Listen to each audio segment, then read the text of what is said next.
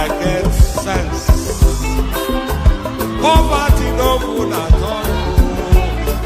Now it make I join this business. For one night, don't be it's once again. Everybody be there. If anybody follow Mugu, my brother, I go chopper. National airport, National stadium, President, my sister, brother, we need Mugu, I be the master. Oh, man, I go chop your dollar, I go take your money, disappear. For one time in the Betty, we need Mugu, I be the master. The refinery, the contract, now you white. But you won't pay me some more money, they can't bring up. We need Mugu, I be the master.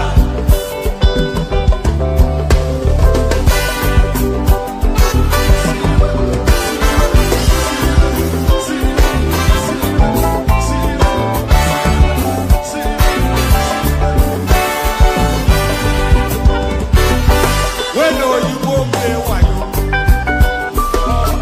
They go say that you style.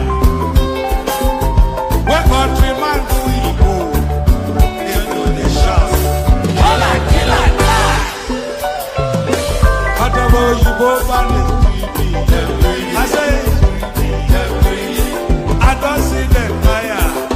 That's why when they run enter my terrapo, I go show them fire.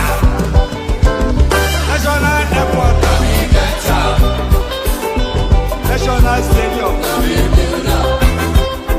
President, my sister, brother, you be the Mugu, I be the master. The refinery, the contract, now you white. But you won't pay me some more money than I bring up. Mugu, I be the master. I be the master, oh.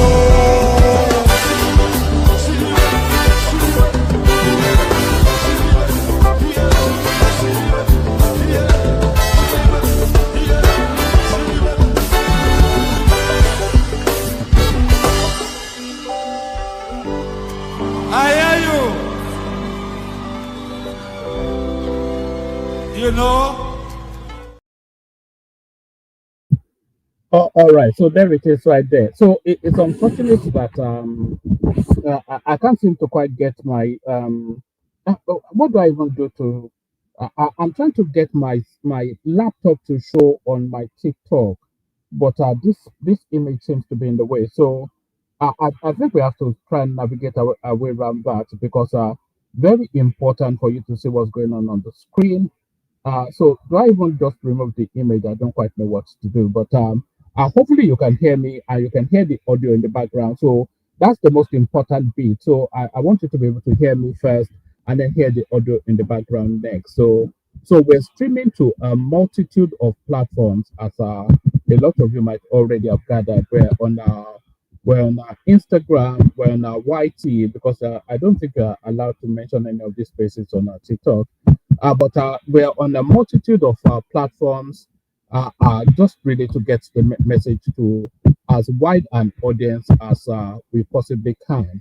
And we're speaking to what happened in Lagos State recently, the appearance of Peter Obi and his posse and his bandy of not so merry men as they go to confront them, Sanwo-Olu, for reasons of demolishing buildings, put structures put in place by people of the ethnic stock, of the Igbo ethnic stock, that is not in conformity with Lagos rules and regulations. So I think I might well just abandon the TikTok. I'm going to put the TikTok down. If it's still streaming there, it's streaming there. If it's not, it's not. But I'll make the central focus my other spaces. So the TikTok audience, if you're there, you are there. If you're not, you're not.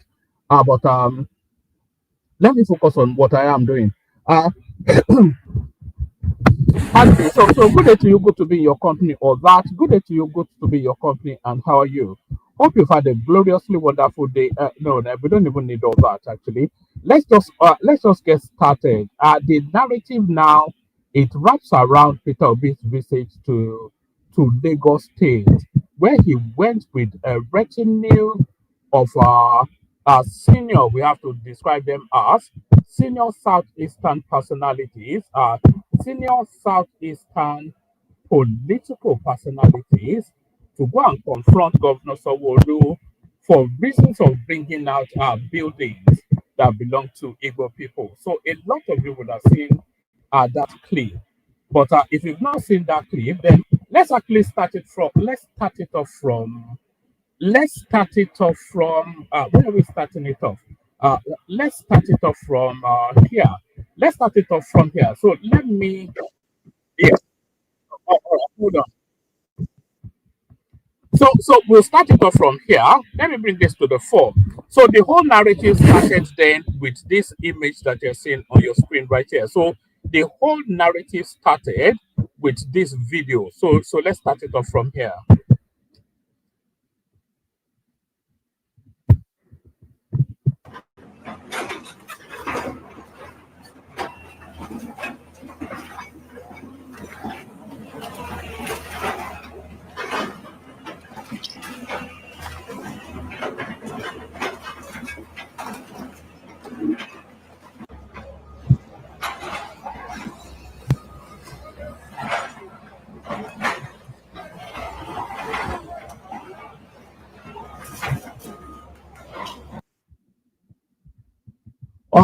All right.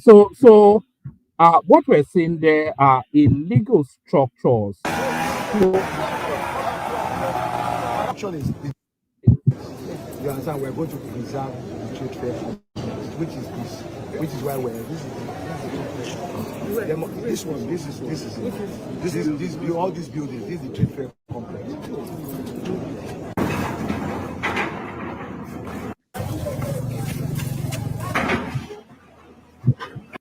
All right. So the narrative started from there. That was the trade fair complex right there, as a lot of you may already know. And buildings then being demolished for reasons of not being in conformity, for not conforming with the rules and regulations of that space. So that's the birthing of that narrative. So those buildings then, a lot of those buildings, they belonged to people of southeastern extraction. So those are two things those are the two starting points. So the first starting point is what we just saw now. Let me play it again actually, but I'll mute the audio this time around. So the first starting point is these buildings being demolished right here. So these buildings being demolished right here is the first starting point. And why are these buildings being demolished? They are being demolished because it doesn't conform with the rules, with the regulations that guides that particular space. So that is why it was there. Those buildings are as essentially illegally built. So that's why they're being brought down. So that's the first thing we have to note. And then the second thing we have to note is that most of those buildings belong to people of southeastern extraction. So hold on to those two spaces. So those are the two facts that we know. So actually, I think this guy here explains why this building are being brought down. So let me.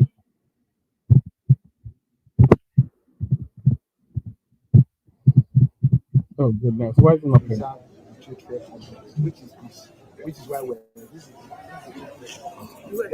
one, this all these buildings, this is the trade fair complex.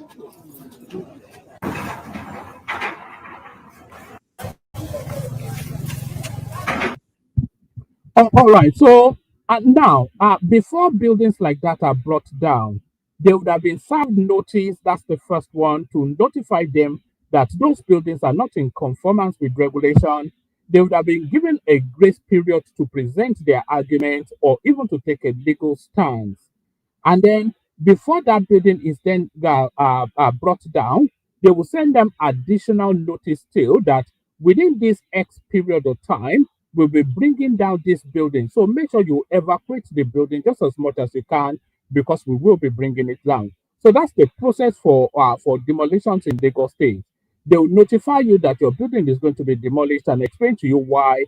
They'll give you a grace period for you to either rectify what the anomaly is, or if that anomaly is not able to be rectified, for you to evacuate that building then and leave it empty as an empty shell for the bulldozers to bring down.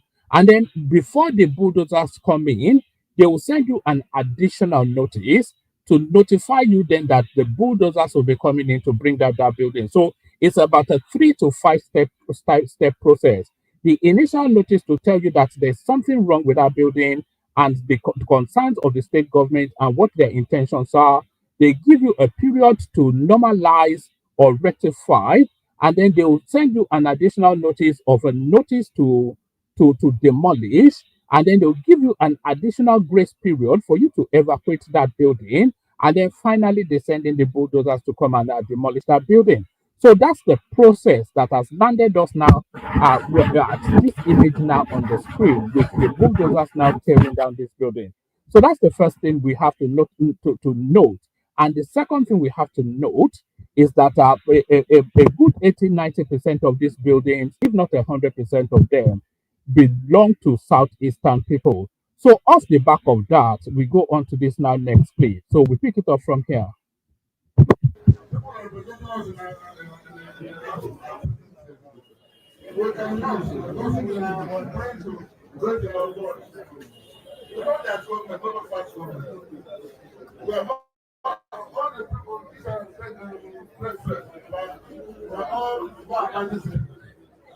And what is bringing this problem is not our fault. Because you can check the year 1977 to 26th of September for 8 years. As Panda and all the people that we came in here since 1995, and we have not been getting any problem. We have people that are managing our landlords, which is Elephant Board, and a certain office of federal government. And it will impress you to know that we have more than 10 associations here.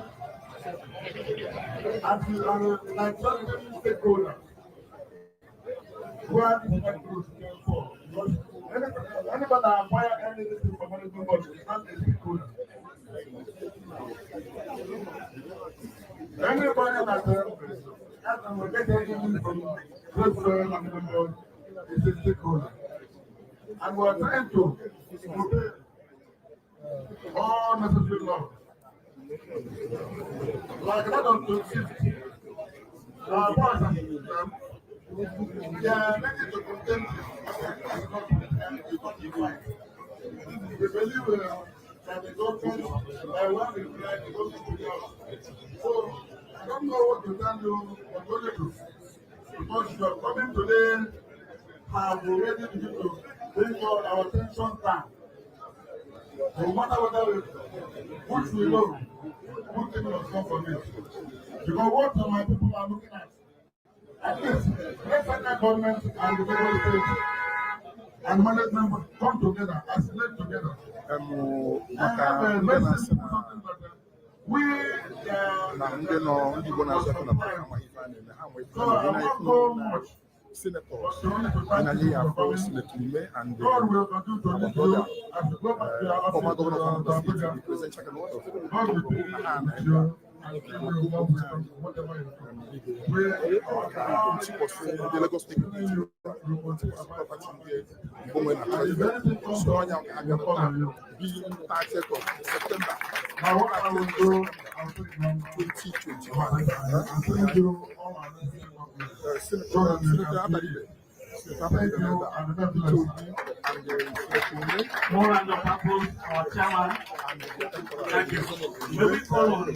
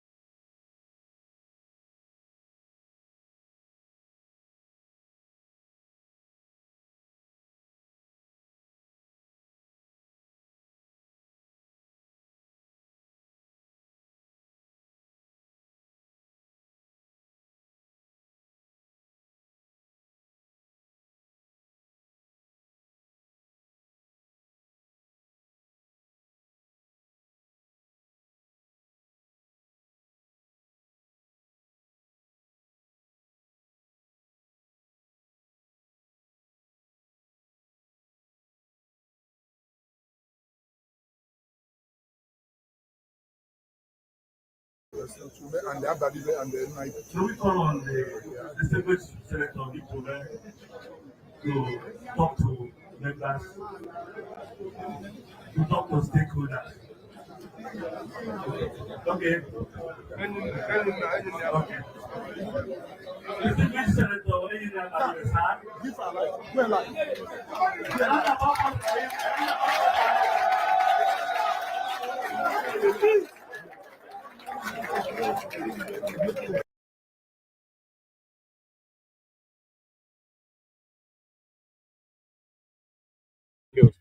So now I want you to pay keen attention to every single thing that everybody that stands up to speak says, because they will come into play later. So pay keen attention, and I'll be pausing to highlight what they say. So pay keen attention to everything that anybody that stands up to speak says, because they will come into play later. But let's watch out.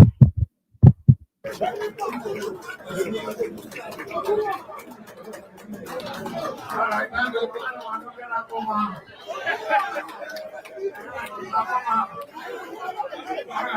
bueno.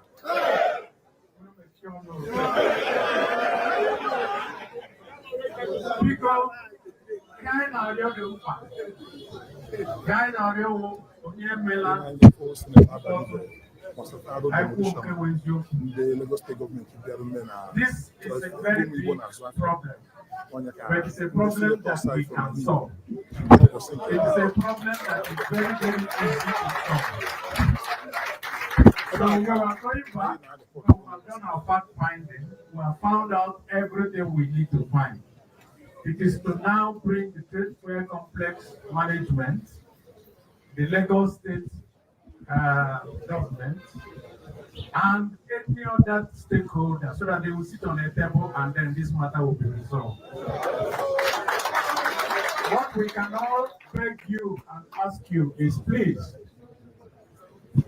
let there be no violence, let there be no trouble, let nobody take laws into their hands. What we came here is because we are lawmakers, and as lawmakers we can view breaking the law. And what we will try to do is to ensure that every other person involved in this does also not break the law. Let us know exactly what is at stake and how it can be resolved. You can trust us that we are going to do that. So finally, before we Moroche, otu ihe unu ga-ama bụ onye ji mmadụ n'ala chịkwa onwe ya. Ọkwa ya nọ? Kwenu!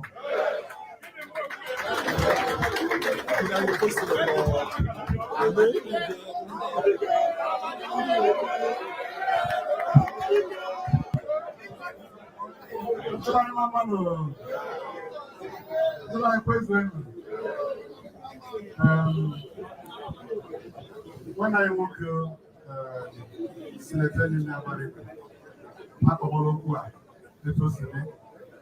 I had a very heavy one on the women. I know here I open on TV. And even today we came with some of our brothers here in Lagos. Sheyi is here with us. Yoruba is here with us.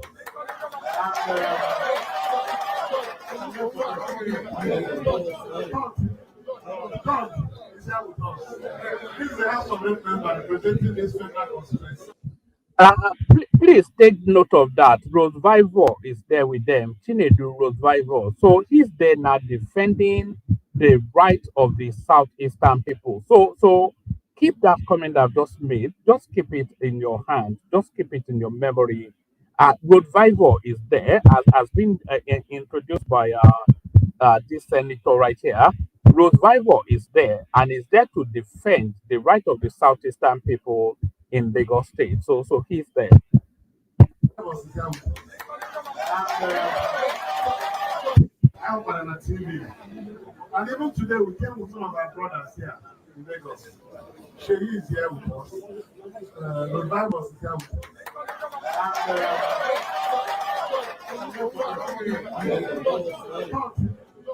God is here with us. This is the House of of Rep member representing this federal constituency is one of us. So we have come to tell you people that have seen what we are going through. Metabolism has said it all. We want to tell you this case. What we want to let you know is that we have come and seen again. This place is not the first place the properties of our people have been destroyed in Lagos. This destruction is going on everywhere. But we want to make it clear that everybody that is law abiding must be protected by the government of Nigeria. You are doing your legitimate businesses here, and we are entitled to protection.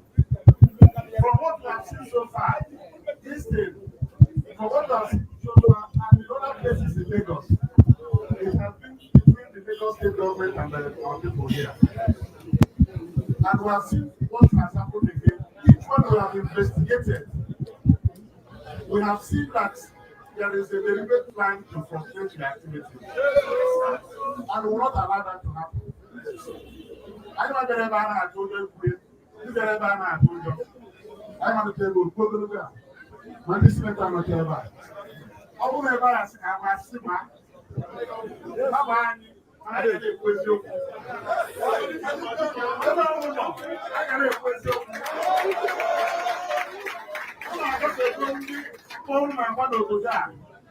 The contributions you make to the economy of Lagos, you deserve respect. You are contributing to the economy of Lagos. It is easy to say go. If you go, who will be? What you are doing here is very important for the survival of Lagos. We are making this economy strong, and we encourage you to continue doing. I hope you are paying attention to the words. For what you have done in Lagos State, you deserve respect. Anyway, let me just scroll it back because it's very important that we pay attention to what this character is saying. The contributions you make to the economy of Lagos, you deserve respect. Right, the contributions they've made to the economy of Lagos, they deserve respect. So, of all of the ethnic stocks that contributes to the economy of Lagos State, the least contribution actually comes from the southeast, and that's what the data tells us. Singularly, Dangote, he alone contributes to the economy of Lagos State more than any other region. So, if Dangote alone is a representation of the north, then you probably want to say that Dangote, the north, is the biggest contributors. Because if you look at Rabiu, who is also present in Lagos, all manners of all of the rich people in the north, they have a commercial presence in Lagos. And if you look at the quantum of their contributions, then you want to say that the biggest movers of the Lagos economy are northerners. The only person challenging them are southeasterners as well. You already know all the names. The industrialists are all southeasterners. The bankers, the economists, the fintech economy is all Yoruba people. And those are the movements that sustains the Lagos economy. So at the bottom of that pyramid is the southeasterners, who are essentially they are phone cover sellers in street markets. That's just what it is. The whole of the contribution of the southeasterners, the quantum of the contribution of the southeasterner to the Lagos economy is a container economy, and that doesn't move the dial in Lagos in any significant way. So out of the pyramid of the economic sustenance of Lagos State, at the very bottom of that pyramid is the southeasterners, contrary to what this senator may be saying.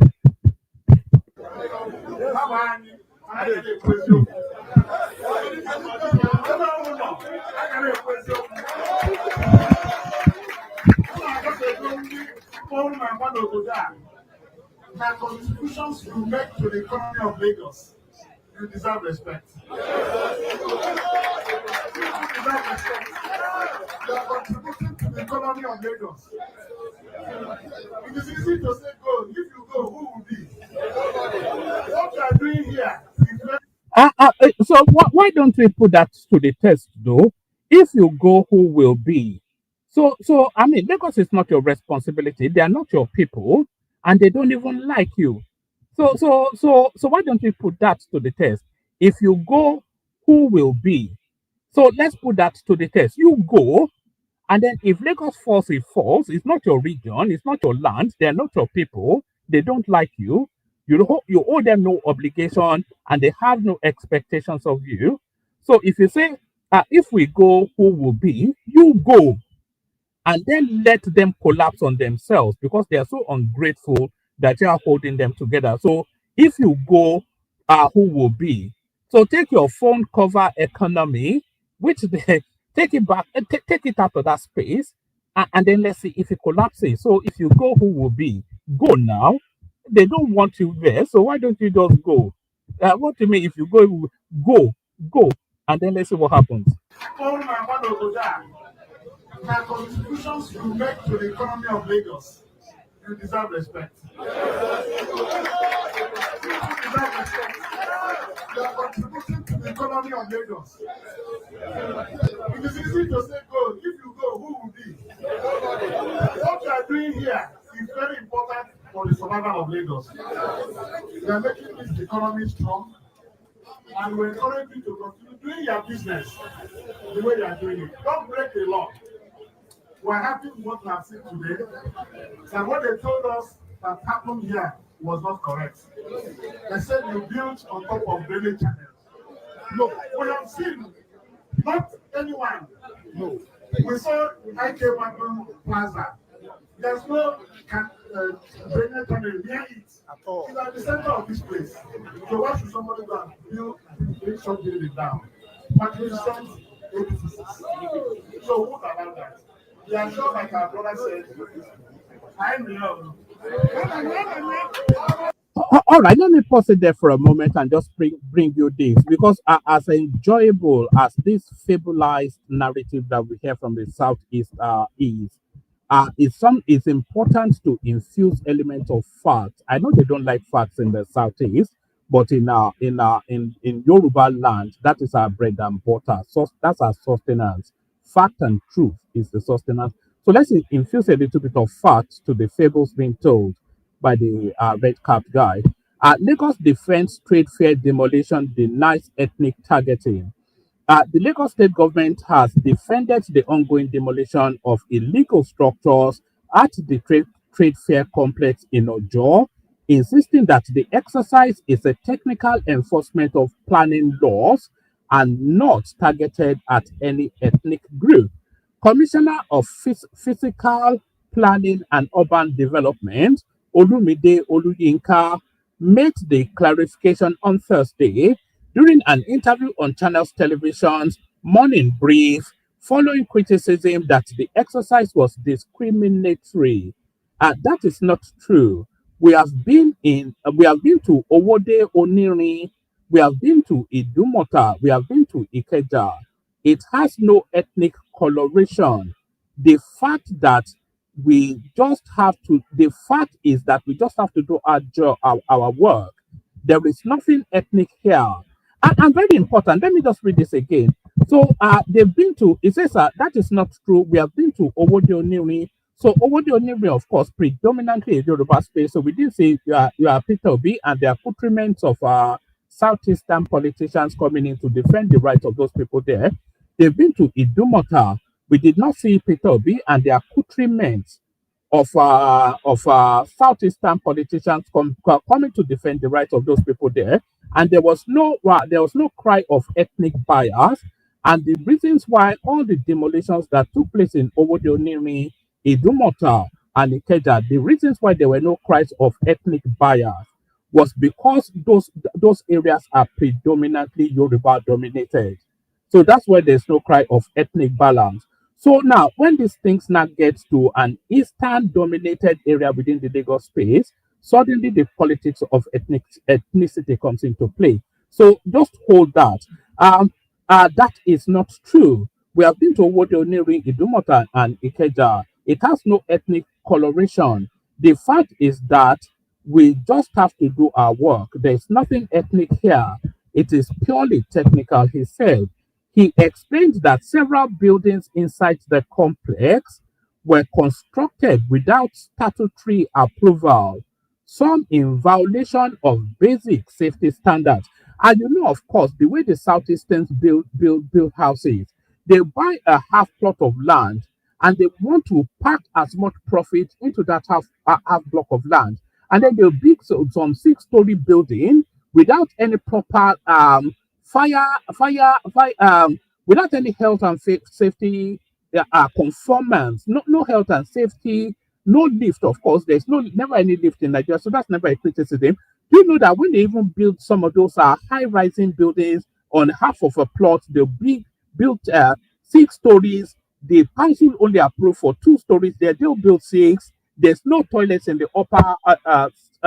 It's just a whole mess. They just condense everything to maximize as much as they can with wanton disregard for rules and regulations.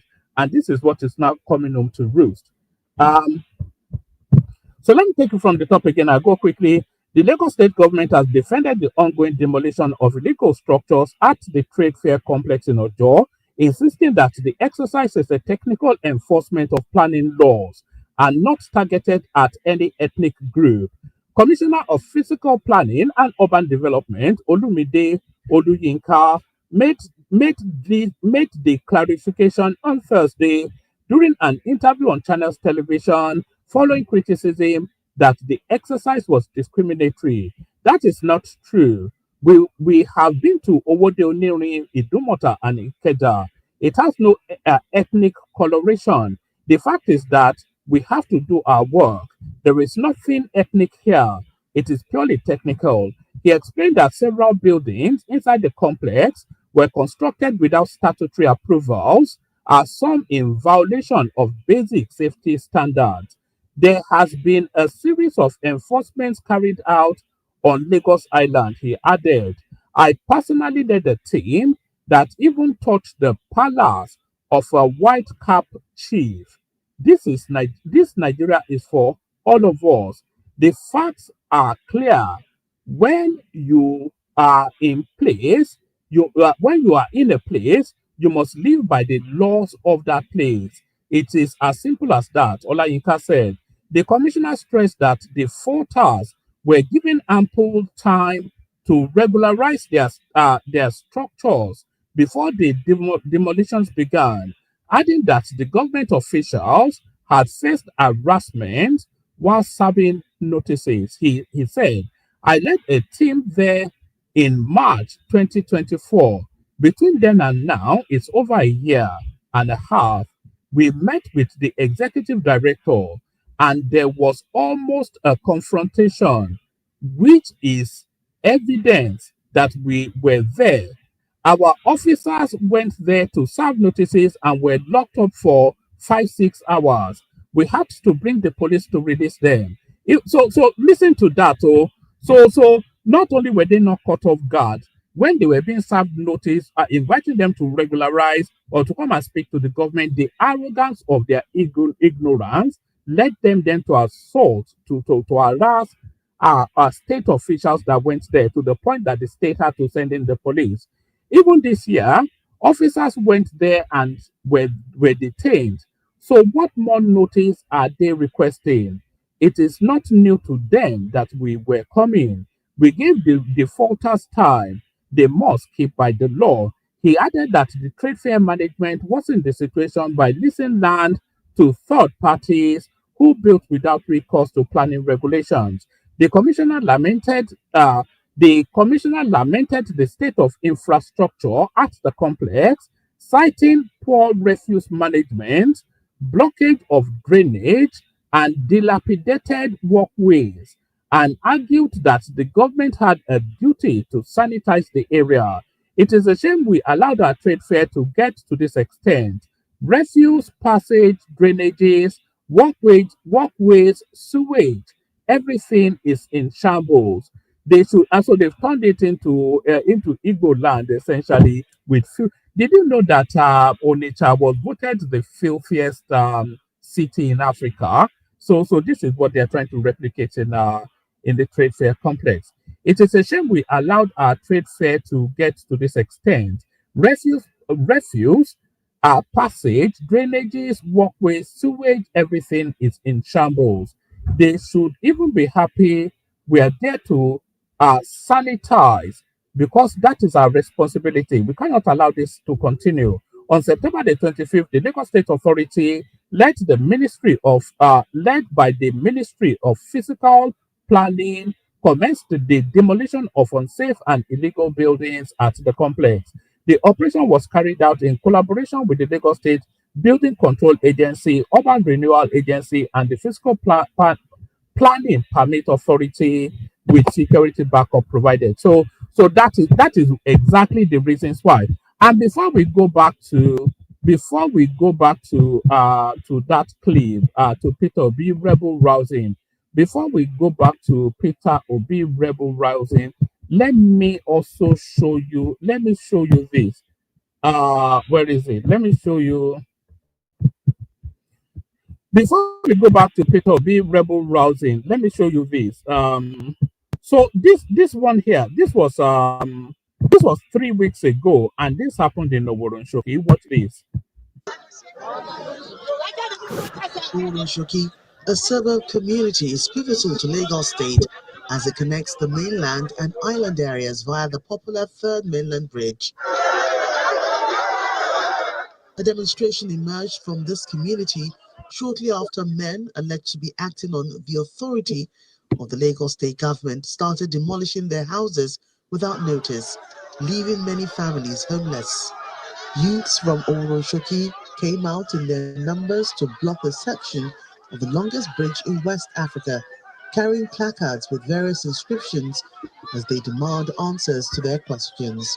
This action caused a major disruption to vehicular movement on the bridge and adjoining areas as commuters resorted to trekking along the 18.8-kilometer overpass. All right. Let me show you. Let me show you when this came out. As you can see here, if you look where my cursor is here, it tells you this was 3 weeks ago. So this was 3 weeks ago when illegal structures were being demolished at Oworonshoki. Oworonshoki, of course, predominantly Yoruba dominated. So we didn't see Peter Obi and his band of not so yeah, and his band of let me not call them anything, and his band of not so merry men. Let me put it that way. We didn't see him there chanting for the defense of the Yoruba people. And before we go back to the main clip, let me just say this: it is quite instructive that Peter Obi has gone to Lagos to defend the Yoruba and the Igbo people. And he's done that not just in this instance, in several instances where they feel that their interest is being pushed down upon for reasons that they are doing something illegal and the state is asking them to stop. So he will go there to defend that illegality, but he has never once gone to defend the Yoruba person in Lagos State or anywhere else, or the Northerners even. So what does that tell us? If Peter Obi becomes the president of Nigeria, we already know the coloration that is bringing, and we already know his agenda for Lagos State. So it's quite clear. But we carry on. Before we actually carry on, let me take you to another space. Let me take you to another space. Let me see. Have I got it? I thought I had it here. Do I have it? Um, I did have it. Oh, all right. Let me take you to this space. So, in this clip that you're about to see now, so Peter Obi is in Lagos State fighting the Yoruba people for reasons that they are truncating the commercial interest of southeastern people for reasons that the Lagos State government is demolishing illegal structures being built by the southeastern people. So that's Peter Obi's narrative for going to Lagos to go and defend the commercial interest of Igbo people. So hold that argument in abeyance as you watch this. So what you're looking at on your screen here, this is in Anambra State, and this building you're looking at here, this is the crown in the jewel of the Igbo enterprise. This building that you're looking at here in this tiny little clip you have seen on the screen, That's the pearl. That's the number one pearl. That's the jewel in the crown of Igbo enterprise. That's the headquarters of innocent mortals. So that's the headquarters of innocent mortals. And you can see the unmistakable structure of a bulldozer there about to set to work. So let's watch this.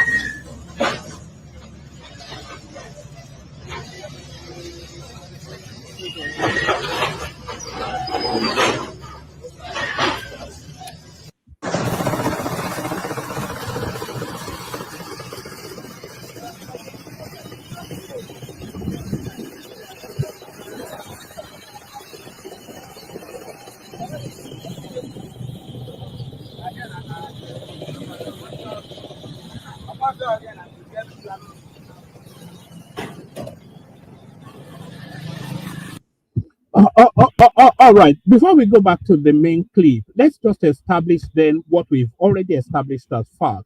So we started with a clip showing buildings being brought down in Lagos State, and the Lagos State government told us that the buildings were being brought down at the Lagos State Trade Fair Complex. So the Lagos State government told us then that those buildings were not in conformance with rules and regulations, and they not never mind the safety standards. So they were dilapidated, badly constructed buildings that had no approval and presented a risk to to the public well-being. So that's why those buildings were being brought down in Lagos State in the Trade Fair Complex, and they presented us the same argument for demolishing buildings in Oworonshoki, in Ikeja, and a whole raft of other spaces. Which were the other spaces? Oworonshoki, Ikeja, Idumota, Owode Onirin, all of those places, they brought down buildings there for the same arguments that they did not meet with regulation, they were not in conformance with our safety requirements, and they presented the risk. We've all seen how buildings are collapsing in Lagos, so that's the reasons why those buildings were being brought down in at the trade fair complex. But those buildings, so we've established that. The second thing we've established is that 60% of 90 to 100% of those buildings belong to Southeasterners.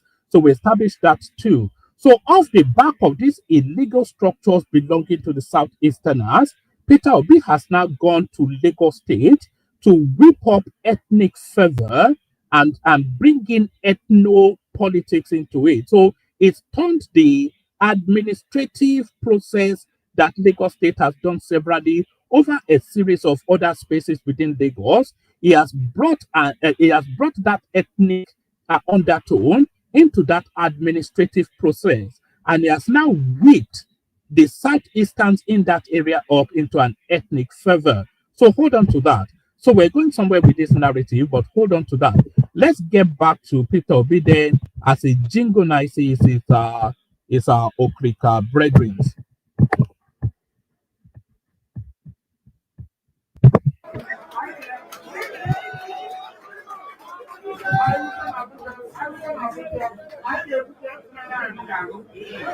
Yes, because I don't know. I thank our brothers actually, George and Constantine. The song is us, not the tribal. The song of the song, and the service and detailment. So thank you very much. Pastor of friends, we are the heaven ever. Who can I walk with? I'm never going to take us to the man. Yes, then, my God, it's all back on people in my name. But I do you. Somebody attack them over that. So, you see, don't be intimidated. Do your business and stand firm. So, what as you are by the side of the law, nobody can do you anything. Yes, yo. Yes, yo. Yes, yo. Yes, yo. Ohamadike. Ohamadike.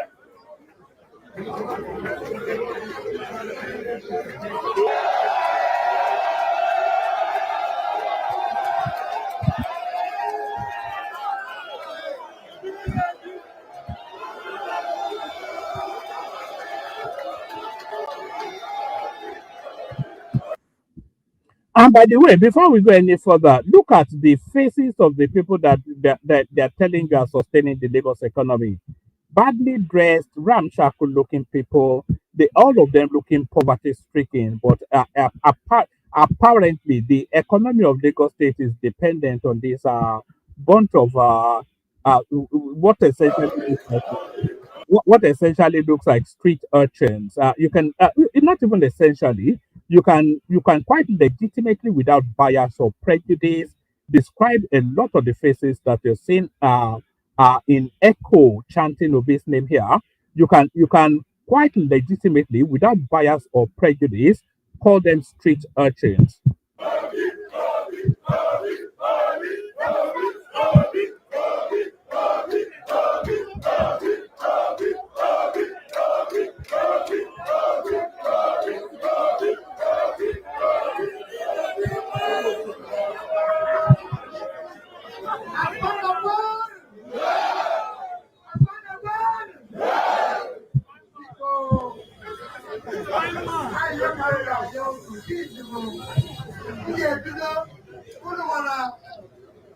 I've got patron of this market. Yes, sir. Oh, yeah, one is I'm a president. Saranja for one nine. One is a person the bank. The Matuta. The Tabariba never. Otutua. What's the other Canada?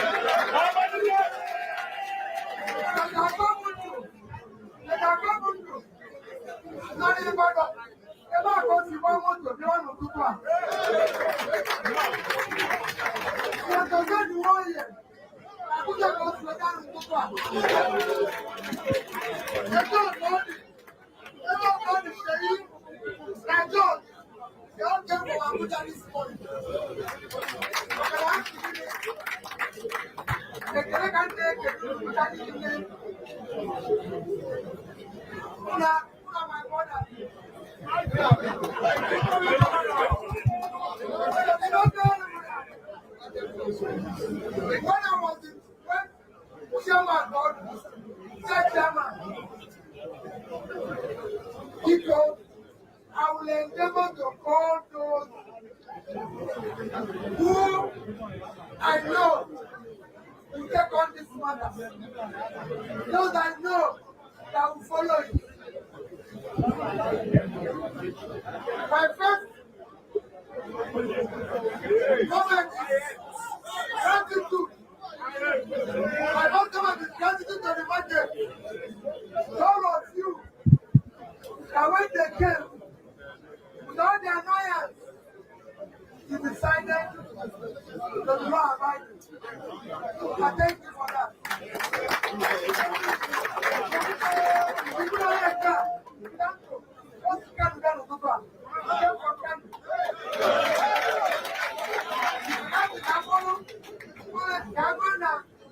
Everybody of Nigeria,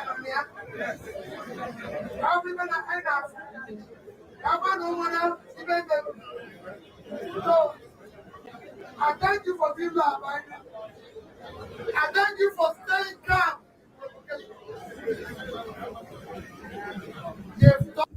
So that statement right there, that's a dog whistle right there, because there was nothing that was not on calm about the situation until people came to emphasize that uh in Yoruba they say ku farada. So when they say in Yoruba to you "Pe ku ifarada," is they are inviting you that, oh, you are enduring this thing, but I would not endure it. So that's a dog whistle right there to anarchy. I thank you for staying calm in the face of provocation that why are they burning down your building, down your buildings, bringing down your buildings, and they are not responding to it. So that was an invitation to them then to go and burn Lagos down. God, seen everything, and they mention, and they follow it religiously. There was a different. So Peter Obi talks about the injustice. Was it an injustice when they demolished houses in Oworonshoki, Owode Onirin, Iyana Ipaja, Ikeja, etc.? Was it an injustice there? Or was it that the fact that it was Yoruba people predominantly in those areas, it doesn't really matter? Is it only an injustice in Nigeria when the person at the receiving end of it is a Southeasterner? If it is an injustice in Nigeria only if the Southeasterner is the at the receiving end of it, then when Peter Obi becomes president, would that be the template for governance?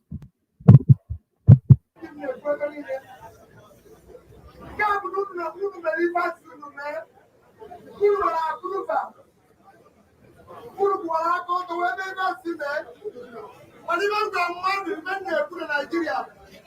Nigeria to Nigeria. I'm not going to give them money. I'm not going to give them money. I'm not going to if I don't want to put it up.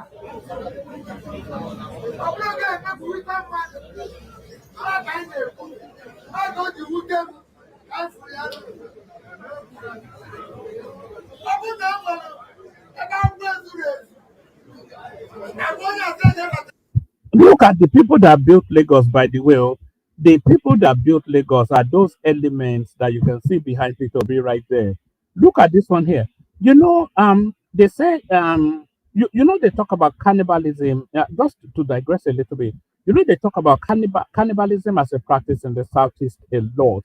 They say that you can actually tell the people that practice it the most by the structures of their head and their forehead.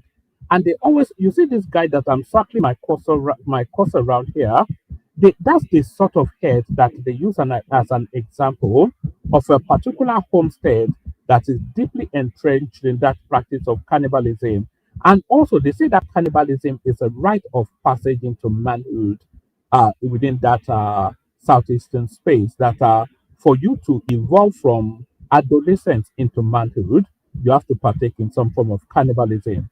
But the ritualized cannibalism, if it's especially a practice within a particular homestead, their geological, their physiological makeup, it mutates to emerge as sort of like this sort of a person that I'm just right behind Peter Obi right there. You can see where I'm circling my cursor.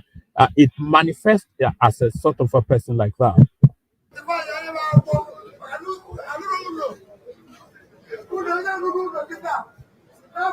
Nigeria.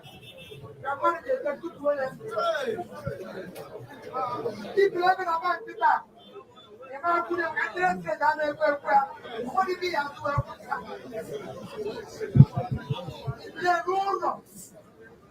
I don't put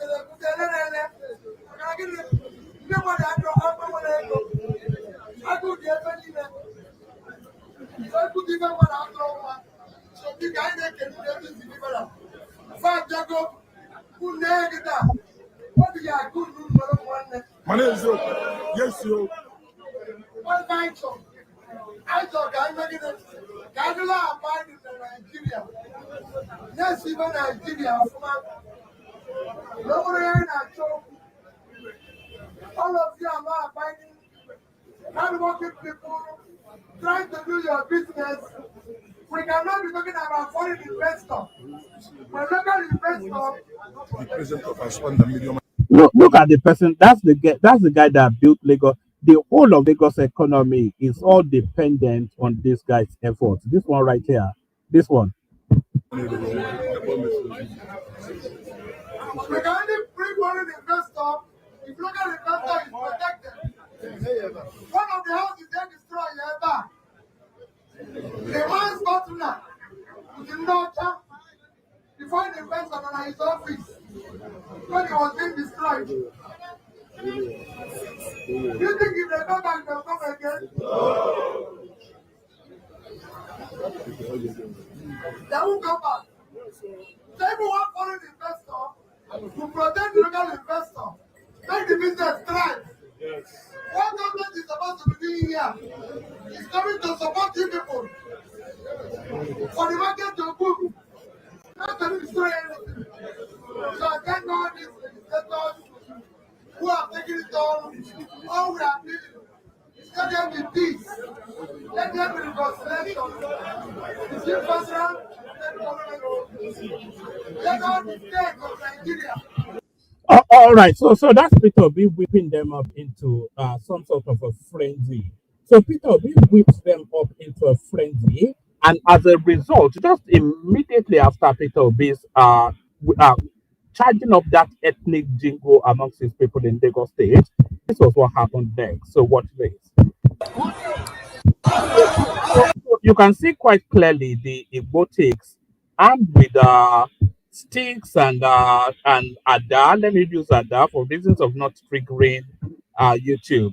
So you can see the Igbotics armed with sticks and Ada marching the streets of this is Lagos. So and these are people. These are foreigners in Lagos State, Indians within that space, taking over the streets to challenge the indigenous people. So you can see it right there. They doing their carrying K and whatnot, and all these sort of.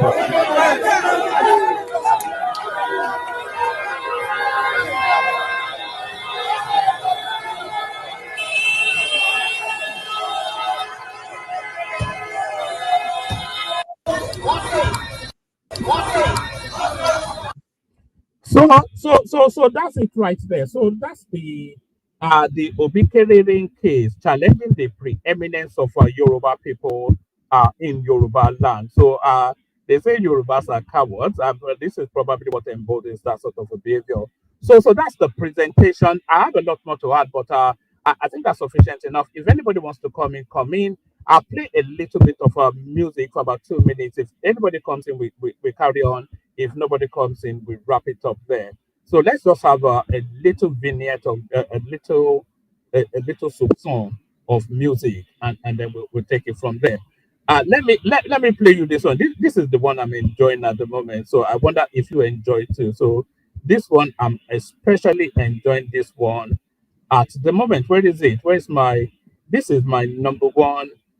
This is the one I'm enjoying at the moment. It's smelling nice, tobacco rapani.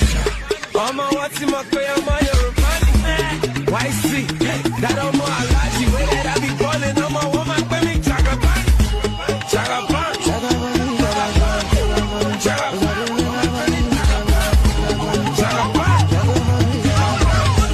chagaban. My friend, I had two keys to chagaban. Woman, when me chagaban. They thought I was a foreigner, I'm a Bay Yorubani. I'm waving out these sections like a Danny. Understand that tiny got me, cause anybody told them got me, huh? Working and I'm waiting on that big. Ain't telling mother trouble, big stick. And them boys steady waiting on that mixtape. And I do it nice, so my nigga, I know you mistake. Yeah, I be that new school chagaban. Show me another young you going hard to dance. I'm the type of boy to go and knock a gama down and make your daughter want to run away with chagaban. This is real life, homie, this is real life. When I'm there, just put me on. You know what I feel like? All right, let me play you 2 more clips. Both of them last no more than a minute. But I have played this now next clip. I've played it often enough, but never in the history of playing this clip has it ever been more resonant to what's going on than in this instance. So this is a clip. It's only 14 seconds, so pay keen attention. This is a clip that speaks to the very essence of what's going on now. When you go to major parts, they live as if they are in the jungle. Lagos is Lagos. It is not jungle. You either obey our law or go to your own jungle. Okay now. To pẹ̀sẹ̀ bí fi máa ń pẹ́. A sì padà wá tàdó wẹ́lí bọ̀gẹ̀ mẹ́wọ́n. Okay. Papa yellow the film. And then it get Mama say na wa me to go kwa. Aga na wa mu jelomba. O we butike. Aga ni lu de butilo wa ne mo. Ada ga wa ke ya di ba ya jomba. So there it is right there. So joining us, we've got Niger Man, the elegance that is poverty, and the superstar of the TikTok space, Kenny Mighty. So we've got three assembled, more spaces. Anybody that wants to come up. Let's open it up, whip it off for 5 minutes or so. What are you making then? I will kick it off with you, Niger Man. You came in first. What are you making then of this narrative that Peter Obi is whipping? What are you making of? You know the backdrop. What do you make of it? Let me not leave your thoughts. Good afternoon. Mama, let everybody speak in his own. Don't make any contribution. Good afternoon, good morning, depends on where you are. You see, this thing the Lagos is doing, this thing they are doing, are going to come in two ways. One, because Lagos have faults, even if you want to put it on the other side too. But this thing Lagos is doing, they should first remember what happened to Warri, what made Warri to be where he is today. This is the way they started all these things that brought it to them where they are today. You know, so because people will buy land, people, the same government, because I watched this guy, this news you are reading, this Louis Kada is the commissioner for planning and projects or something like that. But I watched him on channel this morning, his interview. You know, so people will buy land, the same government will approve the land, and they will go and build on it. They will start the foundation, start building it. After they are finished, almost finishing, government will now come and say they want to demolish it. We have to, if there is no ethnic something or this thing, before I didn't believe, but now I'm believing something else, honestly. You understand? So, because this is not 1, 2, 3, 4, that is be happening. And another thing, I don't know why Lagos is, people are so fixated about Lagos whenever they are demolishing. They are demolishing in the Kano.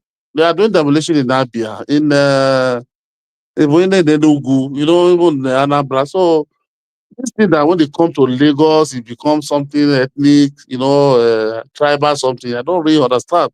If the government know that there is not ethnic things under this thing, they should make this thing to be in the right channel.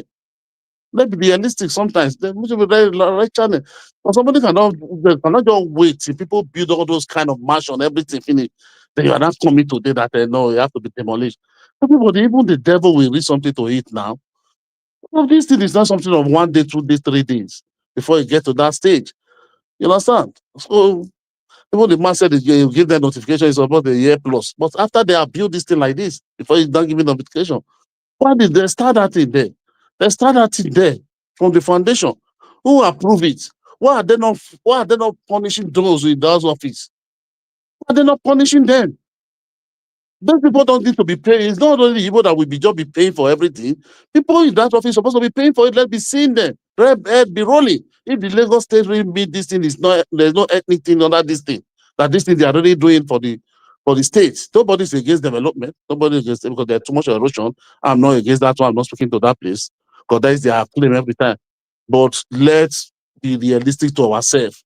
What happened to Warri is coming to Lagos gradually because maybe the Yoruba think they can just do all the business. I've never seen that country or that state that a whole ethnic group will just be there and develop that place. I didn't believe that will ever happen. Even though they said everybody should leave Lagos and leave it for the indigent. I don't think they can able to develop that place themselves. They can able to do everything for themselves. Impossible, because everybody needs each other in this life. No, that is all I can say. This Peter Obi, I don't want to. They have to fight for their people, but the thing is getting too much. I don't blame them by coming. Only where I blame them here, they should have gone to the Lagos side, not to hear one side and be making all this interview, forming all these things. I hear from our people, go to Lagos State, these things, go and meet them and ask them too. So you hear from the both sides before you make any decision. All this paparazzi content they are creating, this is not the way at all. This is not the way. Just to wipe out sentiments, this is not the way. We are going nowhere with all these things. Let me ask you a question, Niger Man. When they were demolishing in Oworon Shoki and Owodioniri and all of that, was that an ethnic something too? I was not ethnic, but why are they not demolishing the shanty, all those Bangodo, all those, why are they not developing all those sites? That is all this one that is the problem. Why No, is it no, everywhere like their state? No, no, that's no, a different because, thing, though. no, if No, you are because saying that yeah, one, those one, because wait, because one man, no, don't play this. hold on.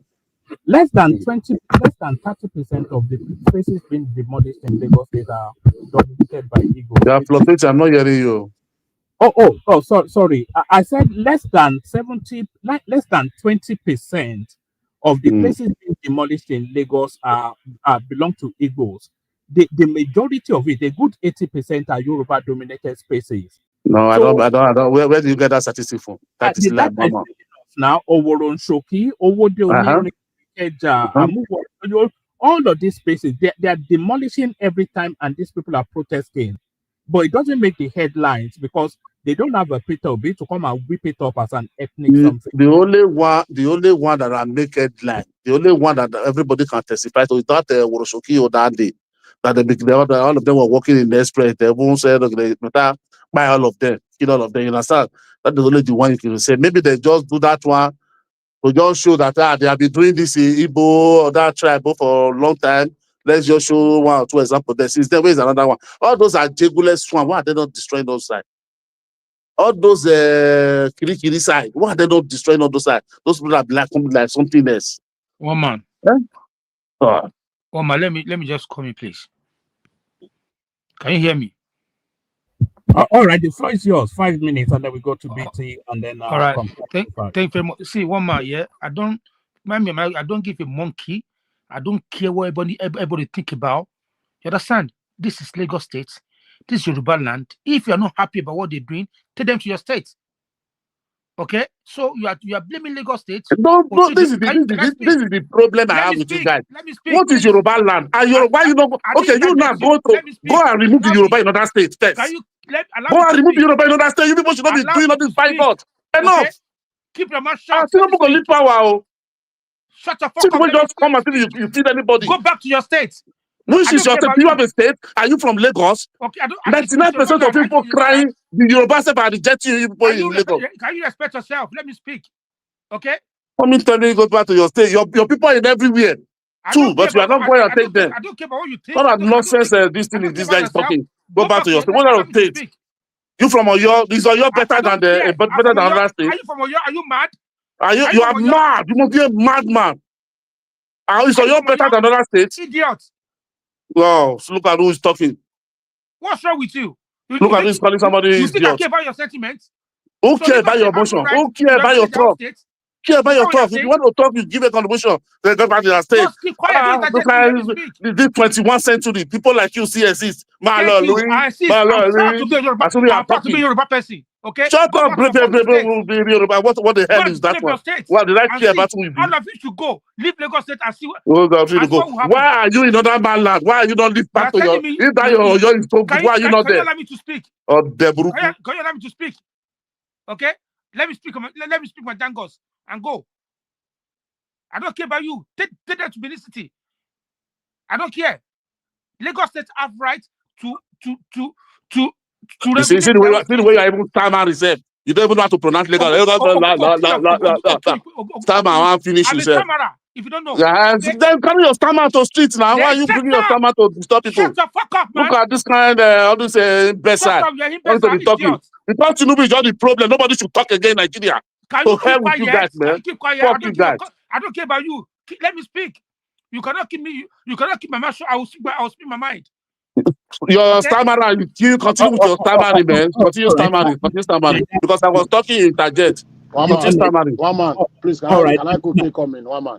No, don't come in. Let because Kenny is being pulled back. Let Kenny flow, and then we'll move it around quickly. Kenny, about 5 minutes without unless the interjection is fully necessary, just let him flow, even if you don't like what he's saying. Thank you very much for intervening. Okay, I'm a Yoruba man before Nigeria, and I'm proud of heritage. I'm not going to deny that. I wear the cap of Yoruba person, okay, and I wear the cap of bigotry that you call me. I'm proud to be bigot. Oh, they drag Yoruba with you. Yoruba I travel. I want drive. Can you shut up? What they do this dog, sir? What kind of dog with all these ones, sir? Oh God. One more, can you make? Assuming Yoruba money is the money they used to build in Lagos, you are crying. Is it Yoruba money that built that Lagos? Nigerman, I beg now. Let him flow so that other people we can get other people. Back to you, Kenny. Thank you very much. It's my right to defend my land, and Lagos State have every single right to regulate their state and their land. Anytime there's a flood, these are the first people that will pick up the camera, start recording. Look at flood. Look at Lagos. They'll be laughing. Now they want to do the right thing. You guys are complaining. They say, I don't care if it's ethic. If you have anything to do to do with ethic, I don't care. As long as Lagos is safe, as long as my people are safe. If you're not happy, go to your state. This will be that is that's talking. In his own state, he destroy people's land, he destroy people's houses. You understand? Okay, but you leave your state, you come into somebody else's state, and you want to cause chaos. Who does that? You understand? This is just the beginning. And you are saying, if you leave, who will remain? You will see. Just try leave first. Let Lagos State breathe. Let Yoruba land breathe. We need that space. Enough is enough. Okay? You buy land, they give you 1 year to focus your distance. Within 1 year, you build building, you build the house. You buy a plot, you build what's it called? 4-story building on it. Who does that? You know what I mean? It's not fair. You guys should go to your own state and develop your space. You say you have money. Nobody dragging that with you. Go and use your money in your state. Anybody that comes from other region that is not happy, take that to your state. Go and give them your father's land to build on. Stop dragging Lagos State. Stop dragging your land with us. Okay? One man, let me stop. Thank you very much, sir. All right, thank you, Kenny. See, your man, they can't drag Lagos State. You say, try dragging Lagos State. Oh, for your mind now, you don't talk. Oh, see, look at people and be the same country with self. I'm just ashamed of myself. Oh no, Kenny no go take him. So if you push him, he'll push you back. But you know what Kenny is saying? You and I, and Nigerman, we're both on that TikTok space, and we've been seeing what's going on there. This tone that Kenny is actually very moderate and civilized in his tone.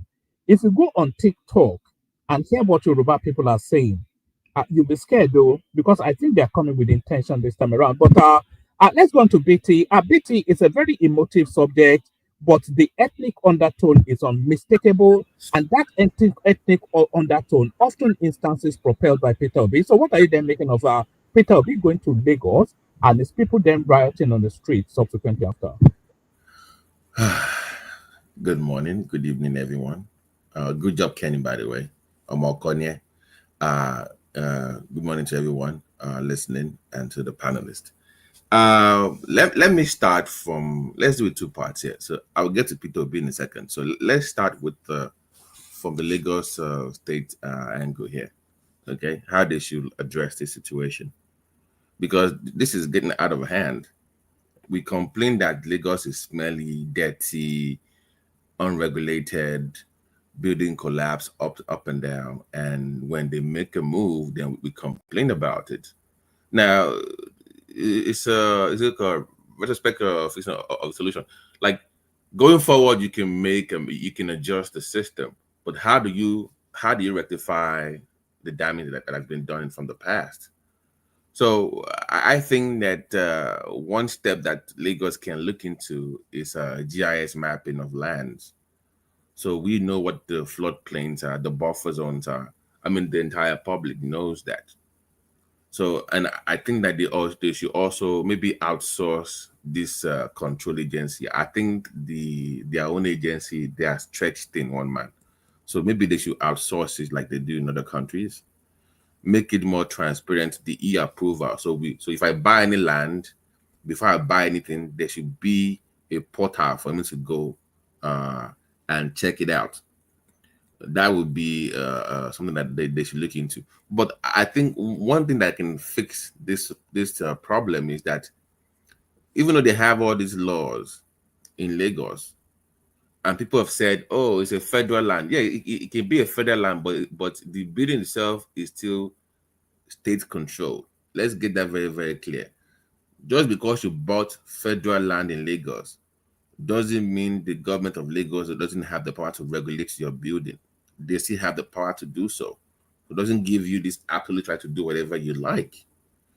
But the problem they are having is this: they don't have their own state police to prosecute this, to implement these laws.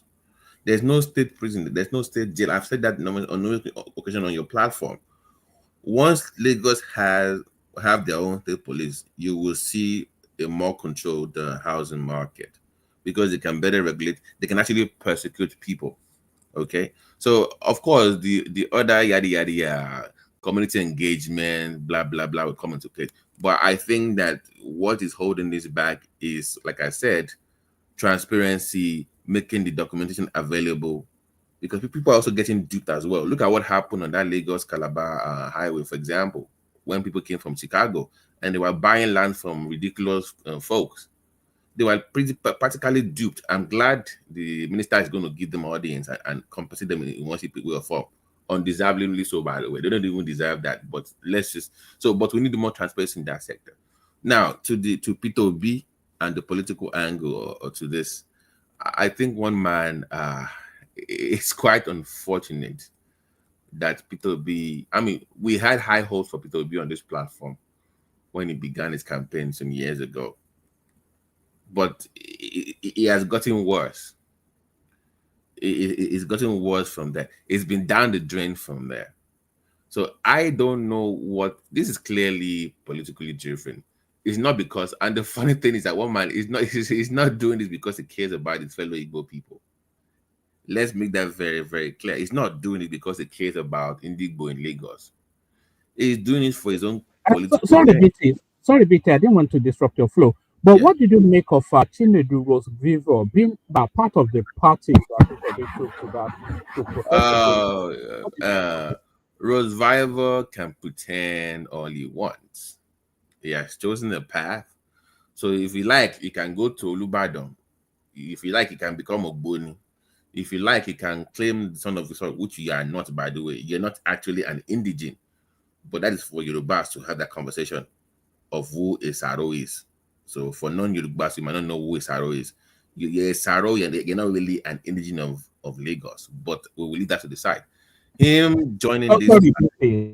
Interrupt you for the second time. You know that Saro thing. Yeah, it's a delicate conversation that we have to enter one of Yeah, these so, days. so I said We have, this. we have So to, I didn't want to, explain that because non-Yorubas are not privy to that kind of info, and I would rather not share it with them on your platform. But in a Yoruba conversation, we can have that conversation behind the curtains. So him doing that, people already have him in a box of where he belongs. So it's not gonna change anything so much for him. But it's not doing many political good for him to do that. It's a wrong move, in my own opinion. But the Obi thing, stroking ethnic tension, because Obi is a former governor. Twice he's a governor, right? For 8 years he was a governor in Nigeria. He has access to Sanwo-Olu, to the security forces from local to federal. Has it called anybody from the Lagos state government? Clearly, it did not call them because they responded. I saw the press release. So you bypassed the governor of the state. You bypassed the senators of the state, the House of Rep member, even the LG Council chairman of that place. You bypassed them. The community heads, you ignored them. You took some senators from your own region to that market to do what exactly? How does this change? How does this help these traders? And like one man rightly said earlier, this is not peculiar to this market, to this fair trade market. They've done this in other areas. But you don't hear the Efik people, the Nukwe people, people from Kwara, from Delta, from Sokoto. They also got affected too. Earlier on to the other time when they were complaining about sanitary issues in their market, they called the government in. They involved the federal government and they had that conversation. They brought in doctors, veterinary doctors. One man showed the videos on this platform. They engaged the state governor. They didn't say they were against Fulani or Hausa people. My thing is that You might say that there has some ethnic things stuck to you. That is for you to prove. But that should not be your first stop in every conversation against the Lagos state government. Anytime you have any grievance against the government of the land, doesn't mean that it's because you are Igbo or you're not a Yoruba person. That should not be your first stop. So that move, by obeying my own opinion, bypassing local authorities, I think to me it should be looked into. And on your platform few weeks ago, one man when Edo was saying that it should not come to their state, I opposed it, like, oh, you shouldn't say that, blah blah blah. But I'm having to rethink that one man. I think that man from Edo actually had a point. Because you go everywhere causing trouble, stroking ethnic tension. And the guy that spoke with the big filler on his head, I think he's a senator or something. That is the reason why I even sent in that super chat. The moon, sun, and star mentality. Without me, this place will not grow. If I leave, this place will go down. You don't do that in any society. You must know your place amongst other people. You cannot say without you, nobody will survive. That is a very dangerous narcissistic behavior, and it attracts hatred. People will hate you. Just natural human behavior. You don't say it that way. Even if you are dominated a space, you don't communicate that way. Maybe, perhaps, one man maybe it's a cultural flaw. I don't know. I'm not from that kind of place, but maybe it's a cultural flaw that needs to be addressed amongst themselves. But you don't carry yourself that way in a multicultural society. It breeds hatred. So in then doing that is very disappointing. And number two, like I said, he undermined the state governance authority. One man asked himself the question: if this guy that is in the House of Rep in Lagos, what's his name again? The speaker, Obasa was governor. Peter Obi will not do this. No. He will not. He will dare not. But Sanwo-Olu has shown to be so liberal, to the detriment of sorry, BT. If Babatunde Fashola was the governor, even Peter Obi he wouldn't have done that. He will slap him publicly. He will not have sorry, done that. Sorry, one man. Even the deputy governor. It's because of the gentility of Sanwo-Olu that they're taking advantage. And you get a lot of this because of the gentility of the Ghanaians. You see what they're doing there. Because of the gentility of Sanwo-Olu, they're taking. Anyway, carry on, BT. So you don't, like I said earlier, you're a former governor. You can easily walk into the state government and say, let me talk to you. What's going on? They will welcome you because you're an elder statesman. Peter Obi is over 60 now, 62 years old, right? It's an elder statesman right now. So I think you missed the opportunity to be a national statesman. That is what it should be now. You should have called both sides, meet with them quietly, the stakeholders. Okay, guys, why does this thing keep happening to you? What are you doing wrong? You can take maybe four or five of them, they are leaders in that market, to the governor. Say, governor, let's talk. You don't bring the cameras, by the way. One man, I think that is the issue with P2B. He has to have cameras. As a leader, you must not put everything out there in public. You do so many things that nobody will thank you for as a leader. It's a thankless job, thankless service. So, but is love for the cameras. Is need to be at the forefront of everything. Putting everything on Twitter every 5 minutes is the problem. You can take 4 or 5 of them and say, Sanwo-Olu, let me talk to you. You bring your senators there, then you have a robust conversation behind the scenes. How do we solve this problem? Okay, they have made mistakes. They know they messed up because, like you reported, one man, they even attacked some security forces when they went there. Okay, we apologize for this. How do we solve the problem? When you do that as a leader, they will even look away on some things because of the move you made on behalf of your people. But you not calm the both sides down. You are playing both sides without having available facts to you, and you're stroking ethnic tension for your own political gains. One man, I would not be surprised if Peter Obi starts going to churches again. It will not shock me. In the next few months now, do you think Sanwo-Olu should report this guy to petition the DSS? He has to scold this is an invitation to anarchy. So Should Sanwo-Olu take 5 minutes is over now. I'm on 7 8 minutes now. Let me round up. Let me round up. So Sanwo-Olu has to scold him publicly and also call him privately and address this. You cannot just come to people's states. As a former governor, you should know better. So I am disappointed. I can't believe that Peter V has gone this low. I mean, how low can you go? How desperate can you be? It's a very disappointing time in our history, and for years to come, when foreigners, not even Nigerians, when they produce that documentary, I believe that Peter Obi will be the most divisive political figure in Nigerian history. I believe that strongly, Wama. Thank you. Thank you, and I have to endorse that, even more so than Ahmedu Bello. But I was going to push you on some questions, but people waiting will take it round and open it up. We take Sure. it in the direction of comparable facts. Who used to moonlight as man of prestige? Comparable. You are up next. 5 minutes. Greeting everybody. Morning, here, afternoon over there. So let's begin.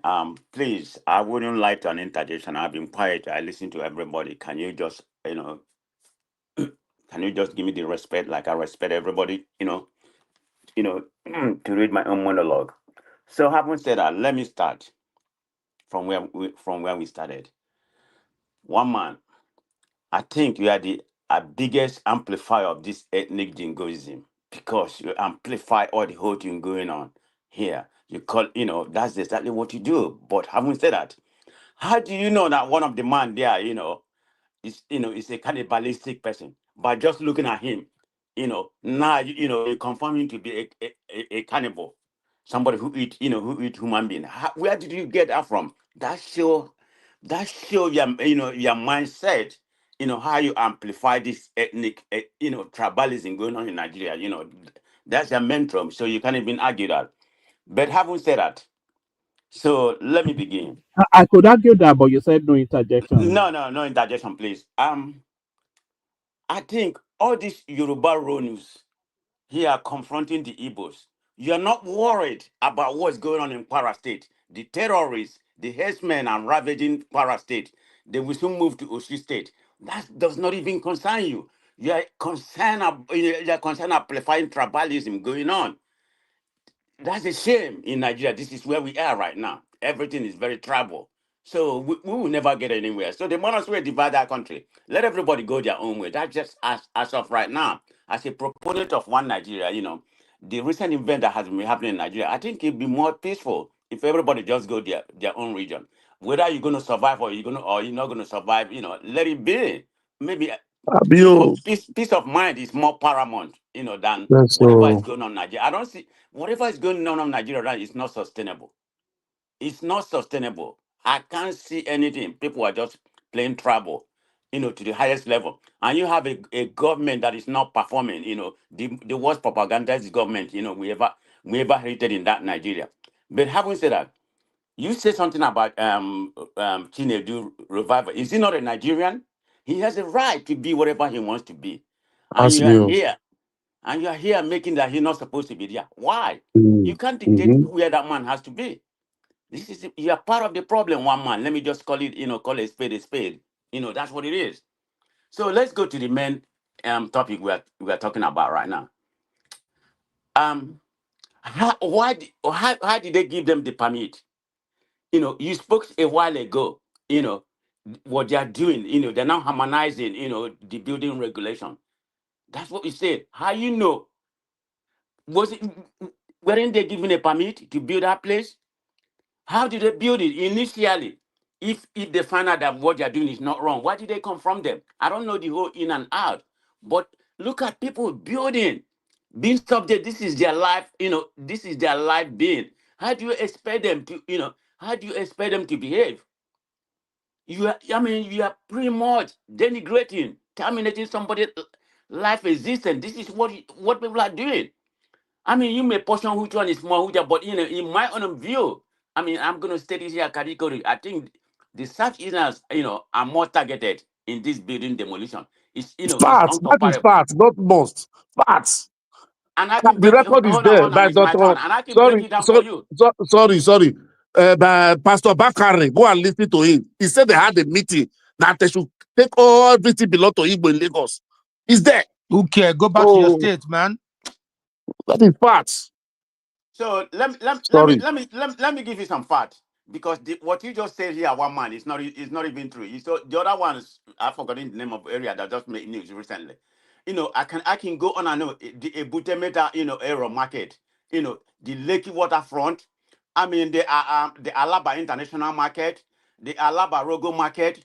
I mean, all Igbo, all Igbo area, business area is more targeted. So I think this is an intentional targeting. There's no doubt about it. There's no doubt about it. I mean, I kind of feel like they should go back.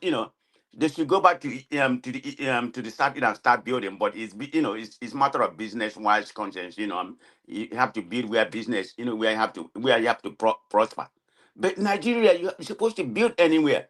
I mean, all these people speaking, like person like Babati, an educated person is speaking. You are here, and you do working, and that doesn't even concern you. You're here playing some ethnic trouble right now. People should don't do this, don't do this. Educated illiterate. And it doesn't Those are educated even make sense. illiterate, my brother. All these diaphragm we have here, you are part of the problem we have in Nigeria. So let's call a spade a spade. Most of you are part of the problem we have in Nigeria. You can't contest election where you come. Everything has to be regionalized. Everything has to be tribal. The world will never get any place. People are here causing problems. That's exactly what's happening. That's the only main reason Let me ask you a question as you bring it home, comparable. Okay. Do you think Obi is being ethnic in what he's doing here? He played ethnic. He was invited. So what's so ethnic about it? He was invited to speak on behalf of those people. It doesn't matter who was invited. He was invited to speak on behalf of the people being affected, and he has the right to speak anywhere. He's a Nigerian. There's nothing ethnic about it. He can go to Kanu, he can go to Benin and speak on behalf of whomever invited. It doesn't matter where they're from. They're Nigerian. That's the paramount thing. There's nothing ethnic. You can pivot it the way you want, something ethnic or whatever. No, there's nothing ethnic about what Obi is doing. Did he see any? Did he say anything that's ethnic jingoism or derogatory like you've been saying here? Did he say anything of what you've been saying here? How you've been Why, bashing the why, Igbos? why do you think the southeastern market people? Why do you think they were protesting and demonstrating uh, quite aggressively short after Obi spoke to them? They Why did want they? their voice to be heard. Why did they take to the streets Did they after hurt Obi any beat them one up? man? Did they hurt anybody? Did they hurt anybody? You could see, What's wrong with protest? Protest is the right of Nigeria. It's in but the you could see constitution them to carrying. protest. You can see them carrying sticks now and acting in a threatening manner towards the Yorubas. Come on now, you the one that making it up. Jesus Christ, one Tell me man. who was Huh? injured. Tell me who was injured. One man, They Tell me didn't who face was any injured there. Yoruba. They carry stick, please. They didn't face any Yoruba. Tell me who was injured. man of prestige. Why All right, the clip is playing there, No, so no, no, no. Let me people finish. can watch and see if you that's a finished already now? threatening behavior or not. Is that threatening behavior or not? That's Yoruba land, and these are Igbo people What is carrying sticks. Yoruba land? And so Lagos what? is Is it not their Lagos is market? Nigerian land. So now that you're talking about Yoruba land, so So Lagos let's is not break it Yoruba down. land. And Hold they Are are you on. asking collecting for tax permission? there. Oh. You're gonna allow me to speak. I did not interrupt anybody You when finished you were already now. speaking. You finished Please already. allow me to speak. Why is that for you guys to go back to your state and build your state now? Is it You see, hard? see them educated illiterate. Is it I'm hard? not even going to respond to I you will because I yeah, don't respond to people like Yoruba, that. Yoruba you're not civilized human I will beings. So let's not go so now there. Is we it see hard? your Is it hard I'm people not for in going to you? have a shouting Is Southeast. it match hard with for There you? you. Why are you guys to many. state with me? Yeah, Is it Yeah, hard for yeah, you yeah, to yeah. go back to your state? Uh, you're not a refined human being. So You are talking rubbish there. I say one this thing, man, this thing, this please. thing. people Can will What's I the not get problem? can I finish people my will not comment? get land I for still have house. like about two. I Look still at have that like idiot about two that's minutes talking if you to. don't mind. All right, let our comparable facts bring it home, and then we go to Agbado Motinobo Index, and then Patrick Glory. Bring it Okay. home, comparable. You have to go back So to man of prestige, though. These comparable you facts said is something too earlier difficult to remember. about the contribution of each tribe or each region, in Lagos State. Yeah, you may say Dangote and Bua, contributed the most. Maybe you give them roughly, let me fortify it by my own estimate, maybe roughly about 18 billion to, I don't know, 30 something billion combined together. They contribute the most, But Igbos, the Yorubas, they have contributed equally in Lagos State.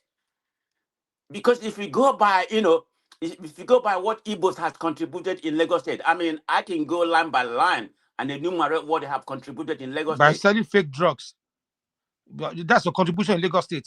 Selling fake drugs and fake materials. That's what you do. And you are buying it. Idiot people. Why you not go buy original and if you get money? You keep quiet.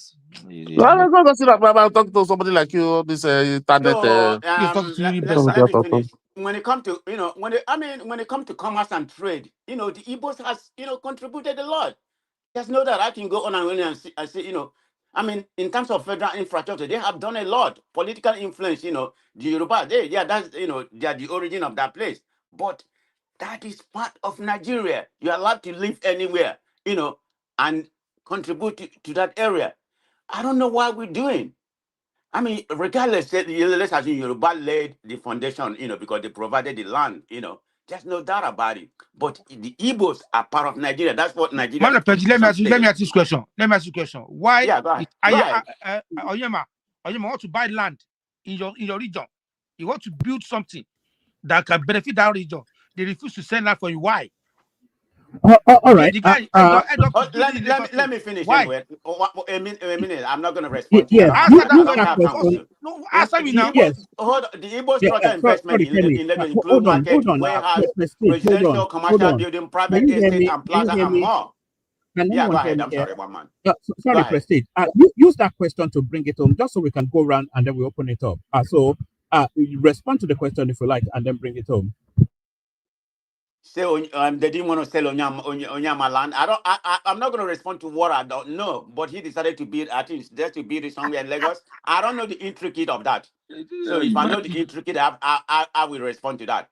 I'm surprised. Say they won't. They don't want to give him land. I mean, I have to investigate that. I don't know how far this guy just made up that. Whether you made it or whether it's true. They don't want to give you land. Because It you has keep to your be own thing, something. you're dragging another person land. I'm with them. But You how do you know they keep your don't own want to give thing. him land? Even you don't. Oyema is a Because Igbo man. I don't believe anything Oyema is a coming out Igbo of man. your You mouth. refuse I to don't sell for believe him. anything coming out of your Why mouth. would you believe? Because it's a shameful thing to do. You know yourself.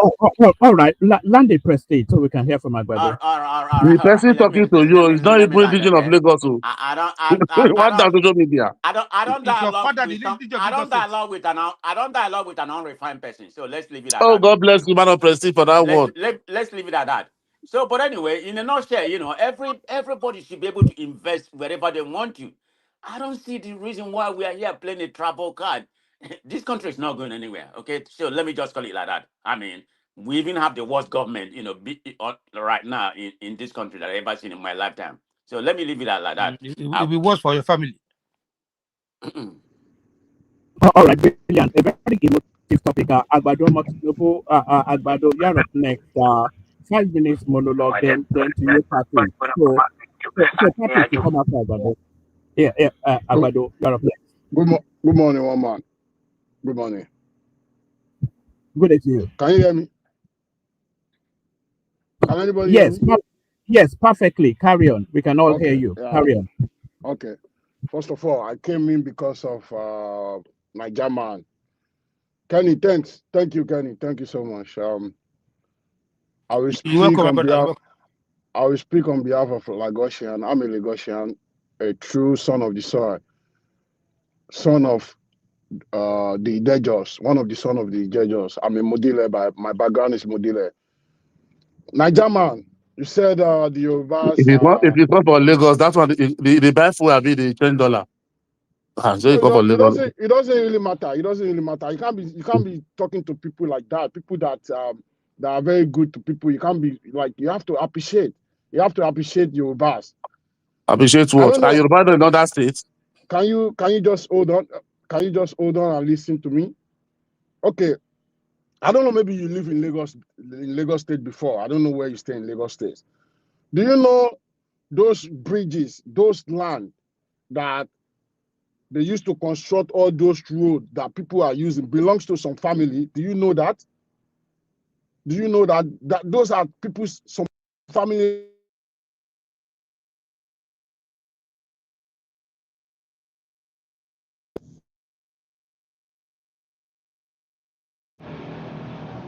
Hello?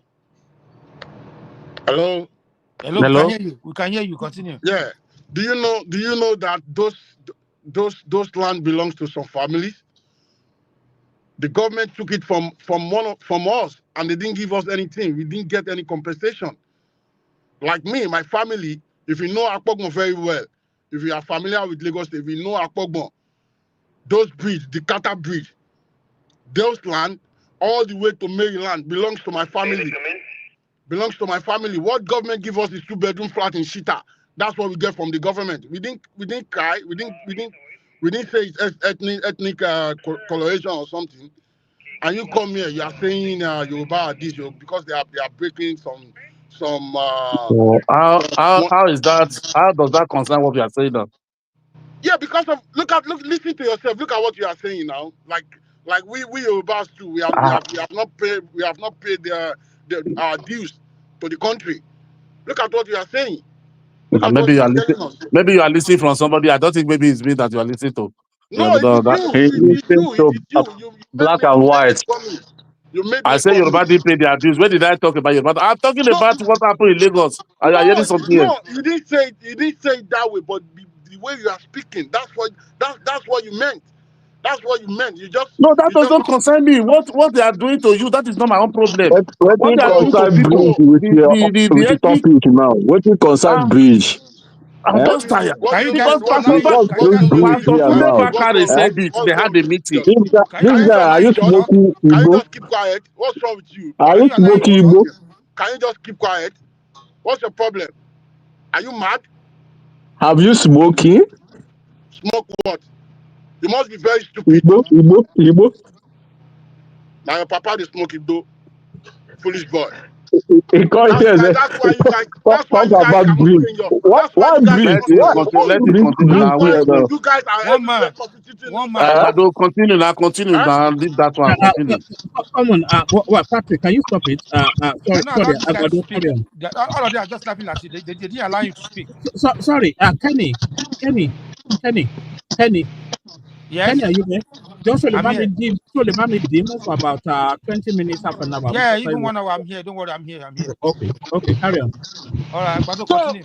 as I was saying, Yorubas we pay our dues in Nigeria. So you guys come here, starting attacking Yorubas that we this, we that, we are this, we are that because they are demolishing some building that belongs to random people. How does that supposed to have anything to do with Yorubas? Hold No, on, because I give you evidence, hold on, Agbado. Now. I give you everybody. Hold evidence. on, Can you everybody. allow him to Hold on, speak? Can you allow him everybody. to Hold speak? on, everybody. Hold on.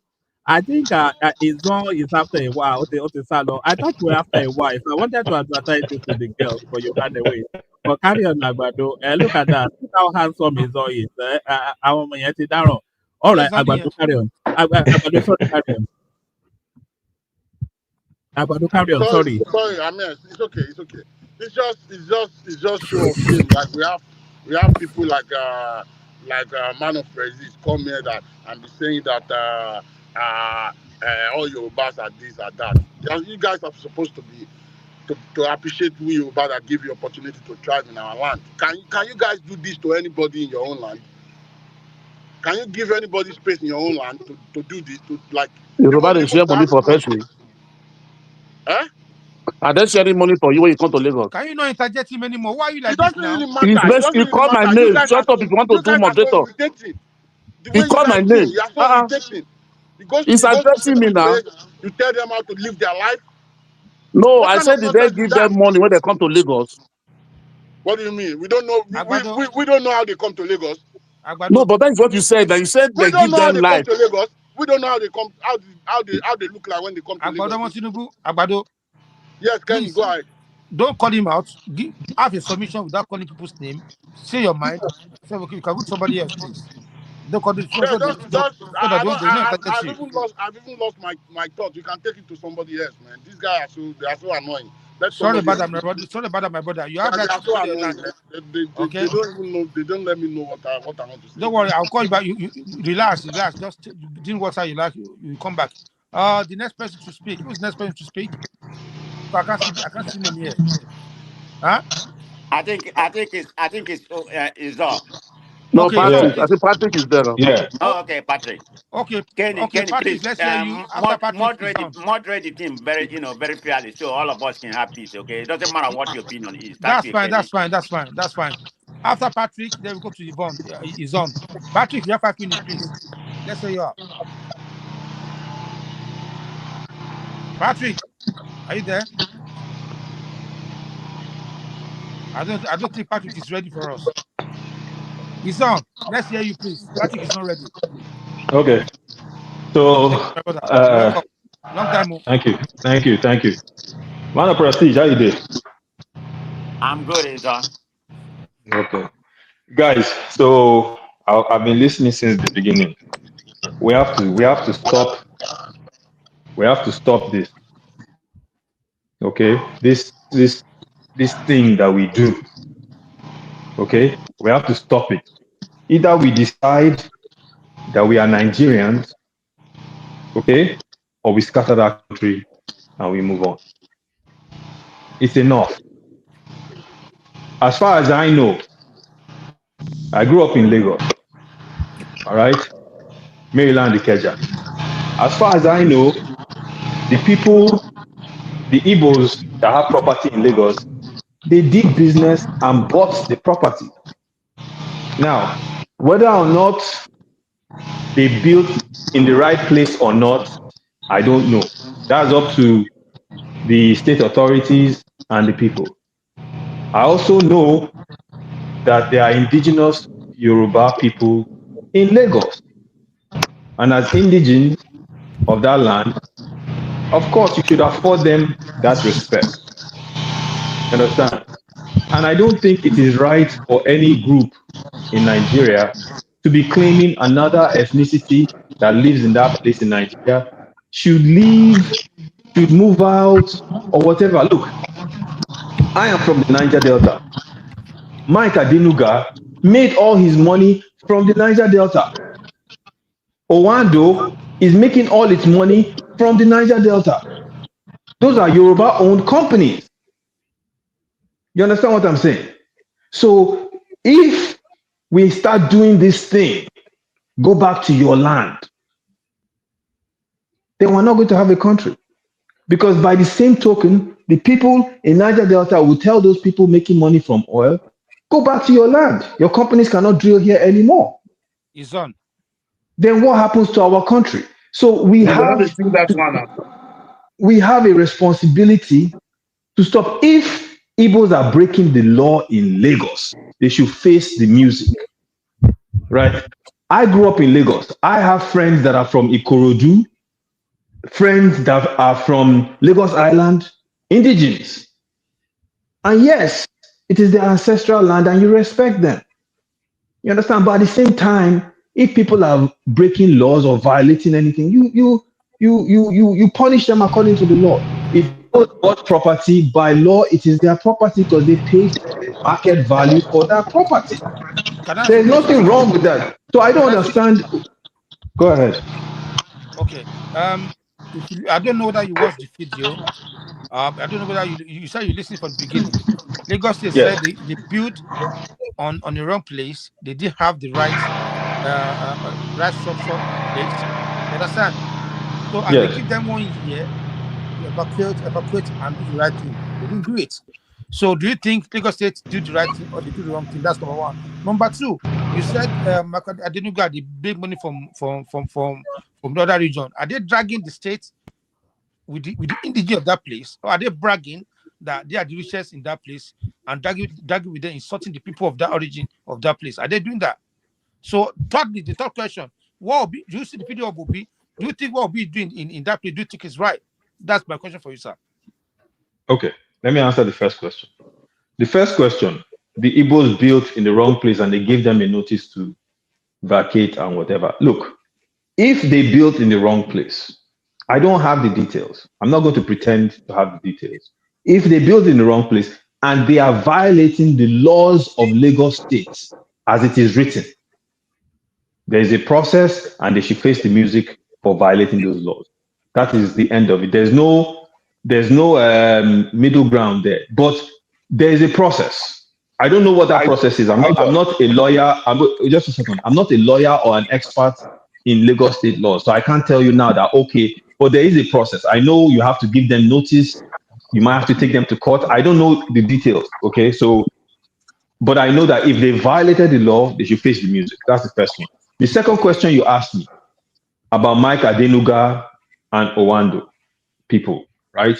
Do they brag that they are the owners of the land? Let me tell you a quick story. Okay. And I grew up in Lagos. I understand Yoruba, everything. So people sometimes they don't know where I'm from. But I was in a circle with a couple of people that work for Owando. And do you know what they were saying about Niger Delta men? That we are lazy, that we like to drink kai kai, that we don't like to do any work. Meanwhile, their companies are making money from our ancestral land. And when the man now found out who I was, he decided to now start talking very softly. He was feeling very sorry. But let me tell you, this is the kind of language people, including Yoruba people, that are doing business, they're making millions there, stereotype and disenfranchise and say things about us. But yet, nobody is passing a law or saying that they should go. So what I'm saying is, to your point, and again, I will say this to you, it is not all Yoruba people that do this. It is just a handful of people. I know Yoruba people. There's someone that comes on this platform, Baba. Baba worked in the Niger Delta. He doesn't disparage people. I've talked to him. As far as I know, he doesn't disparage people from there. So you have to take these matters individually based on who's saying it. There are some Igbos that say these things. Yes, I've heard them, and it's not right. But at the same time, there are some Igbos that don't say it. You have to understand. So we can't just take everybody, put them inside the same basket, and throw them inside the water. It doesn't. It's not good. It's not. That's not how we do things. Okay. And then your third question. Your third question. I believe your third question was about what Obi said. Yes, Okay. and the man that said, if leave, who will be in Lagos State? So yeah. That is not right. Listen, my brother, look. That is not right either. You understand? If people are making public statements that are making the situation worse, it is not the right way to go. Me personally, I think we should throw all this ethnic nonsense out of the window because we have some serious problems that are far beyond anything ethnic. We have security issues. Look at what's happening in Kwara. I went to secondary school in Kwara. Look at what's happening in Kwara. We have security issues. We have food issues. We have power issues. We have pollution issues. We have, the list just goes on and on and on. This is the last thing we should be dragging. I don't think anyone should go to another man's land and disrespect them, just for the record. I don't think that's right. And the Igbos that are making those kind of comments, they should stop. Hold on, let him land. Hold on. You understand? The Igbos that are making those comments, they need to stop. It's disrespectful. For those Igbos that do it, it's not all Igbos. Let me make it very clear. It's not all Igbos. But for the ones that do it, if I go to Enugu and I start talking nonsense, I know Igbos very well. They will deal with me.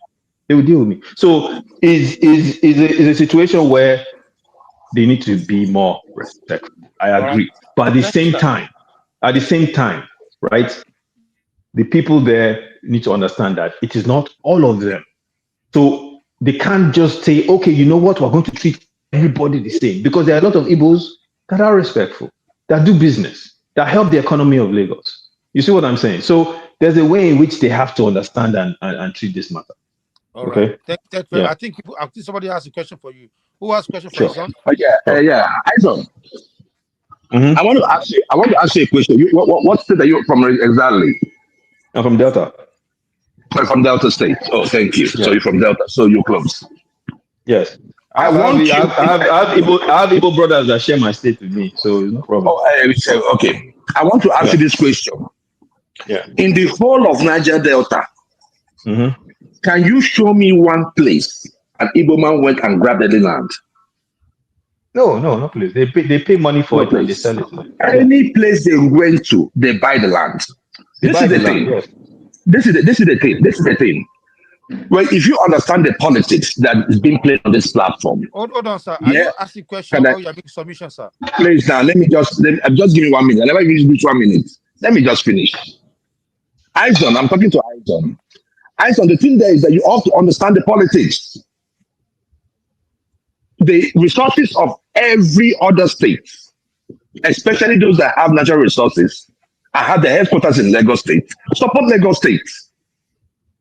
If they don't want us to be one Nigeria, let us divide that country and go. After all, a Yoruba man is the president. That people will come into a land and buy a land, then they live abroad. The house they live in abroad. And anybody, the indigenous there come and say, come, give me this land, give me that. They have the right to do it. But they don't do it. As Nigerians, you come in and you buy something from the government. And at the end of the day, somebody comes out and says, I'm going to demolish it. Look at the kind of building they were demolishing. And there's something what Peter B said.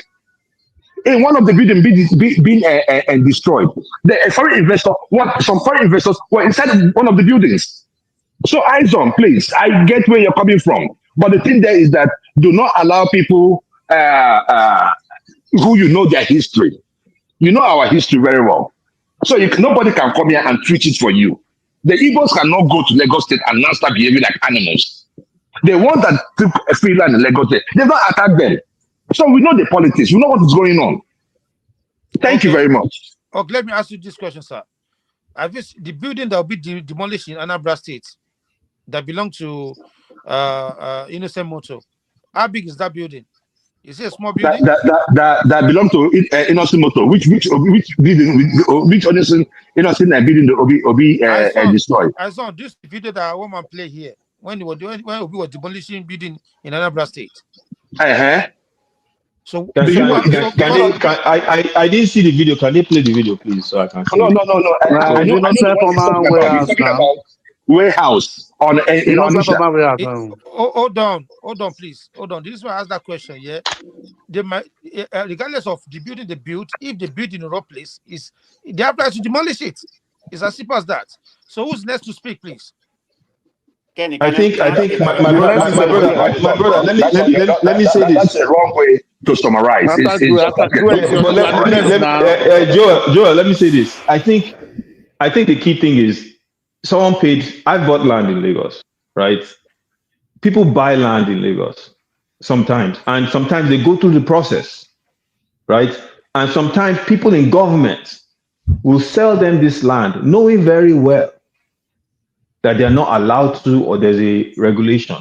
And that is also part of the problem, because if someone buys land, good intention, you go to the Survey General's office, you go through the whole process, you buy the land, it is yours now.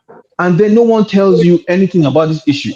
The person that purchased it, the person purchasing the land may not even know. Now, my brother, what I'm not saying, because I'm not personally involved in this case, so I can't say that is what happened, right? Yes. But don't you think that if, like, I don't know where you stay, I don't know if you stay in abroad, but if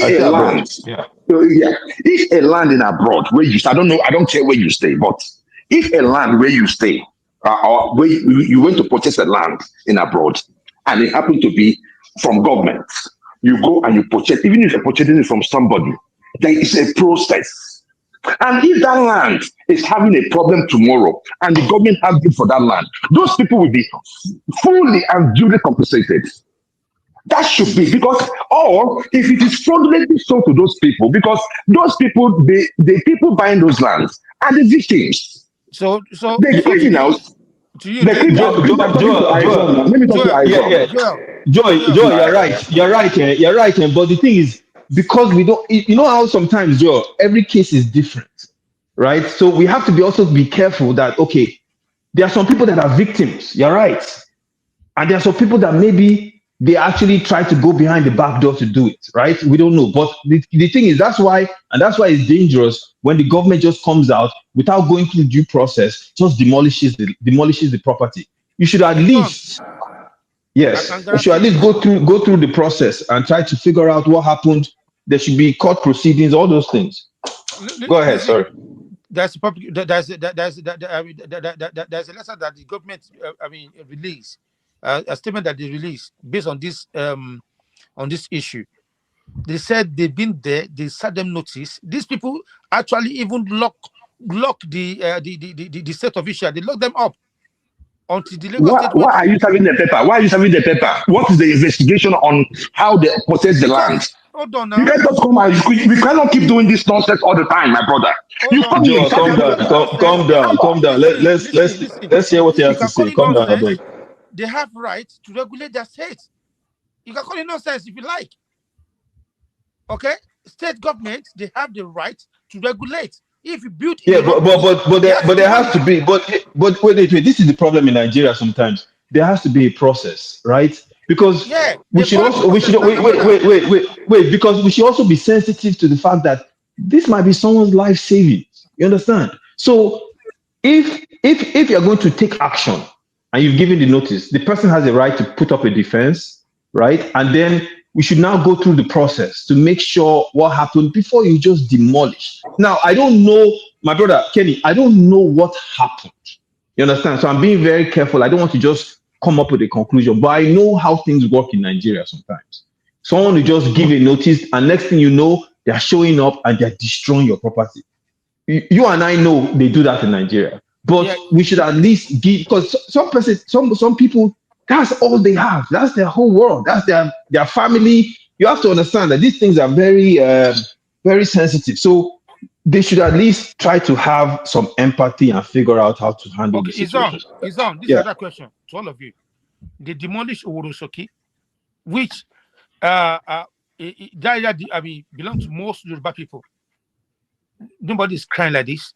They demolished my two my two, which is the market for Yoruba people. Nobody's crying like this. They demolished Ikeja, a building in my brother, Ikeja. those are family lands, please. Stop, stop distorting See this story. so Stop distorting this let me story because finish. Let me finish. no, See, because we you're are on the talking show. about Stop so now. distorting this story. Listen, my brother, listen. See, whether family land or associate land or government land is a land. Building is a building. People that When build is it on my that turn? stolen Oh, land, please, I want to talk. Oh. there's somebody else as well. So let me give you a chance to talk. Actually, Go ahead. Go ahead. I think it's Najaman, then my It's turn, my please. turn, Kenny. Yeah, go ahead, oh Najaman. yeah, Najama, speak please. Thank you. 5 minutes, please. 15. 5 minutes. Yeah, so let me just count it 15. I'll stop at 15 minutes past 3. Thank you. Wow. Okay, all these things that is happening in Lagos, to be frank and sincere, before I was looking at maybe they want to regulate their state, but if you look into it deeper, from what a Pastor Tunde Bakare said, I don't know if people watched that clip, I think 2-3 years ago. He said they had a meeting, they called him, this Pastor Tunde Bakare, everybody know him, that they said they must find a way to deal with Igbo in this Lagos and collect their property. He said he now asked them, did they put gun in you people head before they acquire this land, this property? They said no. You understand? So all these things is orchestrated for them just to punish some group of people. That is fact, and it's facts, is there. Okay, say because some people is saying Lagos is no man land or this or that. So because of one person sin, the God should not pay, everybody should not suffer for the sin. Is it that the way they work? If people are saying that one, so because of that, now you have to be going to every time demolition. See, after 2023 election, demolition. Why are they not demolishing in 2020, in 2015 like that? We have to be factual and be truthful. Tinubu is in power. Tinubu will live there 8 years or 4 years. Me, I want to see the end of all these things will come. How all these things will not come. That this one will nobody can talk again in Nigeria. Nobody can talk again because Tinubu is in power. Yoruba is in power. This thing can never work like this. We can never be one like this. Honestly, because the country is so divided day by day with all rubbish. Nobody wants to stand for the truth again in Nigeria. Everybody wants to stand and be Yoruba. If you're Yoruba, can I take Yoruba to market and buy fuel and buy dollar or buy food? Oh, everybody suffer, the same suffer. But don't just destroy people's livelihood like this way. Government, the man we are talking about, this money was in China, as it said China, in China's television. That is the commissioner for planning and budget or something. He said they have served them. Okay, after you have served them, the anchor now asked him, why can't you people put this thing? Let it be online. People will verify, they know that before they buy this land. He said, no, they cannot do it that way. Because they want Because they're criminals. because they want that one-on-one.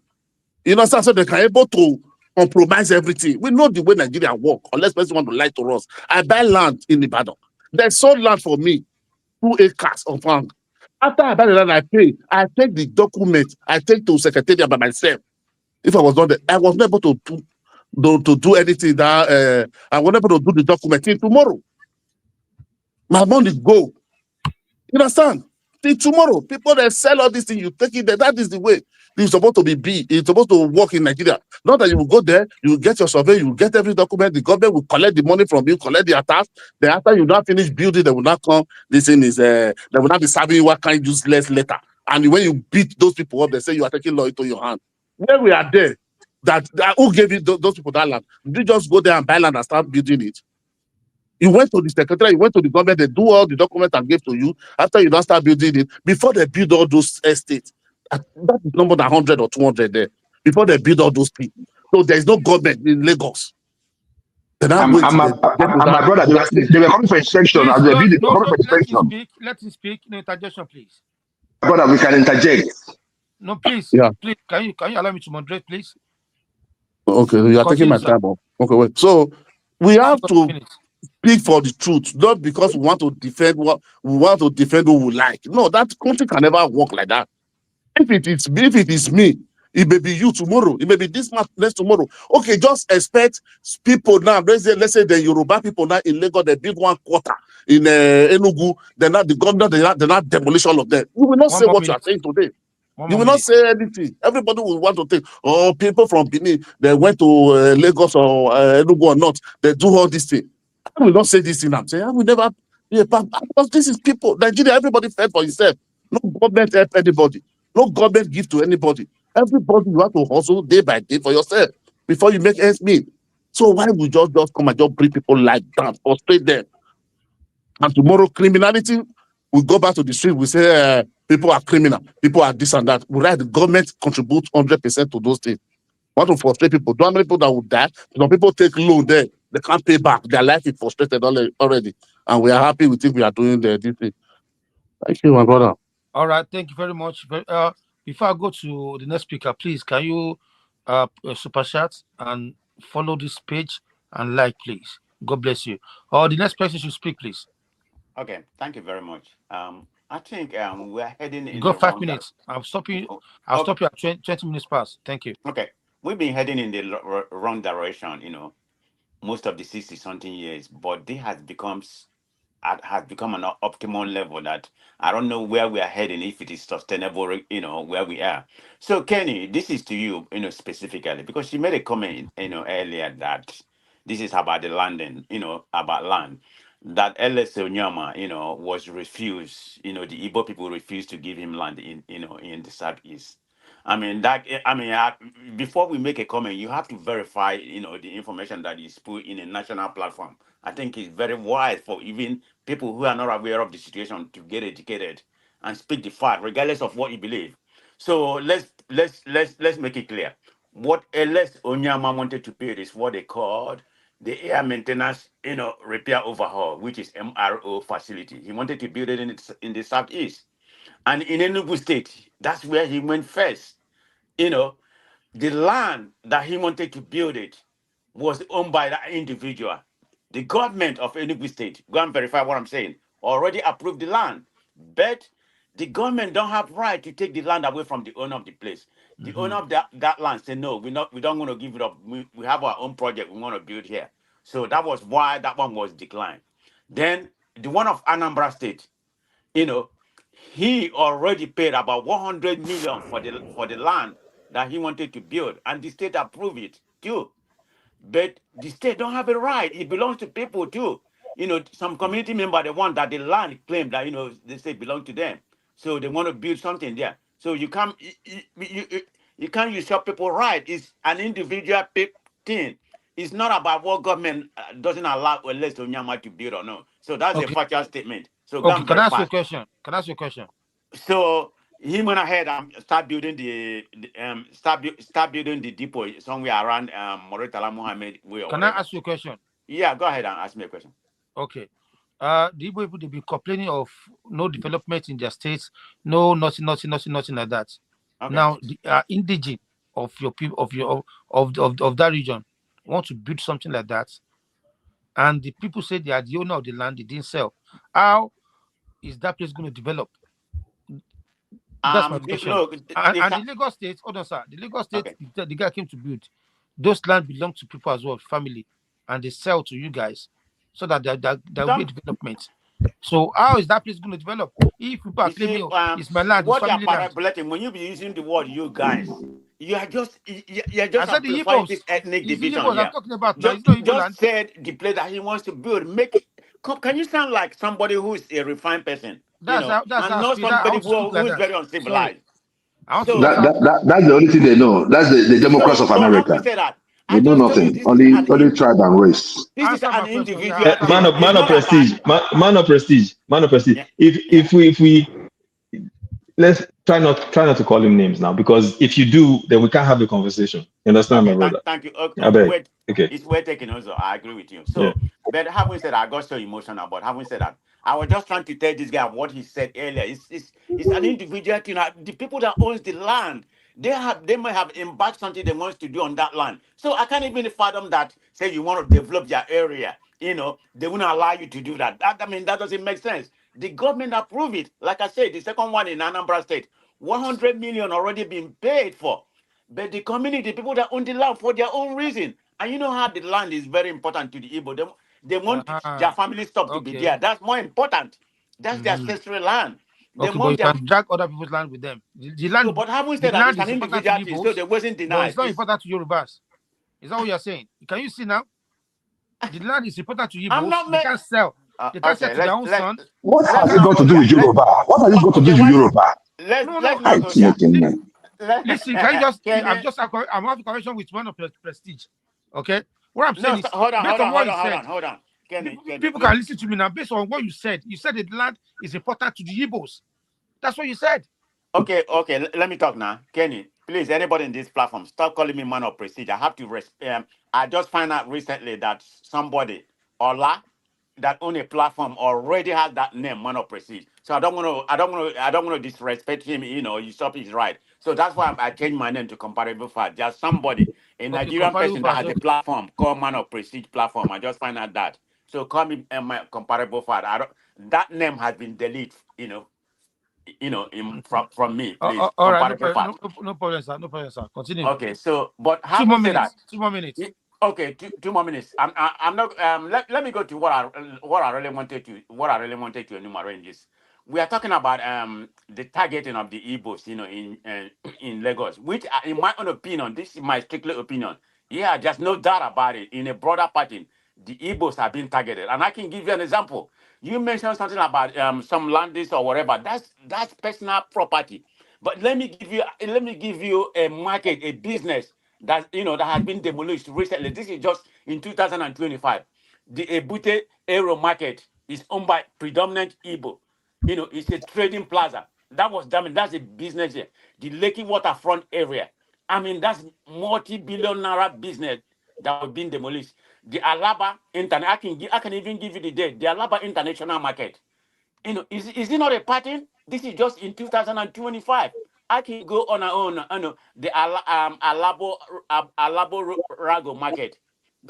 Don't you think? Don't you see the pattern One here? more minute. One more minute. Okay, I'm done. I'm done. Let me just leave it like that. All Let right. somebody Before I else go to the speak. next speaker, let me just say this. It's on, please. Thank you very much. I just want to go back to what I said, and I'm not apologetic on that. Those land and those places you mentioned that they demolished, those land belong to some families as well. You understand? Lagos, the states collect from them and give it to people to build shops so they can continue selling. So if those people that own the original people that own those land, if you say, "Oh, this is my land," there will not be anything like Alabarago or whatever market you mentioned. So we just have to learn how to love each other. You know what I mean? So Okay, if Kenny, let me ask something. Do they is the government okay? Let's just assume what you said is correct. Okay, sorry to interject. I hate to interject it. Why can't they be compensated? This is business. People we don't have the livelihood. facts, that they will not compensate them now. No, they say they have not. They say they come. They They, said it. they didn't compensate them. Not at all. That's the fact. Let's assume what you said is correct. I mean, this is O- people livelihood. They spend Okay, 20 years, 10 years if they building. say, Are if you they say, telling me, hold on, are you telling me like my business, which is my life existence right now, and and you come and demolish it? What do I left? I mean, okay, Okay, If they you make learn. me do Okay, something I let don't me want say to do. this. My brother, let me say this. If they say they've not compensated, they learn from their master, Obi. When Obi demolished building in another state, You're he moving to a said it different from his area. own mouth. Hold on, please. He said from his own mouth that they will not compensate anybody because they want to build road. The video is there. I can play for you. Obi said there will be no compensation for the houses they Please, demolished. But that's what he Kenny, said. If you encroach, if can you you play the encroach video? on Get your government information land, right. if you Can you encroach, play the video? Can you play the Hold on. video, My please? brother, what happened? What Okay, let me happened tell in you. Let me Obi's? tell you. Hold What on. happened in Obi's case is that what happened in Obi's case was Did that Obi say the that or people not? built. Did he say Hold it? on, please. The people built it to the roadside, and for Okay, every hold on, road. my brother. Hold on, Did Obi please. Hold say on, that or please. not? My brother, did he I say am that or telling not? the reason the reason why he did not compensate. No, it's If not you can about the shut up, reason. Did Obi if said you can they will shut not up, I compensate can or say not? something. If you, I don't know how else I will tell you this. Let You me are the just next say to speak. something, Anyway, please. 1 minute. my brother, 1 minute, and it you will are be the next to fine. speak. You are the next to speak, so you got 5 minutes. Thank you. No, I will respond before I pick up I start my time. I will just, and Okay. it's just 1 minute. Oh yeah. And the Now, one go on. minute is just this. I'm responding to you. Okay. These buildings you were talking to be demolished. Go and look at those buildings. They built it to the roadside. And every state, or I don't know if it's every state, but I know that the government has an allocation or a pathway or a measurement for whatever road they're going to build. People built into the road. Rochas also did it when he was governor. If you go to MCC Road in Owerri, he You didn't made answer sure my because people question. were. You didn't answer my question. I just answered your question because they did Did not Obi compensate him said because he will not they compensate or encroached. not? That's the They question. encroached into the road. Obi did not destroy the property. Obi destroyed the Obi entire said he will not houses. compensate. My brother. Did Obi said He is no the context because I'm not going to play this it's Charlie not about Kirk. context, it's about what you said now. My brother, it's You about see? context. I You sound always talk you about see? context because that is the way you democratic people always. You guys read a line, right? You read a quote and you make it wrong with it. But having said that, Everything will be let me start my context. time. Let me start my time, please. Let me start my Yeah, time. your I'm own not time. going back 5 and minutes forth with started you. from now. 5 minutes Well, good started now. morning, afternoon, evening, wherever you may be listening from. This is Joel of Nashville on the One Man Show. After Joel is Um, on. please don't interrupt me again, please. Thank you. I'm just joking. Well, thank you very much, my guys. The issue going on in Lagos State is not about dragging. That was the reason why I asked Izon, has any Igbo man ever come to collect land in any part of Nigeria by force? The question is no. So the man who has his money, who wants to invest. Now, Nigeria is a country. Until Nigeria ceases to be a country, anybody can invest anywhere. It doesn't matter. Ogun State is open today. It's not only Yoruba that are developing Ogun State. Nigerians are developing Ogun State. Do you understand what I'm saying? So Ogun State tomorrow will now come out and say, I said unto you, and they will go tomorrow and say they're going to demolish it. Let me tell you something. In the United States, there is what you call gentrification. In this state that I say, when the gentrification started, all the hood places in town, some thatch houses and all that, were owned by people. But what happened? The government said, look, we are going to build so and so. This is the kind of structure we want to build. This is the plan we want to build. And people here will be forced to leave. But they must be compensated. They come in, they give you the value of your land, and it is not because the value is there. You can Google the value of your property, and it is there for you. They compensated everyone. They did not ask the person, oh, are you a foreigner, or are you a green card holder, or are you from Nigeria, or are you from Kenya, or are you an indigene, or are you an ABA? That is how country works. Process. All this land you are talking about, people pay for it. They went through the process. I guarantee you, they went through the process. And I listened to them talking. They went through the process. When I went to Nigeria in 2022, the cabman that was driving me told me that that Lekki Air axis, that Lekki Air axis, that they stole it all. That is who? It is the president.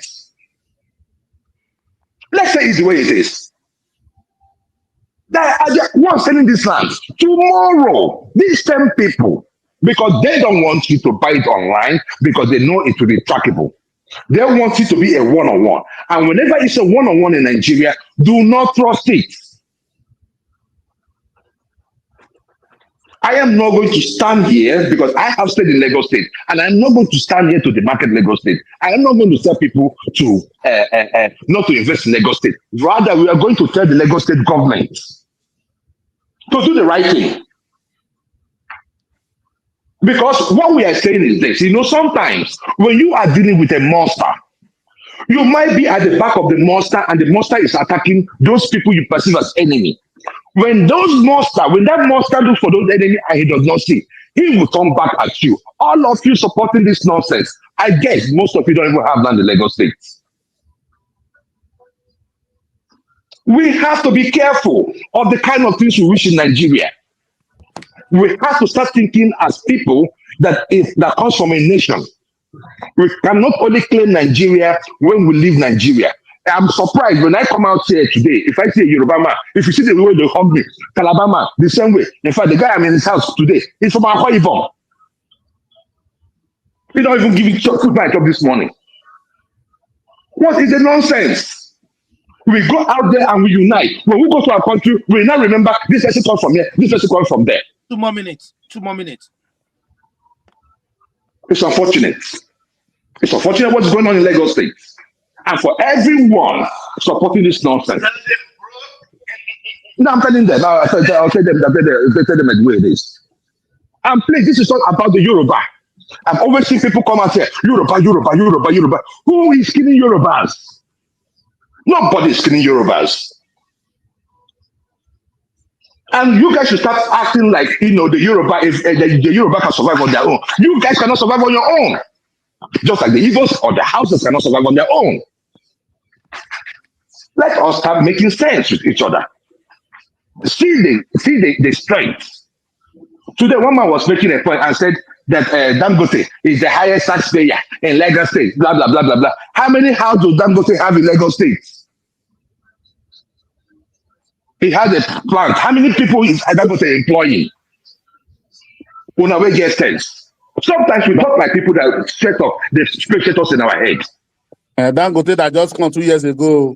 You understand me? The people that was keeping Lagos State moving before Dangote came, it's nonsense. No, they are nothing.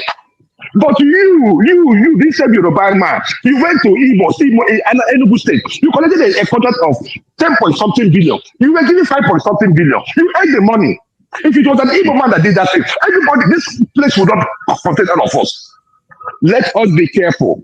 Like the other guy said, I don't know if it's Aizon, then I'm rounding up, please. I don't know if it's Aizon or the other guys as well. Look, we have to look at our country and look at ourselves as partners in development. We must love each other. We have no choice. Or we go our separate ways. Thank you very much. Thank you very much for your submission. I second 100%. That's one. Please allow me. I can give it. Target which one be allow you as if na God you be. Oh. You see, you want to start now. Oh, I just interject. Please allow me. As if you are God. Kenny's doing a good job now, Niger man. Let him. Mr. Izon, your next, please speak. Thank you, my brother. Son, are you there? Yeah, I'm here.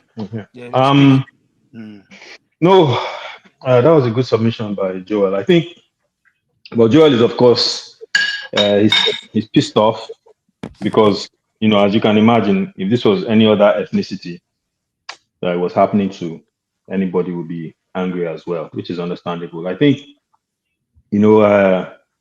Kenny, we just have to realize that, look, if people are breaking the law and it's proven, we know there's a process to holding them accountable. It's not jungle justice, especially if you're the government.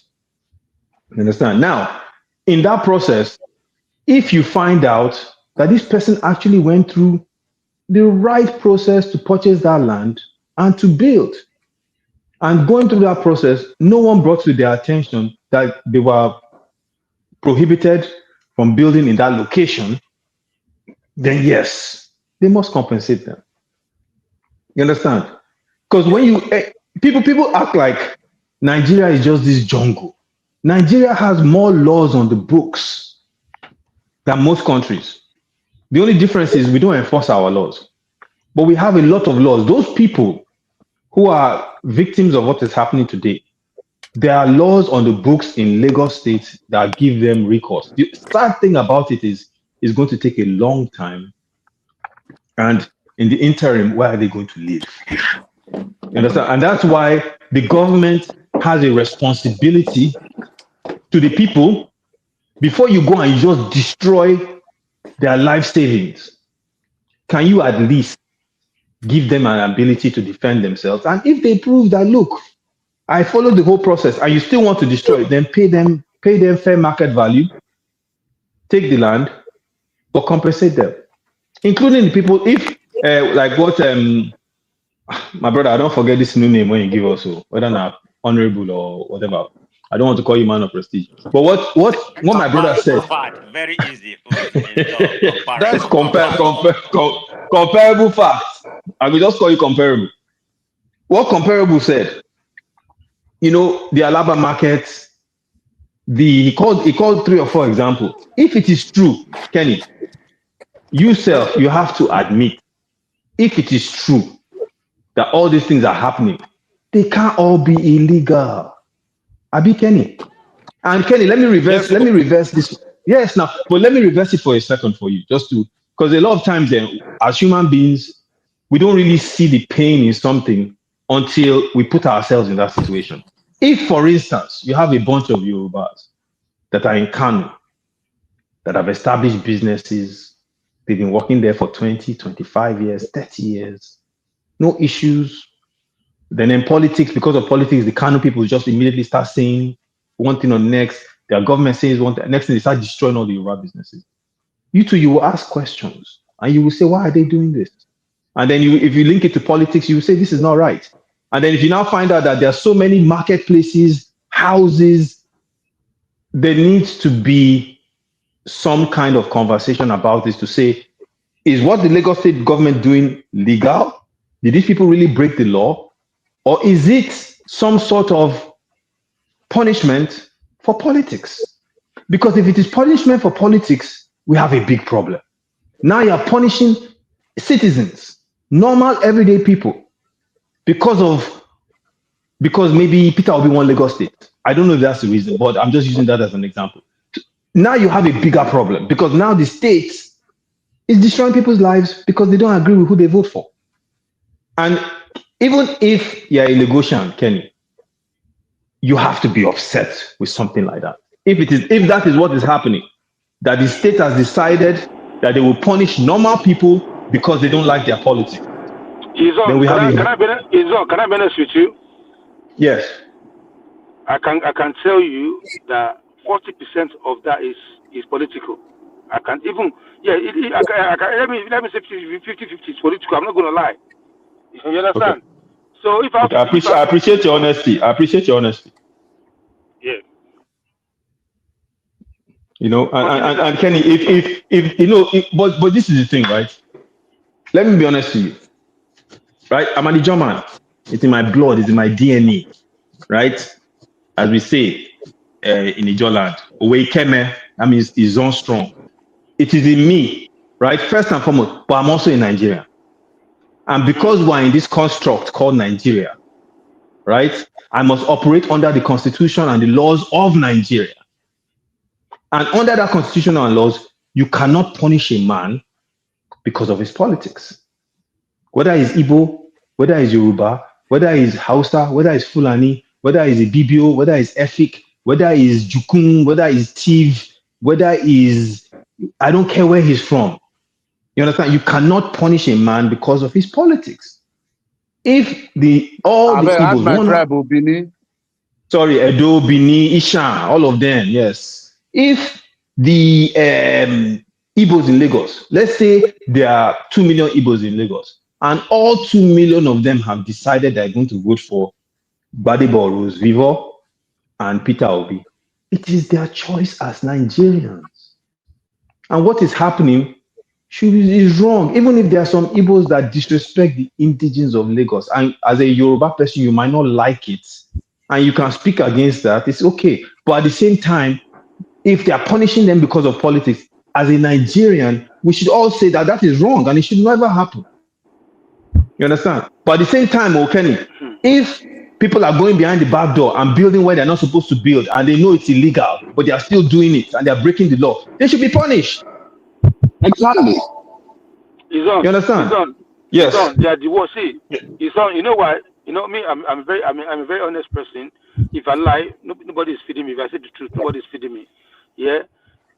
The reason why I said that, yeah, they give Lagos State the tools to do that to them because of their rhetoric, because of what they're saying. Okay, somebody have in mind to kill you because you sought his father, right? You now went to his front of his house and put a knife there.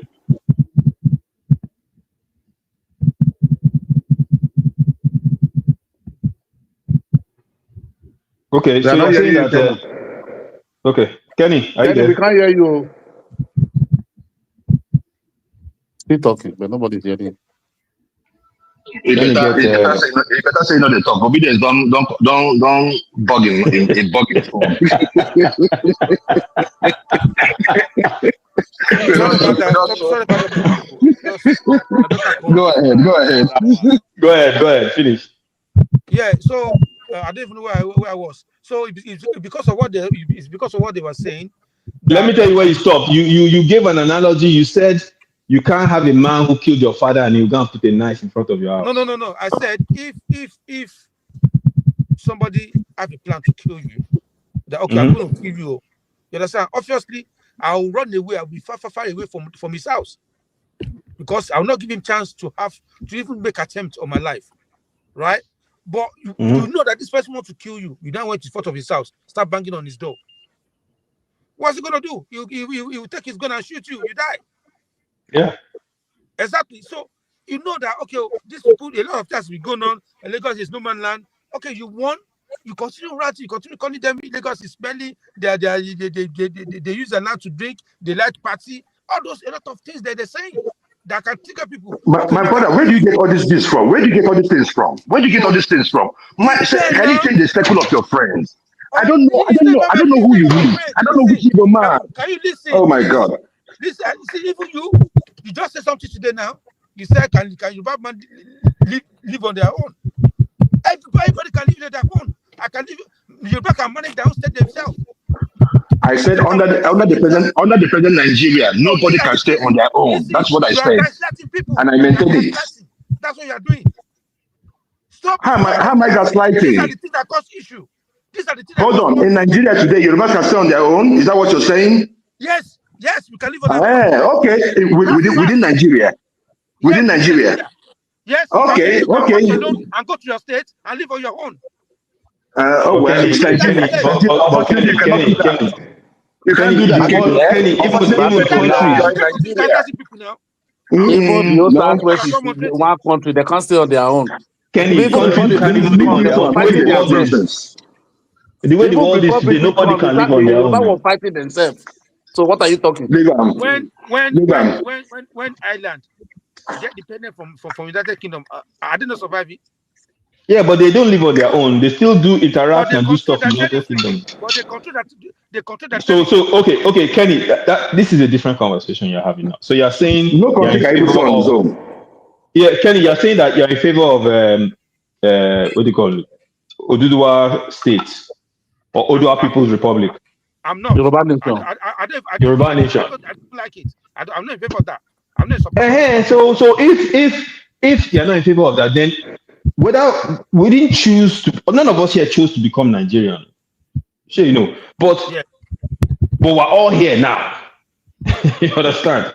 So we can either choose to make this construct work and be unified under this umbrella, or if we cannot, then let us just decide, It's on. right? The fact is, Yeah. people need to respect people's spaces. That's the fact. I come to your And space, I respect your culture, I respect your space, I live peacefully. Nobody is disputing that now. That is right. Fact. You are right for that one. So, but what is done is saying that is what I really support. Not because of my political ideology. Use it to punish me, which is my fundamental right to vote whom I like. You know, I know. Can I also come in here? If chance you can have said, Come in, please. Yeah, 5 minutes. Okay. Come in. Yeah. I want to greet everybody. You see, this thing that is happening in Lagos, indeed, nobody will support it. I don't think any, we just wake up and give it as a common Nigeria, even when you are the politician.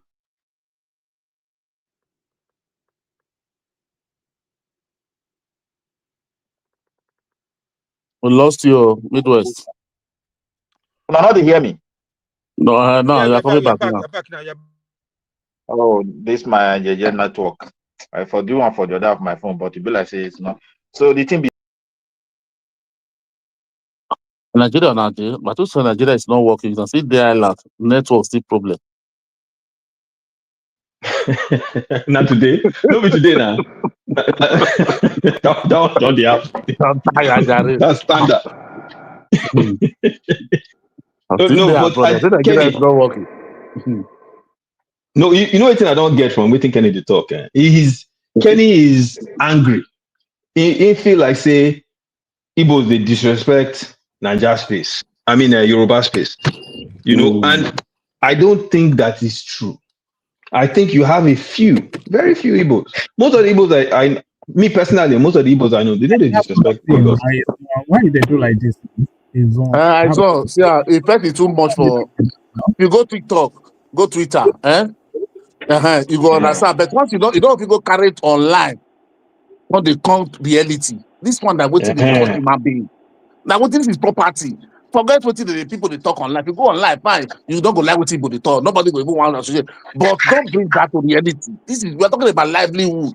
Nigeria, nobody help you. Now what you work a day, now you go to survive for your life. Unlike abroad, now you don't have work. Government will say, okay, come and be taking a little stipend before you get job. Nothing like that. If you're prick sharp, born 10 children, then you go suffer, train them. That is Nigeria.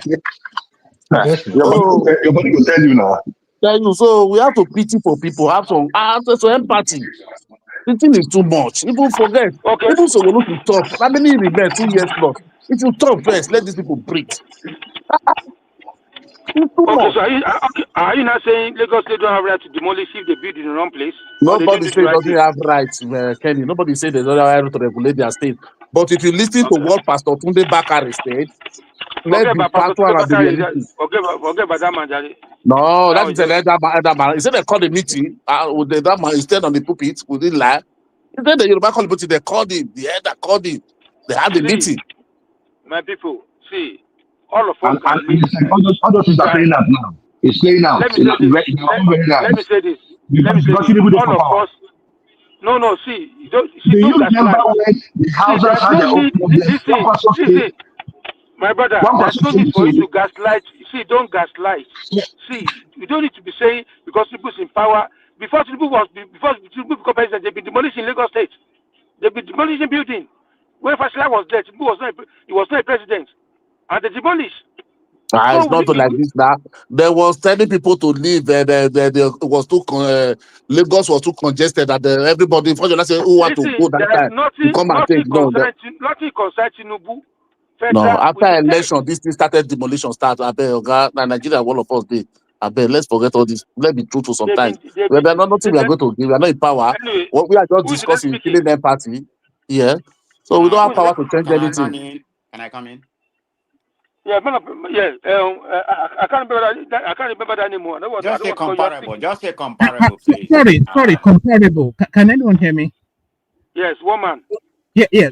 Thank you, Kenny. I left you a note in the private chat, but comparable. Before you come in, let's hear from our Pocket Amigo, because I think it's a very, very new voice here, and we always like to document new voices.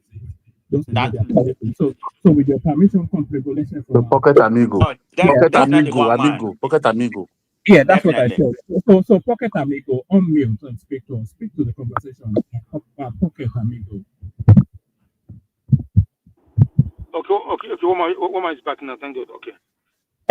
Kenny, I left you a note in the private chat to have a look. Okay, I'll check. Yes, in your personal private chat, Pocket Amigo, click on unmute. You say it must be a southeasterner. It doesn't know how to use Pocket Amigo. Mute. Believe me, Technology. if I there for pecking, right, I go look one we have one man there go punch him. I'm Eh, sorry. Technology is not the Yoruba education has not yet got into his village. Pocket Amigo, there's a screen that says mute. There he is. So let's hear from you. Hi, hello all. I don't know if you all can hear me clearly. Can you hear me? Yeah, we can Yes, hear yes. you perfectly. Loud and Carry on. clear. Give us about 3-5 minutes just to document your thoughts. Good to have you. Okay, yes.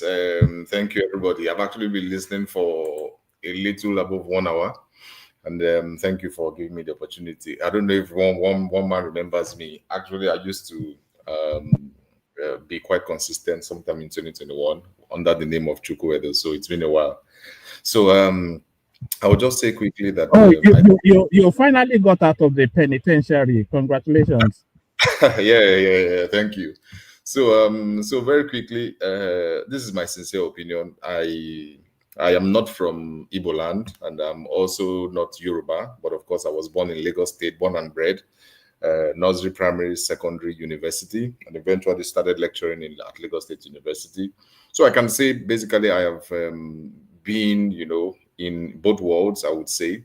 And from what I observe, I think, to be honest, that this is more of a political game, as opposed to something that would be more like, someone doing things for the Yorubas will be doing things for the Igbos.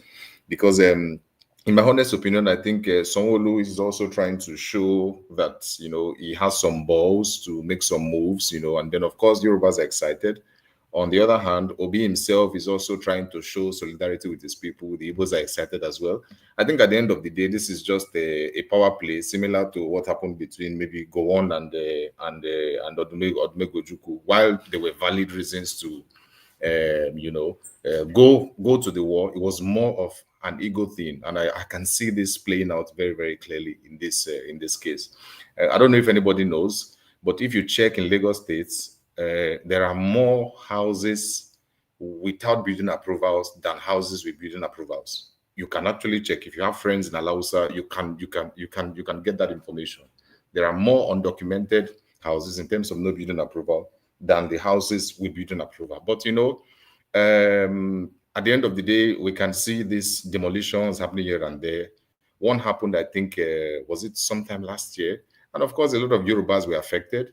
And then, of course, now this one is happening. Igbos are affected. I think at the end of the day, unfortunately, it's the common man that actually suffers because Sonwolu right now, he's just trying to do, to show that, look, when you act like this, there will be consequences, whether you like it or not, because as I mentioned, there are a lot of undocumented houses in Lagos State in terms of no building approval, people build, but in terms of, okay, let us go after this, let us go after that, like right now, I think it's more or less at the discretion of the government which area to focus on. So the thing is, they could as well focus on, let's say, somewhere in Surulere or somewhere in Lagos Island, etc., etc. But the fact that they decided to focus on this, we cannot remove, we cannot divorce it from the tensions that have been happening after the elections.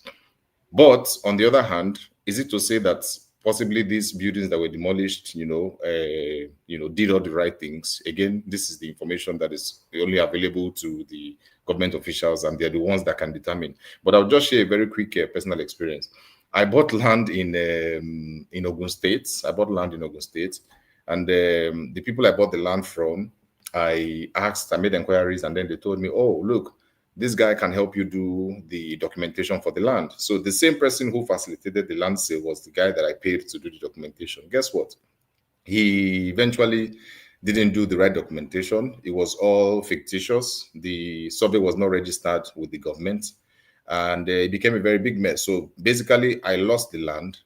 If imagine the guy who facilitated the transaction for me was the person I paid to do documentation, and eventually he did not do the right thing. I'm thinking to take him to court, but guess what? I also bought another land facilitated by another Yoruba man.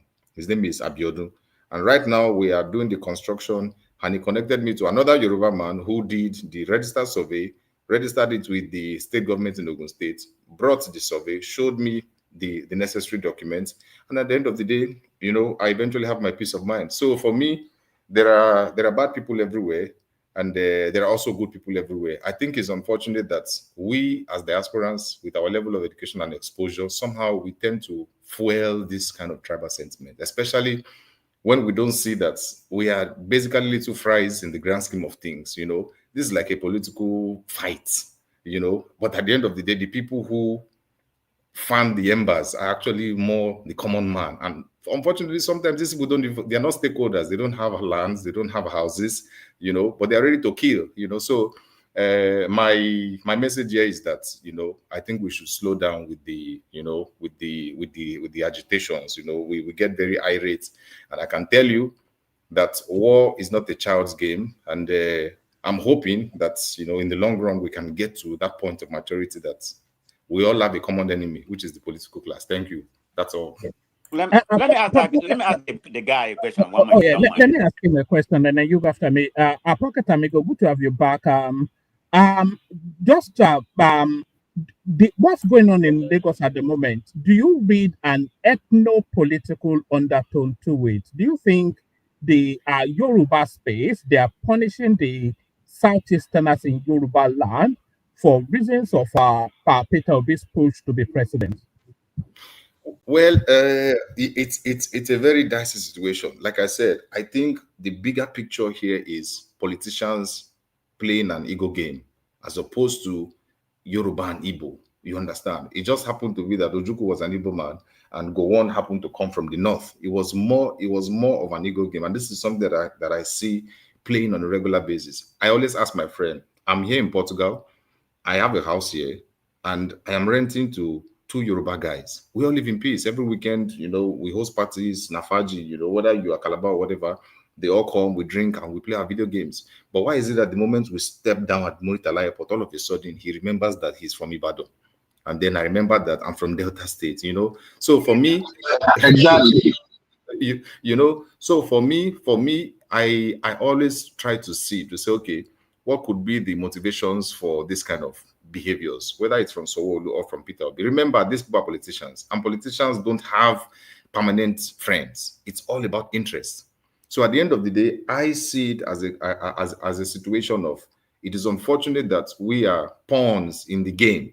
Now, these guys who have lost, their livelihoods, they happen to be Igbos, unfortunately. They happen to be at a time when, there was this high political tension. The votes went a certain way, and of course, it's politics, So Lagos State government has to do what favors them politically, whether you like it or not. Is it fair? Is it moral? Maybe no. But is it strategic? Yes.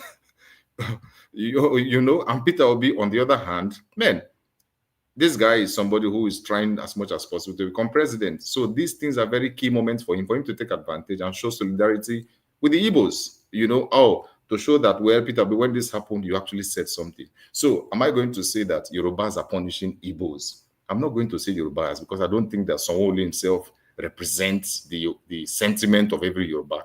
Okay, Tinubu is the president right now. Are Yoruba people buying bread cheaper than Igbo people in Lagos? No. Buhari was the president for 8 years. Is the North better off than the South? No. So for me, I always see the bigger picture to say, look, we are just unfortunate victims in the grand scheme of things. Someone who does not give a shit about the next Yoruba man. If he needs to put your head on the tray or on the chopping board in order to guarantee APC's dominance in Lagos, I promise you he's going to do it. Thank you. So I can comment. Let me ask you a question. You made a comment, when you first came in, that about 70% of most of these buildings are not integrated to the building regulation in Lagos. Having said, I don't know where you got your fact, but let it be, to this conversation. If that's so, and you properly stated how you got your own land or something like that, Yes. wearing the permission, don't you have to obtain a permit, regardless of how the owner of the land, gave them the land or give them the land? Don't they have to obtain a permit from the government? That's my first question. Can you answer that? And No, I'm sorry, so that I don't forget. You said, are you talking about me specifically, how I got my land, correct? Well, no. I said you made an example how you got your land through people and all that Yes, kind yes. of thing. So my question is that it's a general question. It wasn't necessary, but I just use you as an Okay. example to epitomize Oh, what I'm okay. saying. Okay. So answer me Okay. about the permit. Yeah. Oh, yes. Again, if you remember, I mentioned that I'm in Portugal, and basically I'm a foreigner here, and I have to make sure that I abide by the laws of the land. I told you that I have a house here. I have to gather all the documentation, meet all the financial requirements before I can be considered, for the accommodation. So it is the same thing. We we cannot separate the fact that when you are in a place, you have to adjust. You don't expect that the land is going to adjust for you, because it is very, very funny that you see a Nigerian politician, they come here. Buhari was here, I think, some 3 years ago. I remember we had the town hall meeting, and most of these people come here. They are law abiding. They use the public transport sometimes if necessary. Politicians, local government chairmen, but the moment they get to Muritala, that misbehavior just comes back. So my point here is that there is no excuse to get somewhere as a foreigner, and then you want to more or less, try to game the system. I'm not pro gaming the system. You need to do what is right, and that's why I'm not a Lagosian, as I mentioned, but I was born there, I grew up there. But I cannot assume that just because I grew up there, I went to last. All of a sudden, I'm a Lagosian, and then I'm also going to start building without building approval. I might be in for a very, very big shock or surprise. So I had to follow I had to follow the right thing, and this was exactly how I got my land. Unfortunately, for the first guy I told you that I bought from, he lives in that estate. You know, I was recommended to him. I bought the land from him, and he said, "Oh, he also does, surveys." I said, "Okay, because I want to do the right thing, Oga, take the money, you go and do the survey." He gave me the survey, and of course, I'm not too experienced buying land in Ogun State. I'm not in Nigeria. I sent my brother. He's not too experienced as well. But the point is this: we have bad people in every tribe, and I think the focus should be on handling cases based on the individuals as opposed to using one brush, to just rub everybody. So it's quite unfortunate what is actually going on. I don't know if I answered your question. It's kind of half big question you just answered. I think you make it general. I think my question was very specific. When you say people go and buy land, like let's assume I buy land from the landowner, right? Yeah, They yeah. approve and give me everything. I'm talking about in Mhm. terms of permit. Doesn't have to Mm. come from the government. So this is why I'm looking at the owner fall on the government. Even at all, you decided that say this does not conform to the building regulation, Mm. and you decided to demolish it. Doesn't people Mm. have right for compensation because the permit, which is Oh, which oh, is the oh, fi- which is the oh, okay, final arbitrary in okay, that regard, okay, came of from course. the Oh, government. So oh, the thank government you. is at fault. I think I I will I understand will now. function the fault, regardless of the crook or the criminality. Ah, That's my okay. point. Right. Okay. I'm so sorry. I misunderstood your question. Okay. Oh, yes, of course. I mean, especially of course, you need to get the permits because, as I said, any smart person who legitimately works for their money, you don't throw it around. You cannot take such crazy risk and start building without permits. So let's imagine a case where you actually got the land and eventually you have all the necessary permits to build. Let's say it's somebody working in a Lausa who was supposed to do his job, charged you, you went there and you thought that you were genuinely, doing the right thing. And then the person eventually, tricks you. And then now, years down the line, your building is actually demolished. Look, it is two things. In the eyes of the law, your document is not valid, understandable. But again, Lagos State has to go the next step to say, look, I have seen many demolitions and people say, I got the documentation. But let's be honest, how many public prosecutions have we seen? How many? How many public prosecutions have we seen? How many examples have Lagos State made from possible people who are in Alausa? This is why I have a friend in Alausa. I'm not going to call his name to protect his identity. This is how I got that information about the percentage of houses that don't have building approvals in Lagos State. And I'm always fighting with him. I got to know him at Obafemi University many years ago because I studied Portuguese there. So I always tell him, I say, oh boy, now you are closer to the government because I think he's the special advisor on something, something, something.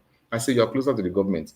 Why is it so difficult? The government sponsors you, travel all around. You are going to learn this from this country, learn that from this. I said, Why have you guys not learned this simple thing of transferring information about land, the status of the land, the registration of the land, who, basically the history of the land, just digitalize it and just put it online, so that this way we don't have too many bottlenecks and we don't give room for somebody in Alausa who is a government paid staff collecting money from people and fleecing them and is not going to do the right thing. I think with the level of sophistication that Lagos State has gotten to and the amount of money that it generates, I think this is something that should be very, very basic and fundamental. So yes, I agree with you, my brother. In the eyes of the law, you did not do the right thing, but at least the state should show that, look, we are not being biased. We are going to fish out the bad eggs amongst us. And of course, if it is proven beyond reasonable doubt that, look, this person tried to do the right thing, especially if the person culpable is from inside, I think such people deserve compensation. The amount of the compensation, I don't know. I think that would be Yeah, but my brother, I think the problem that we're looking at in this situation is that you're right, by the way, I agree with you. I just think the problem in this situation is that we know that there is this backhanded approach with people, civil servants that work in government to try to get money for themselves. So they cut corners and get people documents and do all these things that they're not supposed to do. And we know that exists. So we know that some people might have actually gone through the process to buy this land, but people might have given them permission to get land that they really should not have, right? And because that fact exists, the state should not just have a knee-jerk approach towards demolishing property. There must be an investigation. There should be some kind of way for these people to defend themselves before you just take their life savings. And I think that's where the real problem comes to, because from what I'm hearing that is happening is that they gave them a notice and the next course of action is destruction of the property, right? So, and that's not right if they never had a chance to defend themselves. So I think that's part of the issue in this whether or not they broke the law, right? They should still be given a chance to air out their case, present the documents they had, defend, before you just demolish their whole property. So that's the point I just wanted to make. Yes, my brother, I agree with you, to be very, very honest. And I think Lagos State cannot say they are oblivious to what is going on internally. My brother, you need to see the things that go on in Alausa. I told you, I have somebody who's like an SSA there, and I'm always mad at him. I'm like, we are doing red line, we are doing blue line, which is fantastic. And I said the most important thing, because real estate gives crazy money to Lagos State, whether I want to accept it or not. There is a current development. I bought the land in Ekpe. I think that should be like 2 years ago. I don't know if you're aware, but now Lagos State has transferred a lot of those developments to NTDA, and by implication, they have told most of the estates that are already developing, Ekpe, that look, well, we have handed over the development of these new areas to NTDA. So you have to come again and meet NTDA and try to see, I don't know what they call it, regularization or something like that. In some, you have to pay more money. So the question again is this: why does Lagos State have to wait until individuals are beginning, to solve the problems that naturally the state should, a state of Lagos State's caliber, I would expect. But now the state has seen that, these people don't they buy this where they go. And again, remember, these are people who are buying the lands from the people and then eventually going to get all the necessary documentation. If you know about real estate, you will know that Lagos State, I don't like to say this, but I always say Lagos State is one of the greediest states in the whole of Nigeria, in terms of charges, in terms of delays, processes and things like that. Lagos State is making a lot of money. So why do they have to wait until individual developers are already spending a lot of money investing, and then they come and all of a sudden they are transferring it to NTDA because they want more money? This is unfortunate. The government should at least put in some work, so that when they tell us pay for something, you feel some sense of, okay, no, government don't do this. So whatever it is that they're actually asking, I think they actually deserve it. So I think, to be honest with you, Lagos State has a lot of work to do, because people are losing their livelihoods. It's unfortunate that sometimes we put political interest and then we just lose the empathy, just because I won't show them, say, next time, if I try this kind of thing, whether we like it or not, we cannot remove that political factor. So this is why I'm Well, saying well, that. well said, my brother. Yeah, you say you're in Portugal. I was in Portugal in April. Which part of Portugal? Oh, I'm in Lisbon. Okay, I was in Lisbon. I was in that Queluz area in Lisbon. Oh, you're in Queluz? Yeah, Queluz. Yeah, yeah. I came there to Nice. see some friends. Yeah, no, I Oh, like it as well. It's affordable. The weather was nice. The people were friendly. The food was yeah, good. yeah, Yeah, and I noticed that you guys also have a lot of Brazilian women there. It was And the interesting. women, yes, I knew you will get to the women. Where, where, I knew you were where, going where, on.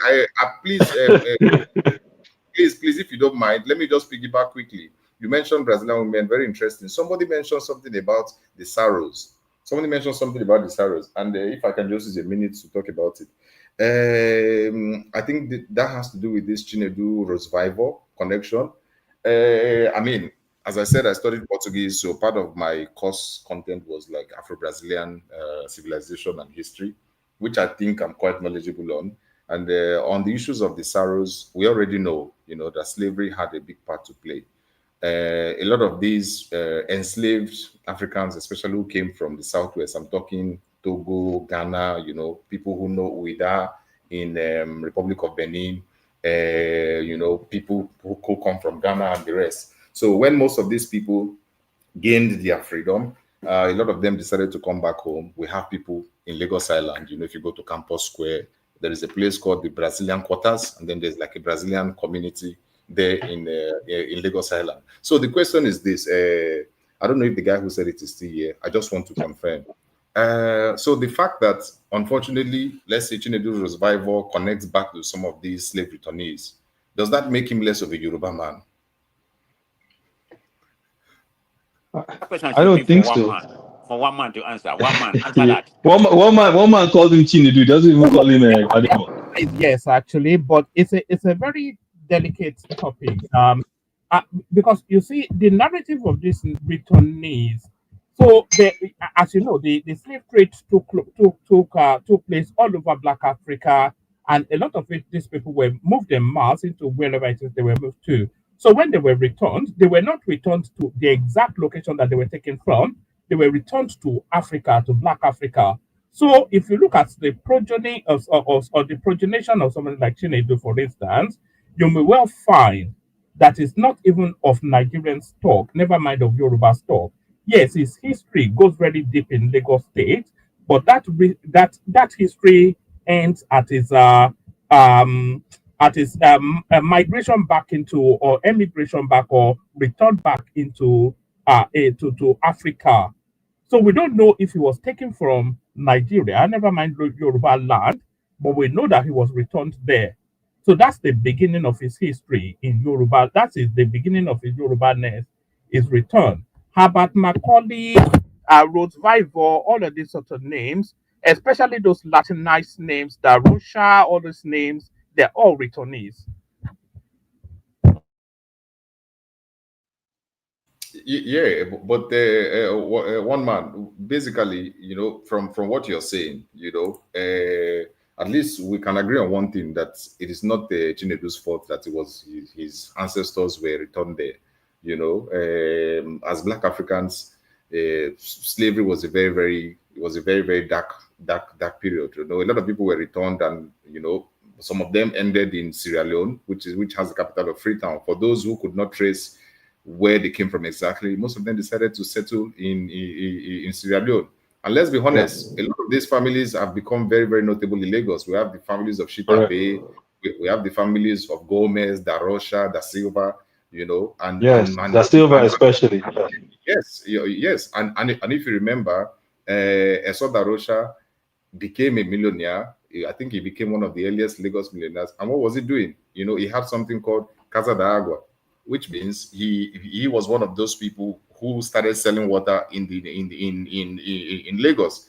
And you have some of these people also who built the first mosque in Lagos, which is the one in Shita. So we cannot now say just because of politics. This is where I always have a problem. Just because of politics, all of a sudden you want to now say, I am more of a Lagosian than you.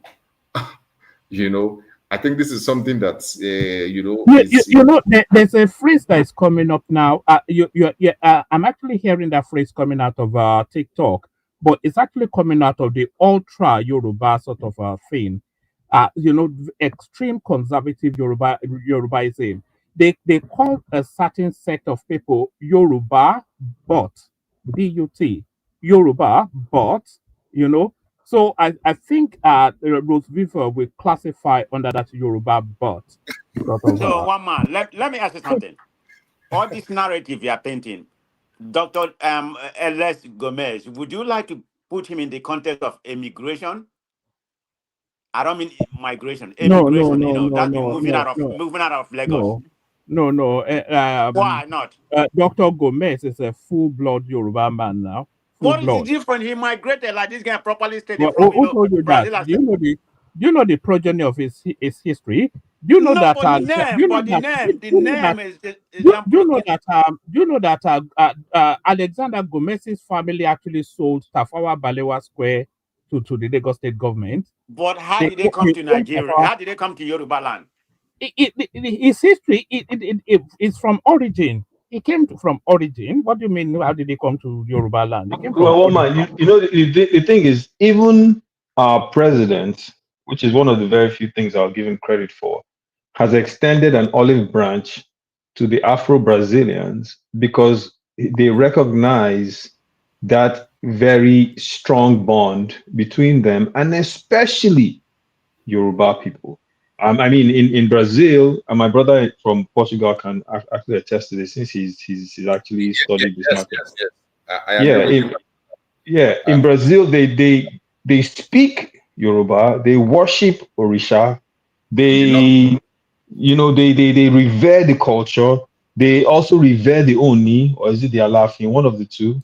These are Yoruba people by all intents and purposes. So if those people in Brazil currently are Yoruba, then that cannot make Rose Vivo any less of a Yoruba man than you, one man. So, I think we all need to be, if we are, I look at it more so of the point of one, we are Nigerian, two, we are African. And that African does not just limit ourselves to the Africans within the borders of Africa. It extends A to woman. Africa all over the world. You understand what I Yeah. mean? So, Eyes on. Let me put something there. Is it the Rose Vivo that wanted to contest as Lagos State governor you're talking about? yes, valuable. Yes. Okay. Now, see, let me go back to the format I wanted to contribute before. What is going on in Lagos have so many undertones. Things are changing globally. People are now becoming conservative, even the Western world where we live. And I think everybody watching news have to be concerned. But when you look at the people that are getting more support now, political party, are the one that is trying to protect their land and their space. And that is human nature. They get to some certain level, they change again. So it's not only peculiar to what is going on in Lagos. It's caused across Nigeria's tribes and race. But most of the people from south of Nigeria, they may not really see it the way the Yoruba, Igbo, and Hausas are saying it. We may be of that liberal people, but we should learn from these three set of people that the British favored to conquer Nigeria and put it together. From beginning, they were never into a unity. They were trying to outsmart one another. And that is the genesis of what we are still facing today. And destroying those houses are very bad. But what really amplified this situation is the advent of internet. So many years, it's for quite some time now. When you go to internet, our brothers from Southeast, when they opened the radio Briefer, what they were preaching there has that thing has grown from one stage to another. From the beginning was Briefer for liberation. Now it grew again to unification of Igbo. Now it also grew again to, I think the unification is still there. That one is like coming to people's space. irrespective of the tribe you are, they want to tell you you are not whom you are. You were Igbo. You don't know it. Let us teach you. The way those things settle with other no Igbos is so painful, so disgusting, and it's creating a very serious problem between Igbos and their neighbors. They may not see the crisis now. Okay, let's come to Lagos. When Vivo wanted to contest, and according to the history I heard that the mother of the guy is from Igbo, and he cannot even speak Yoruba fluently. So all these things plays role. And now it is now degenerating into real full-scale tribal crisis. But because we live in a country where people only try to be political correct and they don't want to say the truth, that there is a problem, they will be using all manners of excuse. We as a Nigerian, we have to be worried about our country. Because, or about our life. I don't even care about the country anymore for me, because the way things are going, we live in a country where people don't value life anymore, particularly the leaders, and they cannot sense danger. If you look at international big news media, controlled particularly with the West, their narration is that the Muslims are killing Christians. It's like they are willing to stand up for the Christian. Carefully watch them. And you don't know the part they will exploit in that country. And when they come in, give.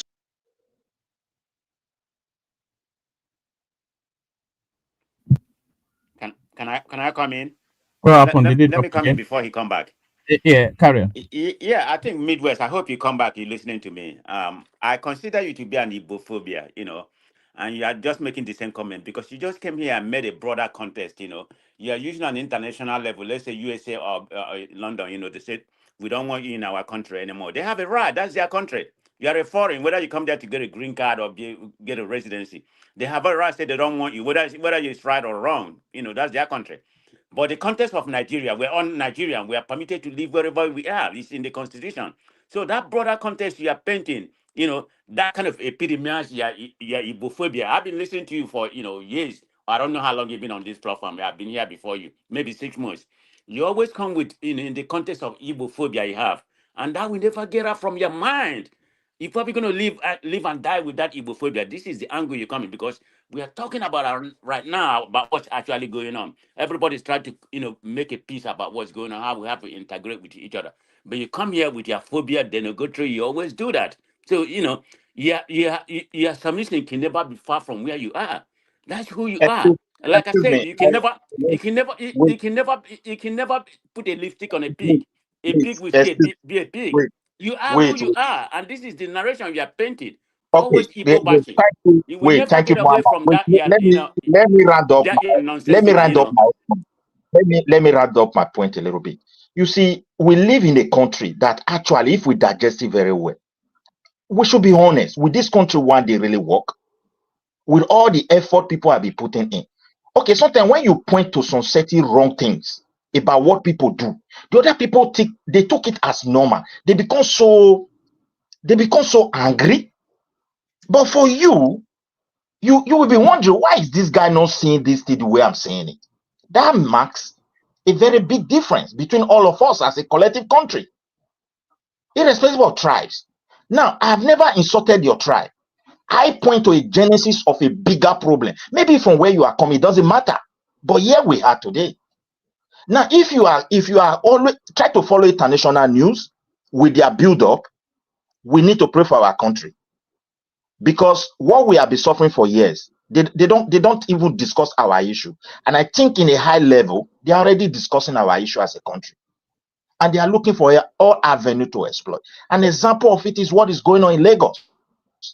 I feel painful for anyone that fall victim, whether in my state, where governor just wake up, whether it's the Southeast or I think it's common in Southeast, my state example, Lagos, the Northerners are not too much in this kind of something anyway. You understand me? I feel pain for the innocent people that always fall victim. But we as a citizen, all this hatred for years in social media, anybody that comes here pretending that it's not there, I don't know the kind of social media they follow, or whether they believe everything is just normal because nobody is actually replying them the way it's supposed to be. So when somebody talk to somebody from Southeast that this something is wrong, they should stop it. you always try to turn it around. They hate Igbo. My brother, what is going on in Lagos has political undertone.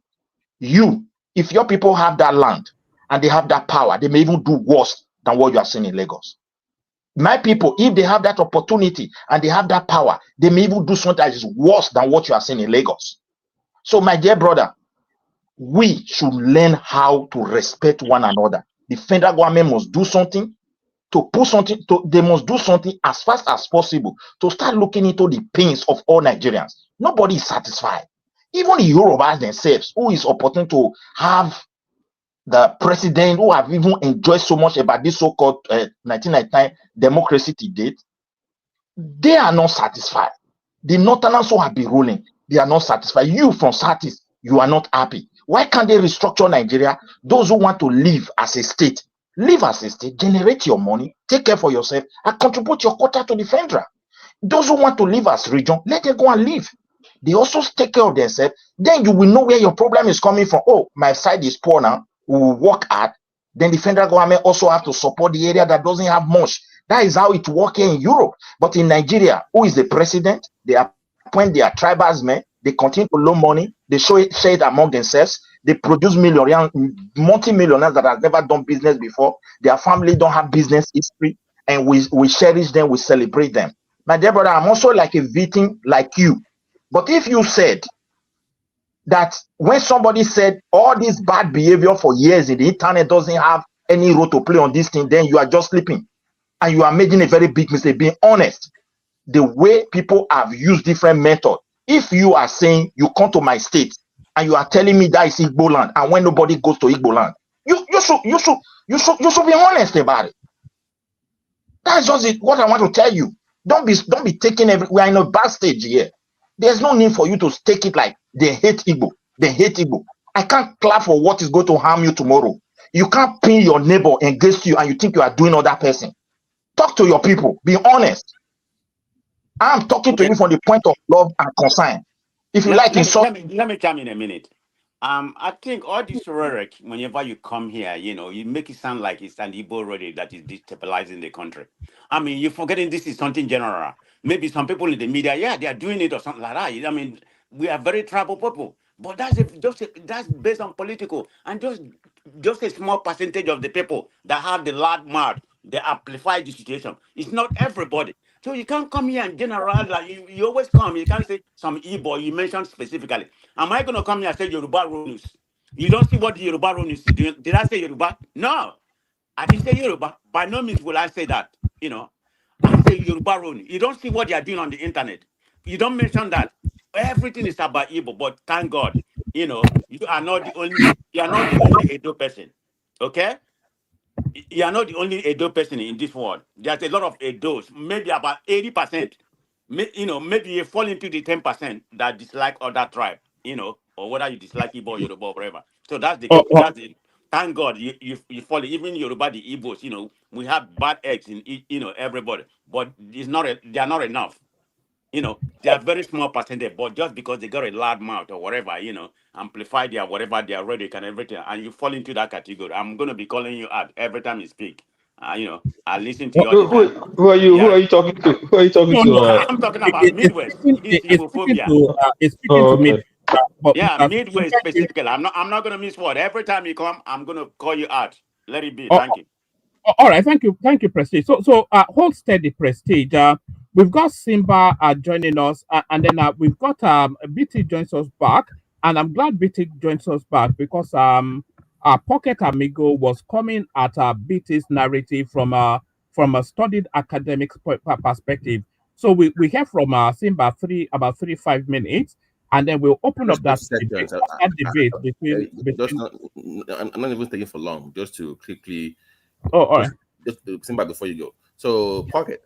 So when I was referring to that, I was addressing respectfully to my uncle in the comment section, Baba. Maybe because you know Yoruba, we don't understand.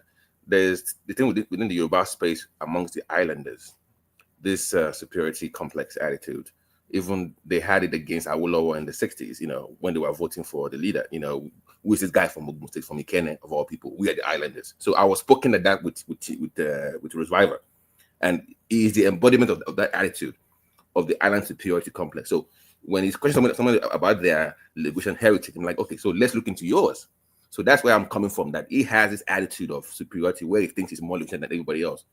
You're not, if you say go, then somebody from Ikorodu or Bulegba is also a linguist as well. You're not superior to them. So that attitude stems from years back, even against Awolowo, like I mentioned earlier. So just to clarify, you know where I'm coming from exactly when I use the word Saro, he has that superiority attitude even within the Yoruba space, and it's been there for so long. So hopefully that clarifies my position about this, the use of the Saro word. Thank you. All right, thank you.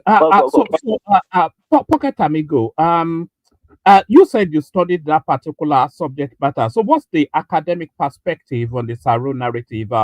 If your memory still goes back to your notes from all those uni days, Pocket Amigo. Okay, I think Pocket is in the fridge. You should answer because he doesn't want to address the conflict that they had when they came back. But that's a different. But like I said, it's a discussion between Yoruba people, not for people that are non-Yoruba. So because they might not understand.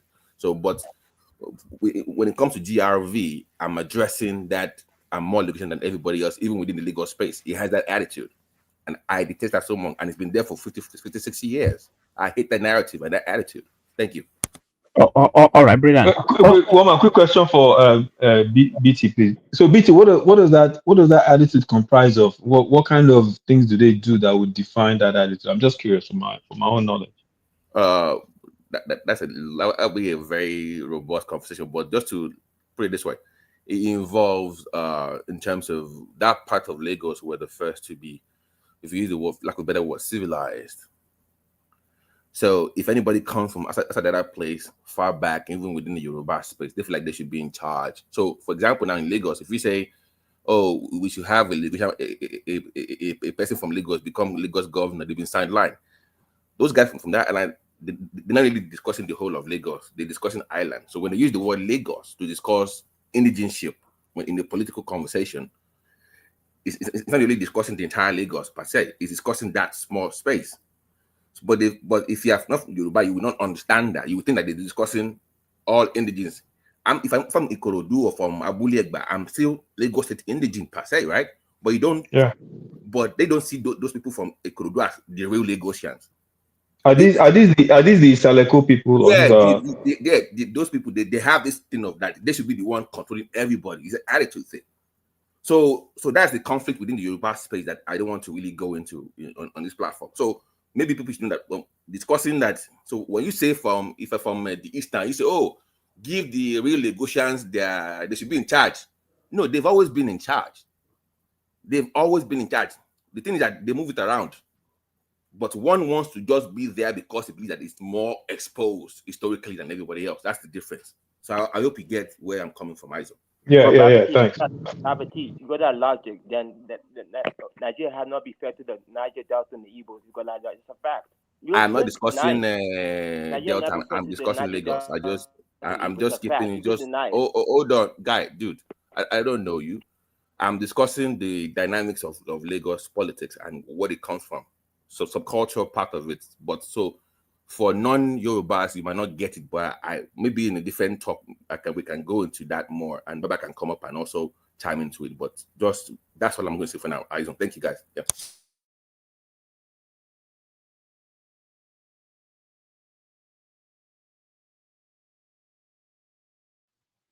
Yeah, woman.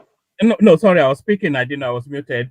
So all right, brilliant. Let's hear from Simba. Simba, you've been following the conversation all the way through. So come in at whichever point of entry you'd like.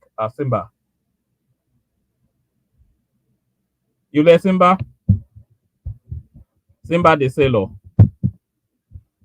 All right. Okay. You guys can carry on. Ola is here.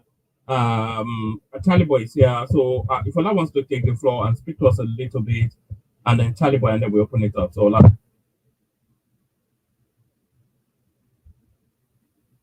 Is anyone speaking? Am I audible? Okay, you go first, Charlie Boy. Then I'm not sure if Ola is with us. So what's the topic about, woman? So you don't even know. Is this about Peter B did in Lagos? So yeah, what Peter B did? I'm here, so I can only target anytime I want to. Let them keep it up. All right, carry on. Yes, what I'm actually what Philip did in Lagos was wrong, but we can't deny it. I'm sorry to say it, but in my opinion, I'm from the southeastern Niger Delta region. I think we're treated unfairly in Nigeria. I'm sorry to say it's a truth. The Niger Delta region, the Igbo are treated unfairly. Plus, we control this country. We have the oil resources. We kind of not Niger Delta control Nigeria. We have the oil in Nigeria. That Nigeria will not be a country. It's a fact. We should show respect. We own this country because the Niger Delta region has the oil in Yeah, the but world. you're not from the Niger Delta. Nah, You're from, woman, you're you from, don't get it. But woman, you never understand it. You never understand it. But I just don't understand what I'm saying. I just don't understand what I'm saying. People in the Nigeria, people understand what I'm saying. It's a fact. no, no. What are you saying? What are you saying? Are you from Igbo land? No, I'm not.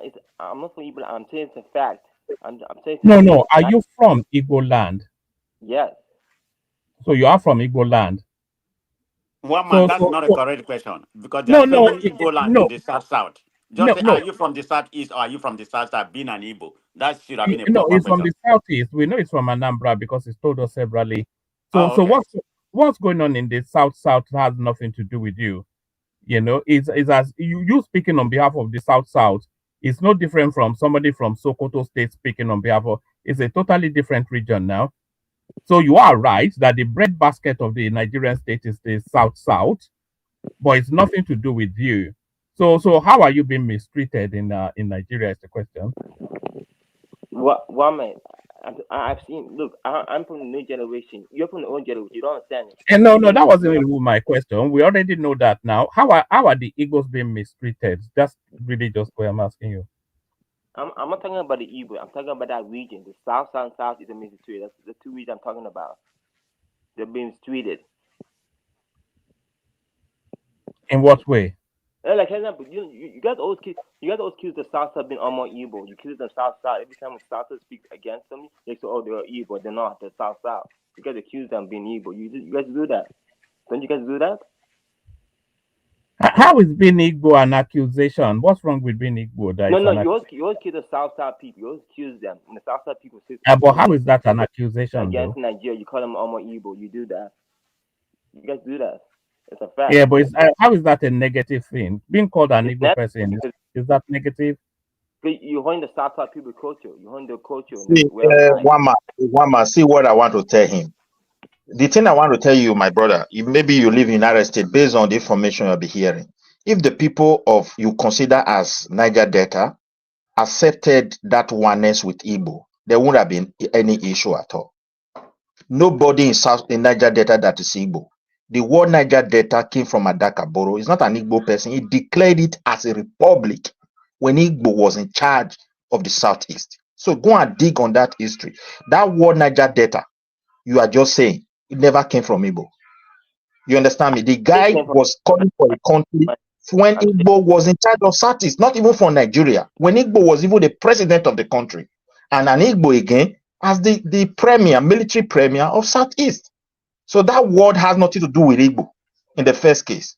I didn't say it do with Igbo. You don't get what I'm saying. If we unite, for example, South and Southeast are called Niger Delta, and everybody accepted it, there will be any issue at all. What you are saying, we even unified everybody. You see it now. But the narration of when the rest people reject it, you will be forcing them. You are Igbo, you don't know your history. You are South, you are Niger Delta. It create problem. And that problem is what you are seeing in Lagos. Let me tell you, people are trying to protect their space from any moment from now. People will be, you will not believe it, the way it will be across the globe. Even United States, your prime minister, your president, look at the way he's behaving. He want to protect his country. UK, far right want to take over. Where I live, far right are already in charge. Across Europe, what are they doing? They want to protect their land and their identity. Likewise is what is going on in Nigeria because the rest people around Igbo now feel threatened that Igbo want them to be Igbo. Midwest. When Will you I'm just saying stop? Will you stop this nonsense? You are missing the point. wait. The Sorry, country is but protecting this Midwest, country has nothing to do with Nigeria Mi- being troubled. That yeah, just it's totally Midwest, different is context. that, We are all wait, one ask, Nigeria. We can do what we want here, or whatever you want to say. But you can't use that as an example. Like America, say America first. If you don't, if you're here illegal, you need to Look, go. That's a different comparable. narrative. Unless you are Midwest, dumb, you don't know what you're comparable. talking about. Calm down. Midwest, make I ask you. So the fact that some of these far right, borderline racist individuals in the Western world want to make their society more homogeneous, which is a hypocrisy, by the way, because as they are doing those things, their corporations are coming to our backyard to steal minerals and resources to put money back in their pockets. So let's not even talk about those people. They're not serious people. But just because they are behaving like that, does that mean that as Nigerians, if I want to go to Ekiti State or Ondo State, if I want to say I want to open a cocoa plantation in Ondo State or Ekiti State, I cannot do that. Or if I say I want to go to Lagos and wait, just a second, because we need to understand. We need to understand some things here because and we need to stop this. We need to stop this. You understand? Because I'm not finished now. Let me finish. Let me land the plane. Because when I listen to like the comment you just made now about Trump, some far right people here saying this, and then likewise now people are trying to protect their space. I don't understand what that means.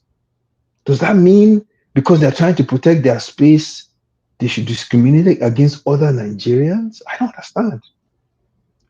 It is not okay. Let me respond to you, Midwest. Just hold on for me 2 minutes, so Midwest, if you don't mind. You see what my Midwest said. You understand? He just happened to be a very bold person to say the reality, and it's not being diplomatic with it. And in reality, what he's doing, what he's just said, is what is going on. Now, when this Trump you are talking about brought the idea of H-1B visa, you think it's going to end up there. You understand? You need to come and see the way Canadians are speaking. Okay, that's it. The problem is this. As Nigeria is today, when you look at the way it is, the problem, ask yourself, why is it that Yoruba are not telling Fulani or Hausa, go back to your state? Why are they not trying to find them? Why is it that you don't find them telling Ebira the same thing, or Ijaw people the same story? You can now I'm a Canadian, but do I need to go to Toronto and be telling all those people that are indicating there that Toronto is no man's land? You understand? There are some kind of unnecessary provocation and unnecessary kind of utterances that can create this disunity that is coming, that we are saying the elder from that particular region should try and re-educate the people and caution them. That's the problem here. As it is now, is anybody from the eastern part of that country living in Lagos that says, okay, come and be going? No, everybody will just be talking, everybody will be rapping. In fact, there are so many Igbo people in Lagos today. One of them is one Nollywood artist. He's a very popular person that is just like everybody just see him as Omo Isaleko. You understand? Because people see him as, but one day and someone will just come from somewhere that Lagos is no man's land. Those kind of statements, you understand, goes beyond that you are seeing physically. That is one of the problems. So you can come from the north and establish in Ekiti. If you like, can live there for 500 years. Nobody will talk. But the day you say Ekiti is no man's land, oh my goodness, that is where you will see people talking. That is this. As Nigeria it is today, nobody stop anybody from going to any. But listen, Ola, I understand. Nobody is going to tolerate disrespect in your own ancestral land. But the truth about it is, what percentage of Igbos are saying this? It's a minuscule number. You do understand that, right? So it's not the percentage. So wait. So what I'm saying? Hold on. It depends. Who are the category of? Ola, wait now. So what I'm saying is that let me give you an example, and then I'll let you speak. Let me give you an example. Let me just give you an example, and I'll let you speak. So if you have 100,000 people, right, And out of that 100,000, maybe you have 60 of them that are making this comment. That is not the issue. Does that mean if Tinubu made a statement today is different from where Ola make a statement? So I think you're saying Igbo leaders are the ones making this comment. The first person to commit that atrocity in that country was the first indigenous speaker who happened to be an Igbo person. And a lot of Igbo leaders said that after that. That's the problem. Like who? Give me an example. Give me an example. Give me an example, please. I want to know who. Who? Like which Igbo leader? I said the first indigenous leader, a speaker of the house in Nigeria, who happened to be an Igbo person, was the first to name that statement. Who is the speaker? Name the speaker. Come here with fact. Name the speaker, and I will fact check you. Before you speak on a national platform, you need to come with fact. And give me a minute.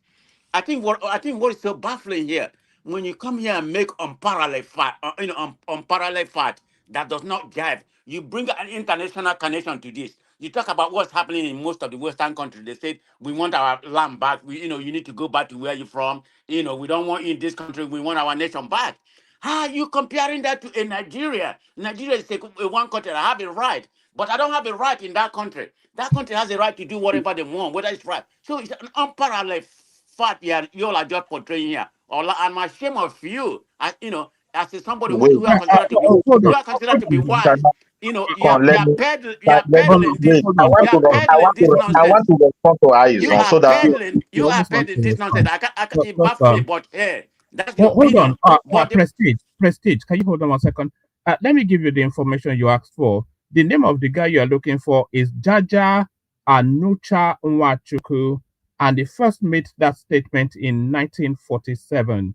So the attribution for Lagos is no man's land. 1947. You're not even been born. One man, 1947. My Come God. on, Nobody has even been born. This is where we have deteriorated. Why don't you not fight against facts? The name of the guy is even Nigerman is confirming it in the comment section. Is Jaja? We agree. We agree. Demand. We agree. Okay. So here's the thing, guys. Here's the thing. We agree. This man made this ignorant, stupid statement. Yes. So we should punish Igbos in the 21st century for what this comment this guy made. But the question we should ask: why are we still? Come on. What are we talking about here? What are we talking about? They're still perpetrating that statement. That's no, but one man, it is the minority. You cannot. It's not what.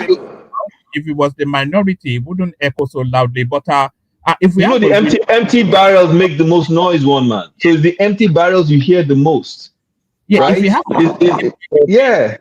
Please, can you permit me to ask I? Hold on. If we have the window, we want to bring Hassan into the conversation. So ask that question. Give just a little a response to it. Izon, and then we bring Hassan into the conversation. Midwest. Okay, I believe you are also from South, but I want to ask. Yes, I'm a Delta man. Yes. I want to go back to that statement that this guy from United States, he's from Igbo, that said Niger Delta people, they produce everything. Although he's right, but you from that same South, can you call yourself, when you say you are a Niger Delta, include that of Igbo, or South and Southeast, they are together, are they the same? Wait, are you saying there are Igbos in Niger Delta now? What are you saying? No, the question, can you say you are the same? Like, we are Braifa, we are together, we want to make sure we break away, or maybe we want to do something on our own to be able to stand firm in togetherness. That name Braifa. Do you see that sense of unity? What are you asking about? I'm an Igbo man. I don't want to break away. I didn't ask you that question. You see, the problem is... My brother, most Igbos don't support Biafra. You know that, right? Most Igbos don't support Biafra. You know that, I just remove Igbo now. You are not an Igbo. As a different ethnic people, from that very particular people, are you really with them? Like, okay, we are one. Let us do things together. When it comes to I'm with you. I'm with Omo Odua. I'm with Yoruba people. I'm with the Hausas. I'm with the Fulanis. I am Nigerian. You understand what I'm saying? So the way I Okay, see it is, I if you're love, I asking love me, them. wait, my brother, if you're asking me as an individual, right, my Yeah, response to you is I represent that flag. You understand what I'm saying? My okay, ethnicity is Izon, but I represent that flag. I am in Nigeria. So the okay. Fulani, the Tiv, the Yoruba, the Ibibio, they're all my brothers. The way No, I you take see it, you you take it from a understand? different. Maybe I didn't Uh-huh. present it. I'm not talking about Sorry, Nigeria. Midwest. We have to bring Hassan into the conversation at some point, but land that point and then we bring Hassan in. What I want to say is this, my brother. These things have been going on for so long. Even the problem that we have as a country started from that Southeast, to be honest.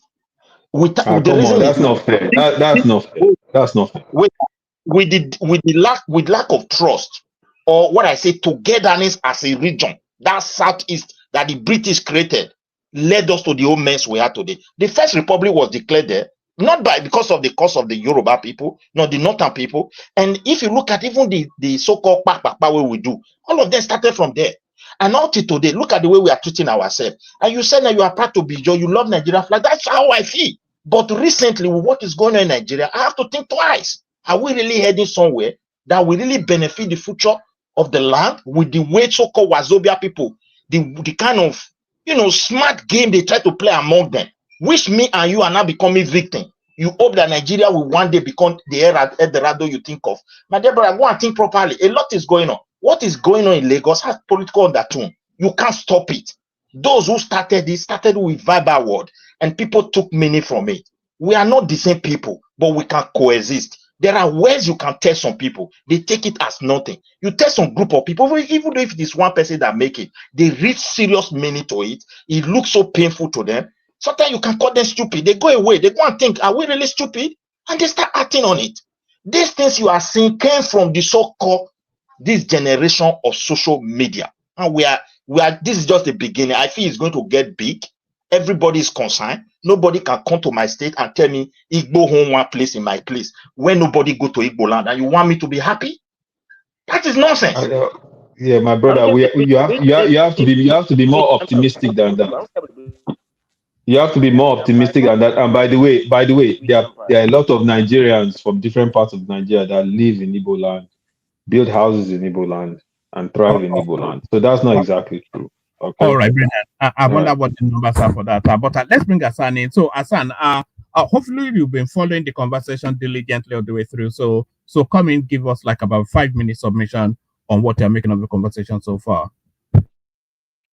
Hello, one man. Hello, everybody. Why am I getting a feedback as if I'm echoing? You are using two devices, so Hey, yes, you are here twice. Let me drop one. Carry on. Is it better now? Yes, slightly. Carry on. No, it's still echoing. We can hear you clearly, so I'm not sure. It's possible for him to go and come back. If you can create that space for him, he come back again. But I don't know if it's possible. I'm trying to see whether I'm connected to different devices. No, we can hear you okay. We can hear you, Hassan. We can hear you. All right, let me continue. I hope everybody is fine. I was in the field all through the day. I just got back, and one man gave me the opportunity to come in. Well, I've been hearing what you guys have been saying. It's quite simple and complicated. Simple in the sense that in the everyday activity and interactions that we have between each other, it is very natural that we get something that we call pattern recognition. Like pattern recognition is something that is a means of survival. Like, how do I even say it?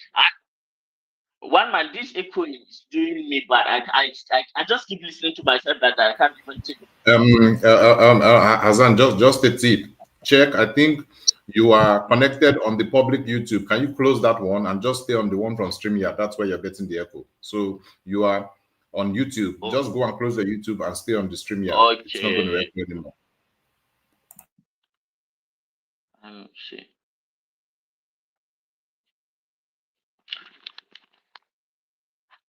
How about now? It's good, yeah. How Yeah, about it's your good. side? We can hear you. I don't think the echo is from me then. Has to Please, be is somewhere there else. anybody that is not on move? If anybody is there We that can didn't hear you hear clearly, It's and I not from can't me. hear any echo from here. So maybe from your side. Yeah, I think you are good. Nobody else can hear any echo. Yeah, I can't hear any echo. Wow. How does this Or are happen? you Anyway, are you in the space? Are you in another space? let me just go out and come back again. So, may But Simba you are mute. here. Make I say Simba You are don't mute, okay. abi?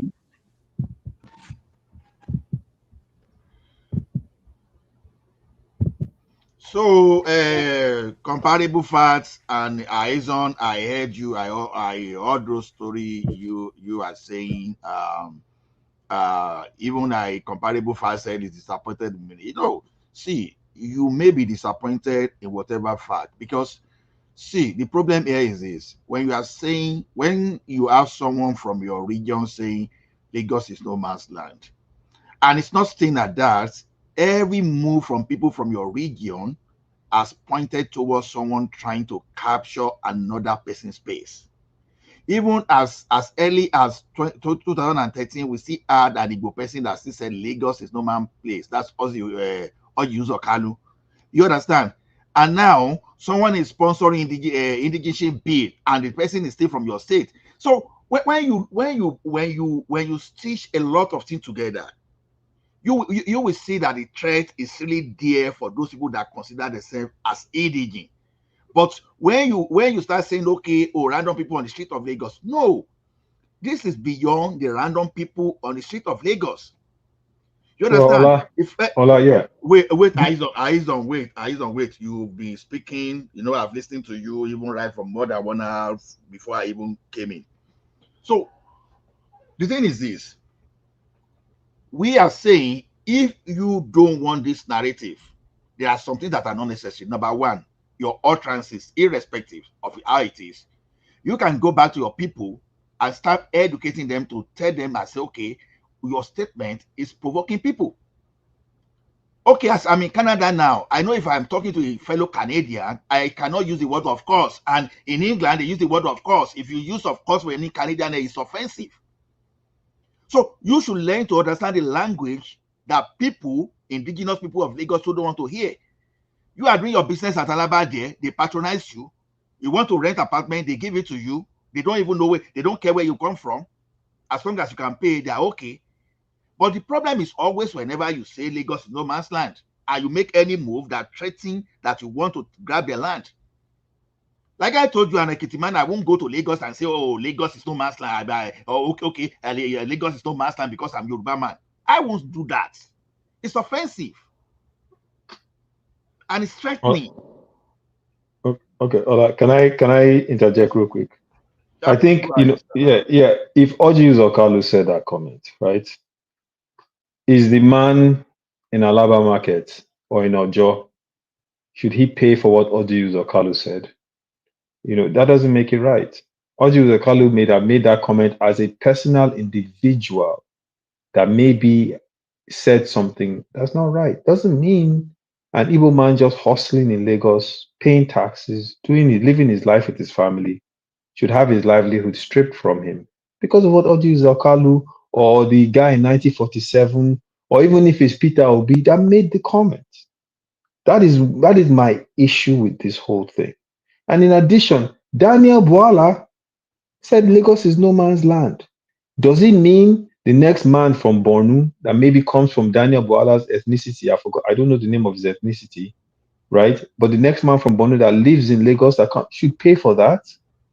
That is my issue with it. I don't think it is right to make that comment. I grew up in Lagos, right?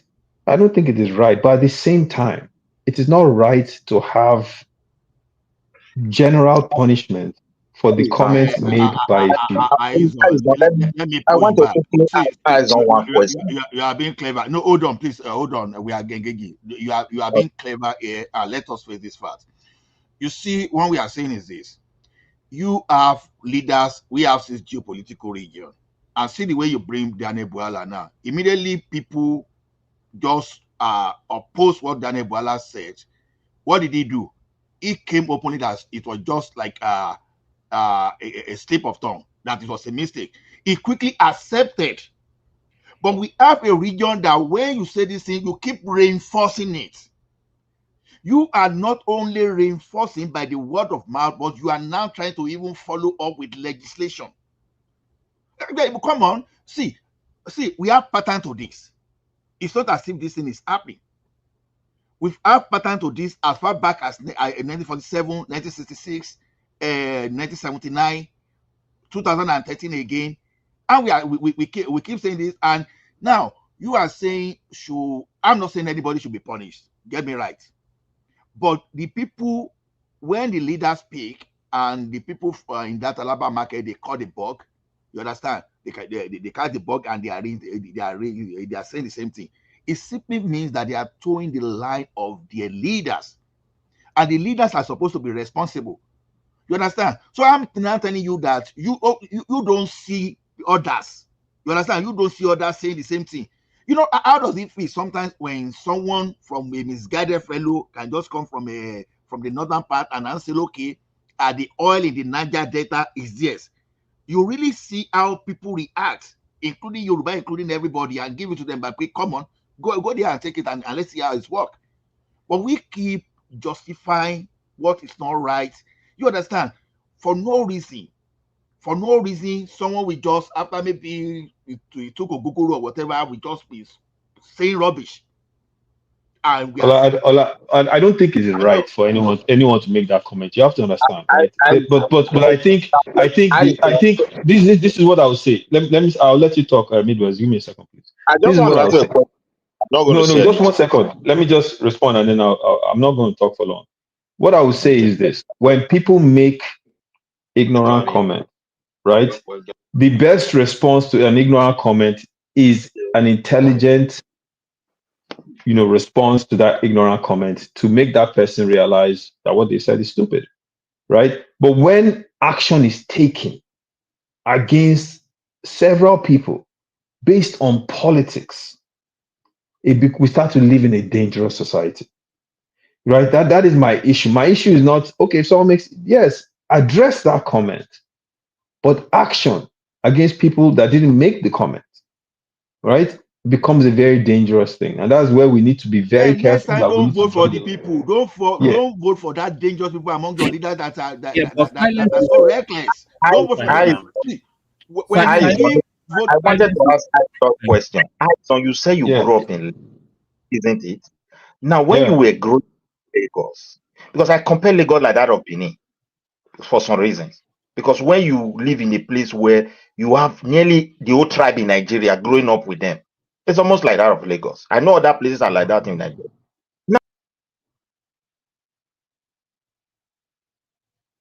Oh, okay, Midwest. So Aizon, what I'm Obedience don't catch him. Can I come in now, please? I need to Obedience you can respond to say Ola. this thing.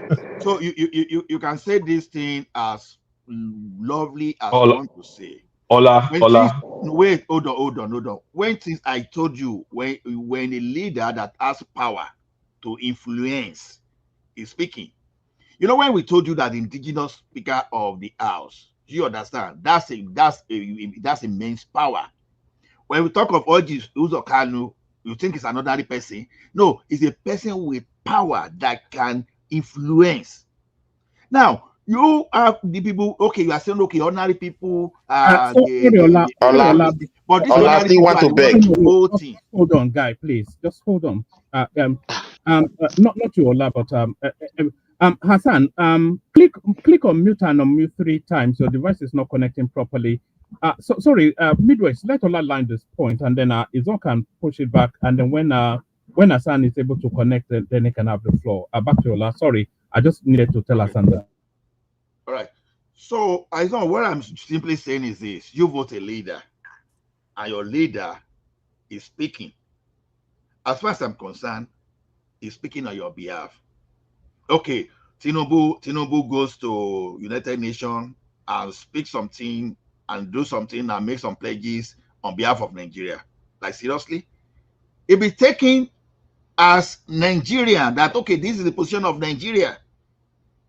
A speaker of the house is not an ordinary person. Orji Uzor Kanu is not an ordinary person. That is what we should think about. So if the people are not in support, go and show that political next time that okay, this leader, you are dangerous to us. We are not going to vote you, and go to that place next time. But what do you get instead? You now see people that you call ordinary people, they start reinforcing what the leader. Ola, please let me And ask are Eyes some claiming question. that it doesn't matter. Wait, let me respond to what you said. So Ola,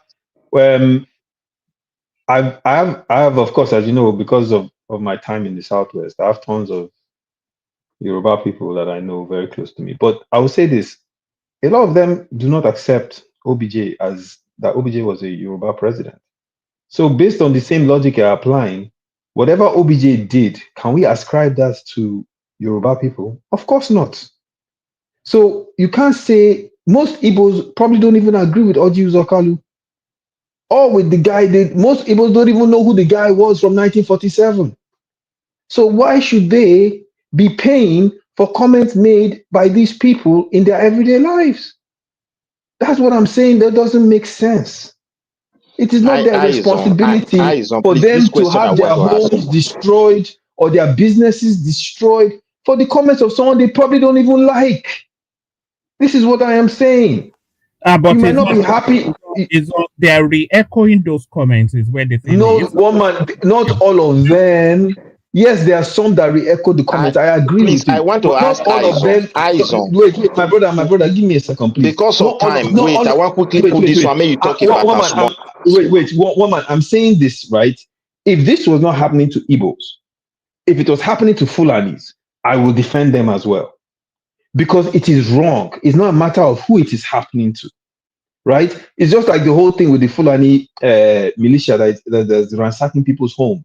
We condemn that and we know it is wrong and we say they should be brought to account. But it doesn't mean I will now sanction action against a Fulani family or business in a place in another state. That is wrong. And that is what we need to be careful about. That is the point I am making. Let me You say can that go ahead, I please. think Allah is being half truth. Allah is just saying half truth. He just came here and cornered the whole what we are conversing. I mean, I would call it what Allah told is lie. And let me say that about Audrey Carlo. We say somebody made some statement in 1947. That's a long time ago. So let's speak to the present. This is somebody, a third in command in the house, table a proposition about indigenous. He never said the proposition. He never said about Igbo own Lagos. It wasn't about that, and that's the conversation. But this man proposed something. Say, for you to be in a state, you have a right to vote. Another kind, anywhere you are born, you have to call that your state. Another kind. It was just a proposition, and two people from Yoruba land, from Osun State or Ekiti State, seconded that proposition. About some people in the north seconded that position. Allah just came here and give you a half-baked truth. So when we maybe some people don't know the genesis of this proposition this man just tabled this year, and you are making it like this is where the Igbo got their rhetoric from. It's not even comparable. It was something that he proposed about the indigenous. 10 years there or wherever you're born, you become, what is comparable where we are right now in the state or any civilized country about being an indigenous of the whatever where you're born. So it has nothing to do with Yoruba, Igbo own Yoruba or whatever, which is nonsense. I don't believe we need to respect the ancestry of that land. Allah just came back and give you half truth, and you are buying it. Go fact check Comparable what the fact. man A proposed. disclaimer for you. A disclaimer.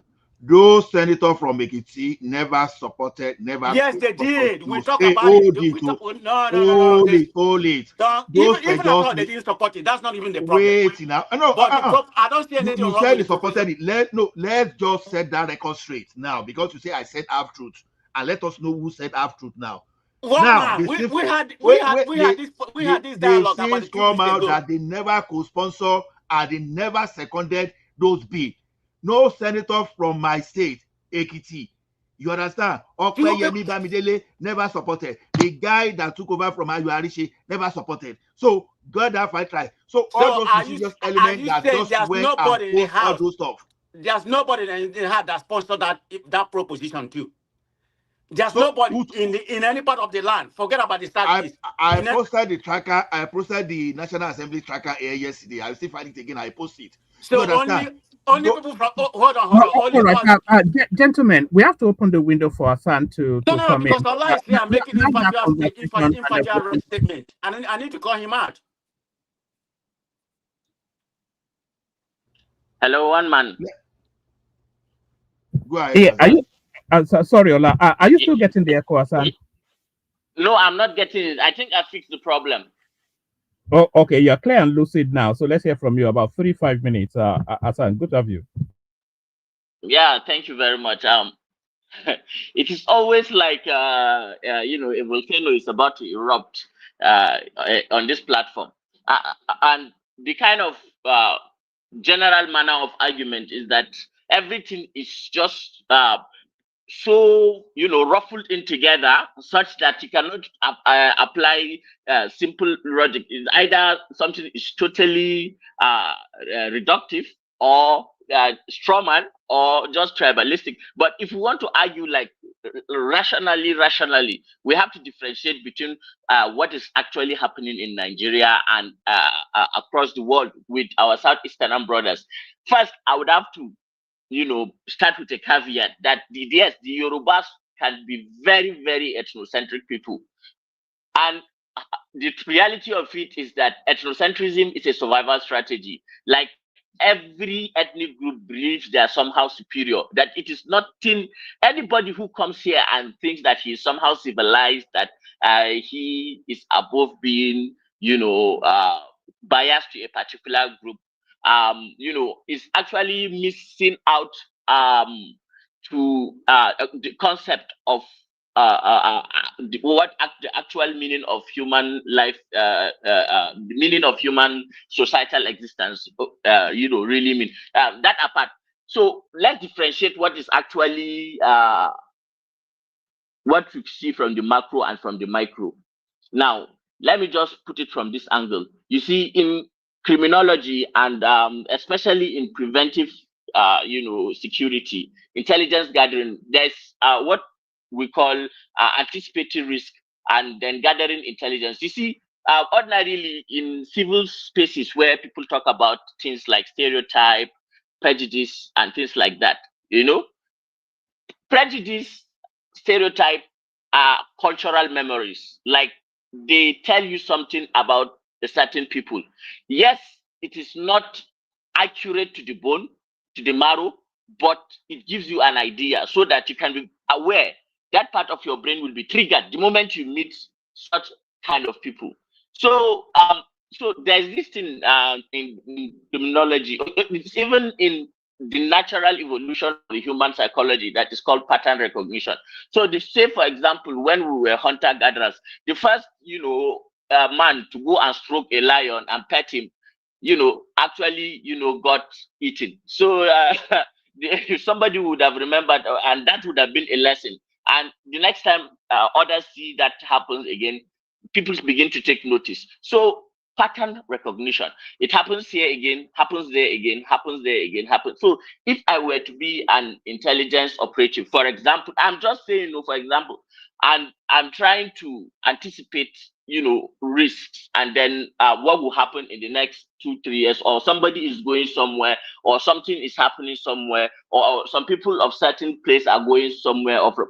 I'm going to factor in all these things. They have inherent value. Now, what I'm trying to say is that, you see, personally, you can be intelligent, peaceful, whatever. But there is a difference between personal intelligence and cultural intelligence.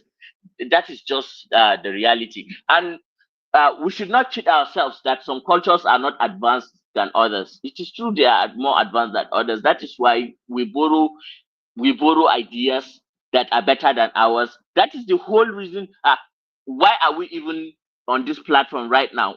It's because we have been borrowing. The cultures borrow from each other all the time. And now what is very important is for the culture that has a flaw to first admit it. But not to take it in a way, and we should find a way to tell it, and in a way that it will not feel as if we are insulting, as if we are degrading.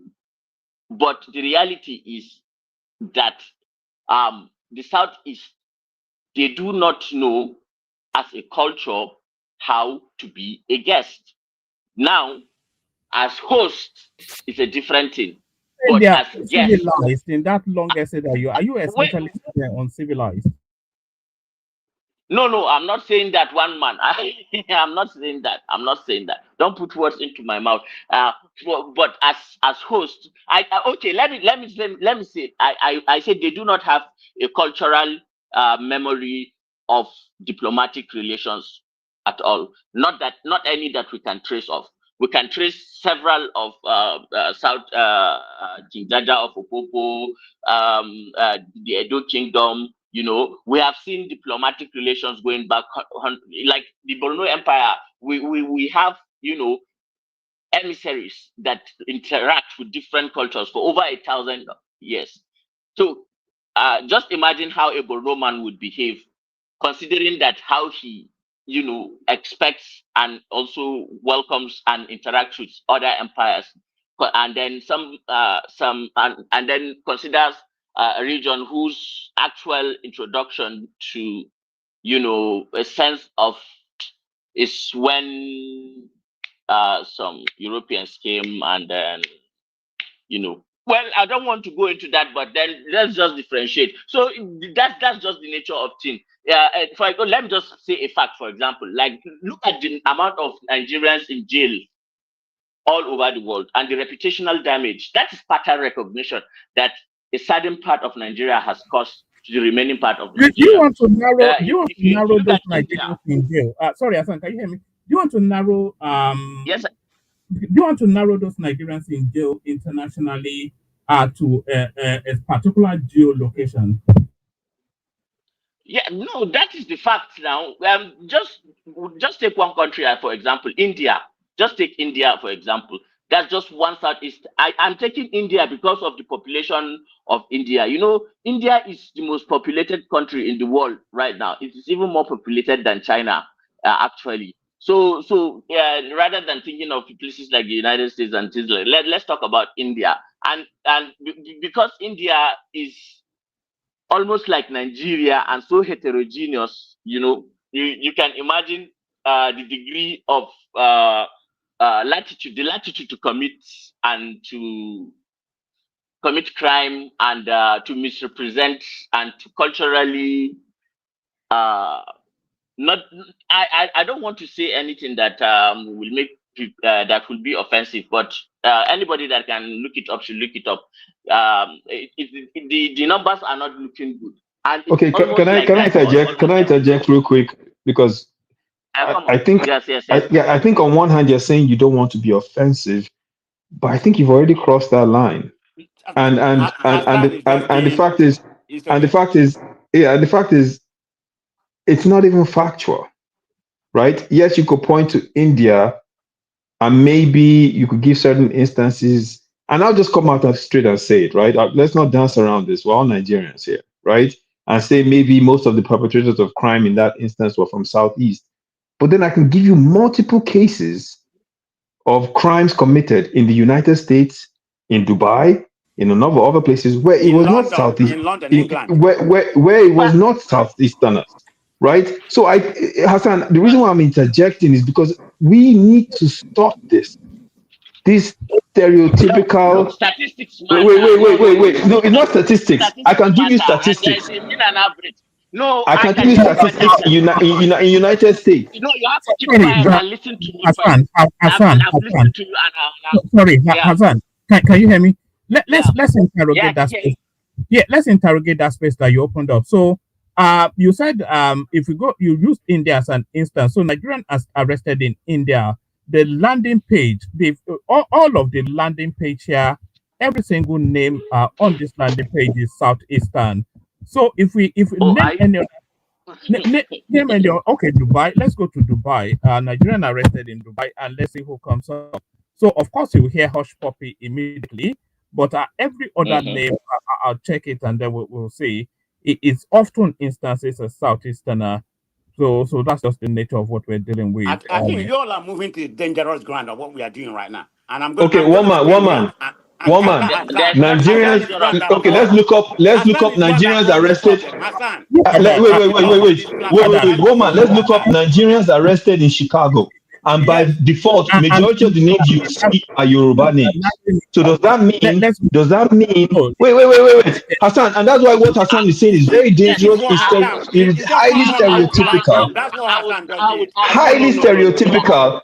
And it is not the way you address an issue if you are not trying to throw gasoline in the fire. Because for you to say that, for you to say that, I can give you examples. I can give you. Is it okay, Hassan? Wait, Hassan. Is it okay? Is it okay for me to say that Northerners? Wait, Hassan. Is it okay for me to say that Northerners are by default Islamic terrorists and fanatics? Is that okay for me to say that? Is it okay for me to say that? I'm going to mute you for a moment. So you mentioned the United States. So I've just changed from India to the United States. And the first landing page, this is from the Department of Justice, Nigerian national sentenced to 2 years in prison. What's the name of the Nigerian? Unwa David. So I name another country and we go there. Every single country is the same. But one man, I'm looking at the list and I'm looking at Oluwaseun Kasim. I'm looking at Olalekan Jacob Pony. I'm looking at wait. You guys, this thing that you people do. I'm looking at Ridwan. I'm looking at Ridwan Adeleke Adepoju. These are all people that committed crimes. You cannot defend your point and then you shout out people. I am giving you. I am putting a point to you that your facts are incorrect. That's what I'm saying. That's what I am putting to you. Your facts are incorrect because you are. Sorry, hold on, Hassan. Everybody, hold on. Hold on, Hassan as well. Hassan doesn't very, and I noticed this about the Northerners as well. We get it with Ribadu, even Q when it turns up. They don't often function very well when the voices are cascading over each other. So you can't narrow it to a particular city. So we're going countries. We went to India and it was the Southeasterners. You said the United States and it's still the Southeasterners. So we have Unwa David here. And then we have a Yoruba name that comes up next. That's Olamide. And then I'm just showing the ones that pick up the name. If you go to the third one, it's Prince Okoye Ezema. And then if you go to the third one, to the fourth one, it's Omoyema Christopher Okoro. So this is the United States. So you can't narrow it to just one specific. Yes, but woman, there are lists I can provide to you that has an overwhelming number of Yoruba names. You see what I'm saying? There are lists I can provide you with an overwhelming number of Yoruba names. There are lists I can provide. Look, the people sponsoring the people that was sponsoring. Sorry, I'm muting not to stifle your voice, but just to make it orderly somewhat. If we go to any country that is not ethnic specific, if you go to Saudi Arabia, the Southeasterners don't go there, so you get a false. If you go to any country that is open to all the ethnic stuff, Woman, you guys are driving a false narrative, and you're muting me because you don't want me to interject and bring the other factual information that debunks your false narrative. This is not how you. Yes, because it is a false narrative, right? By the same argument Hassan is making, I can make the argument that Northerners are religious fanatics and terrorists. That's the same logic he's using, right? I can make that same argument that by that same logic you are using, the names involved in terrorism in Nigeria are by default not of Lokoja. That is the same logic you are using, right? Is that true? All right. Is that true? Hold on, Hassan. So Izon, you've made that point. So let Hassan just have the window to Hassan without interjection. Hassan, back to you. You always need paracetamol after coming on One Man Went to Vote. You need a and you can't imagine the kind of desert that I just came back from. Anyway, okay. Now I will not blame you if, for example, somebody is coming from Borno State and you become careful with him. Why? Because there is active terrorism there, especially in those times where it was really happening. Like, that is just normal human sense. There is a reason why we developed the faculty to have a cultural memory. That is just, those things do exist. Now the problem we have had with this new world philosophy of materialism is to just shift everything into the individual and assume that the individual is has the ultimate understanding and of the world and how he interacts. Now, stereotypes are what they are, but we have to, even though they are negative, they have a function. Whatever you see is happening in the world, there is what is ideal, and then there is the reality. A lot of people will say, I love nature, I love nature, I love nature, nature. And I'll listen to them and then I will smile and I will say, these people don't know what nature is. They just love the good part of nature. The serene, beach ground, birds singing, waterfall. But you don't want to see the other side of nature where it can destroy in just a few seconds. Reality is different from what you take as the ideal. Now, the way I talk is different from you because I talk from the macro. I look at what reality is. And whether you like it or not, your ideal is not what the world will use to judge you. It is the reality of how the world works. That is why we live in a brutal world where America, because they have the largest army and the largest economy, are dominating over others. Now, ideally, we should be living egalitarianly. Now, why are we not? Because reality trumps idealism. There is that ideal. So come down to the level of reality and then start to understand where I'm going with my argument. Now, I'm not trying to attack or say, but I will not judge or find it offensive if you think I'm a terrorist. That is left to you. That's your problem. If I know I'm innocent, that's your problem. At least because I know I'm not willing to harm you. I have no guilty conscience, and I know I'm okay wherever I go. But I am not okay with having a passport that I will have to be waiting, be extra search, removed from other people, giving extra attention just because I am from Nigeria. And the people who have caused this are people who generally at individual level have individual intelligence, very intelligent people, very nice people, but culturally have a long way to go. This is just socio-anthropology. I'm sorry, facts No, sometimes are no, no, it's difficult. not social anthropology. It is your opinion, right? You believe that culturally the Igbos have a long way to go. That's what you just said. It is your opinion, your subjective opinion. For whatever reason, it has nothing to do with cultural anthropology. You do understand that, right? Because if you ask, wait. If you ask cultural, why can I not interject?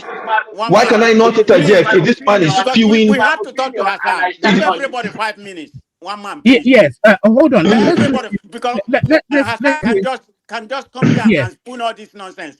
yes. You can't get a response. Everybody, Yes. because I It will have my get the data. response. I have Hold my on. data to back what Yeah. I'm Can saying you here. hold You're on? hiding ethnic bigotry behind fancy words. At the Everybody end of hold the on. day, Hold on. Yeah. When I say everybody, includes you, is on. Let's do it this way, so it's a bit orderly for the purpose, for the benefit of our audience.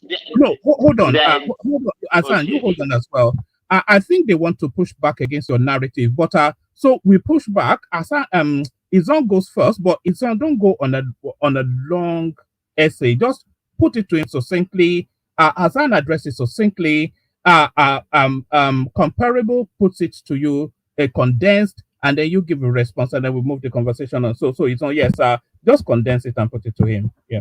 yeah, he's saying people that are culturally backward, and this is anthropology. It is not anthropology. It is your subjective opinion of a group of people that you happen to share a nationality with, and what makes them culturally backward. Do you know that the so-called anthropologists that you are referring to have said that the Igbos have existed for thousands of years? There were findings in Igbo land of trading with Carthaginians.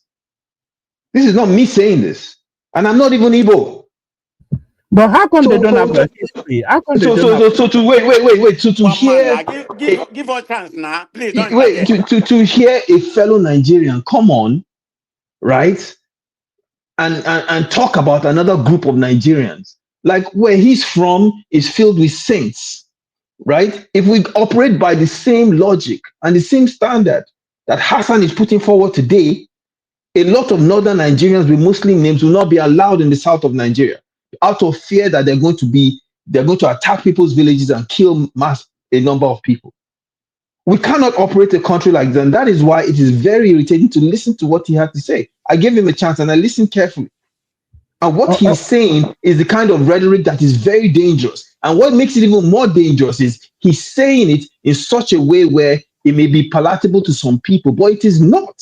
At the end of the day, what he's saying is even worse than what some people were getting angry at what Kenny said.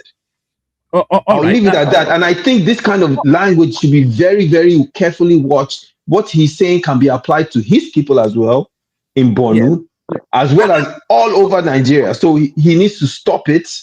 It is not the kind of language you used to denigrate and refer to your fellow countrymen. All I'll right, leave it Milan. at that. All right, Milan. So I thought Hassan's Wait. language carefully chosen. Let Kenny too. Let Kenny too So say his own yeah, bit so respond and that then I can answer them both. All of them, because they seem to be going on the same trajectory. No, it's me. It's not Kenny. It's me that want to respond to comparable facts. So don't hide. So I was gonna. Oh, okay. Comparable fact, I was prestige. I You, was gonna yes, I you. was gonna I was gonna respond to Allah, in the first stage because of the statement. But let me start from there because this is an opportunity, and I don't want to lose this no. Keep opportunity. it to Hassan, so it's sort of orderly. Then when Okay, Hassan okay. I responds, was gonna respond to the sponsor of the bill because I have the people that sponsor the bill. But yeah, okay, hold let that me thought. Yeah, digress. keep Let to me Hassan, digress to that and then because we when go we back. come here, we need to come here with factual statement. I think what Hassan has done here is very insidious, in my own opinion. I mean, we were talking about what actually happened and how to bring the country together. Now you came here and because I'm portrayed the bigotry that you are in order for people in this platform to like you. Because when everybody has been talking here, it has been about the southeast, the southwest. That has been the bone of contention here. We try to narrow it. Some people are very civil about it. Everybody has the opinion. But you come here and bastardize everything and show your bigotry because you want people here to like you, to love you, to welcome you, to say you are this intellectual northerner, you know, that come here, So let's listen because he speaks pretty good English. That's exactly what you have epitomized yourself to be, that you're a bigot to the highest level. And I'm going to call you out. That's who you are. Because everything you just stated here is fatally wrong, incomparable. Because crime does not know a tribe. And you come here, you paint this picture that it's only Igbo that commit crime. They are the one disgracing Nigeria. After all, the so-called the number one citizen of this country, the so-called number has a dodgy background, whether it's true or not, but it's documented there in the international level. So if we're going to talk about people committing crime, you have to go with the number one citizen who has a dodgy background. I can't even talk. The number one fraudster, in Africa is a Yoruba man. Hush Puppy, who is serving 10 years. He has 3 more years to serve. And I can go the No, list. it's an What, Igbo man who sold a Brazilian airport. Who sold an airport in Brazil? what are you talking about? Just let me finish. Then you Check your can interject. history. Now I'm going to correct you Invectors guys. Obi is not a Yoruba man. Now, Invectors Obi is not a Yoruba man. I said there's many. No, I said the no. biggest fraud, like into the largest fraud amount that was ever done, a heist by a Nigerian man, was an Igbo man that sold a Brazilian bank the airport of Abuja. Just check it now. Like it was like in, I think in the 90s or somewhere like that. Can I finish? Can I finish my statement before that you guy is a respond? chief. Before He's you not. respond. Now I'm just correcting you instantly This is because what you you have guys done just here. You misunderstood just dumb everything. here and break every time. I think what you are doing here It's for people to like you You and welcome you you are here. the biggest bigots, calling others bigots. Just the And way you are a terrorist. one Mr. I McCarthy. rather take a bigot than a terrorist. A terrorist like you. Oh, You're a all right. Fulani infested woman. Yes, The I agree. Northerners don't have Yes, nothing to offer. They are I agree. uneducated. They are illiterate. And that's No, what no, you are. no. Oh, Yeah, hold So on, if hold you on. want to go that round, let's go thank you. that round.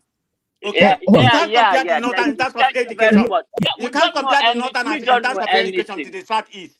Let's go on education. You Oh, can't compare them. oh, You are a terrorist. That's what you are. Everybody I'd for them. rather take a bigot than a Everybody, terrorist. everybody That's for what you man, are. control yourself, man. No, Control you yourself. control Control yourself. yourself. You are You a are not a, you terrorist. are not no, a no, G. hold on, You are hold not on, a hold G. on. Don't I've get muted you. emotional. Come I'm on, also, control yourself. I'm also muting you, Hassan, just for the purposes of a bit of order. But don't call Hassan. I want you to watch this. Watch this. Born and bred in Maiduguri, and all through the insurgency, I have been witness to it.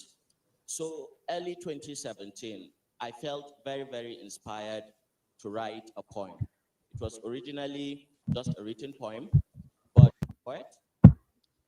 So I was with some of the people. So Prestige, the person you are looking at there, of course, is Hassan, and the occasion was the Nigerian Independence Day, and it was the chosen voice to speak poetry to the Nigerian national. So what? Okay. Who Oh, no, cares? hold on. So don't this idea of trying to dismiss him as Hassan is one of the leading emerging young voices in Nigeria. That's your problem. That's his We're problem. lucky to have him I here. don't give We're F lucky to at what he is. so carry All on. I know, Yeah. he's a terrorist. One, Who cares? one man, He there is is not no need to is a even poet put now, that. as you can see. Let's just engage. He's an Let's just epitome of a engage on a terrorist. Who gives a personal damn level. what he is? Look at him. Eh, yeah. You see why you guys always fail wherever you go. This approach. You see, I can be And calm now you're a and terrorist. I calculate, don't Okay, care. let and him then respond yeah, now. I Let him agree. respond. I'm I way to agree. you. I agree. I don't give You a F about you. You're a Comparable. terrorist. was that Let's a not make it terrorist. I will You can never loudly. say that. mingle with a terrorist No, like you. But let hold me A on. just talk. terrorist like you. Comparable. Let, yes. You've What? alleged. Let him respond. Let me just talk. Let me just talk. I would rather not argue with children who cry every little time, but okay, that's the reality of life, and that is what I want to still bring back the minds of Izon and and the last childish, emotional, I think old man that I just finished talking with. You see, people think of the ideal that civilization and these things like that. But yes, why do you still have policemen? Where is it that there is so much, murder, homicides? It is in the West where it is claimed that it is so civilized. And places like our place, we have the lower, homicide rates because we still have stereotypes. Now, just compare these two things.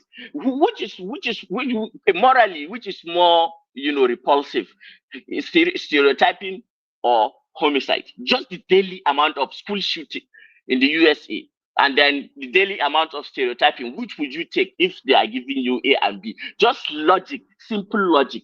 Now, you have to understand. Oh my God. Okay, let me come at it through this angle.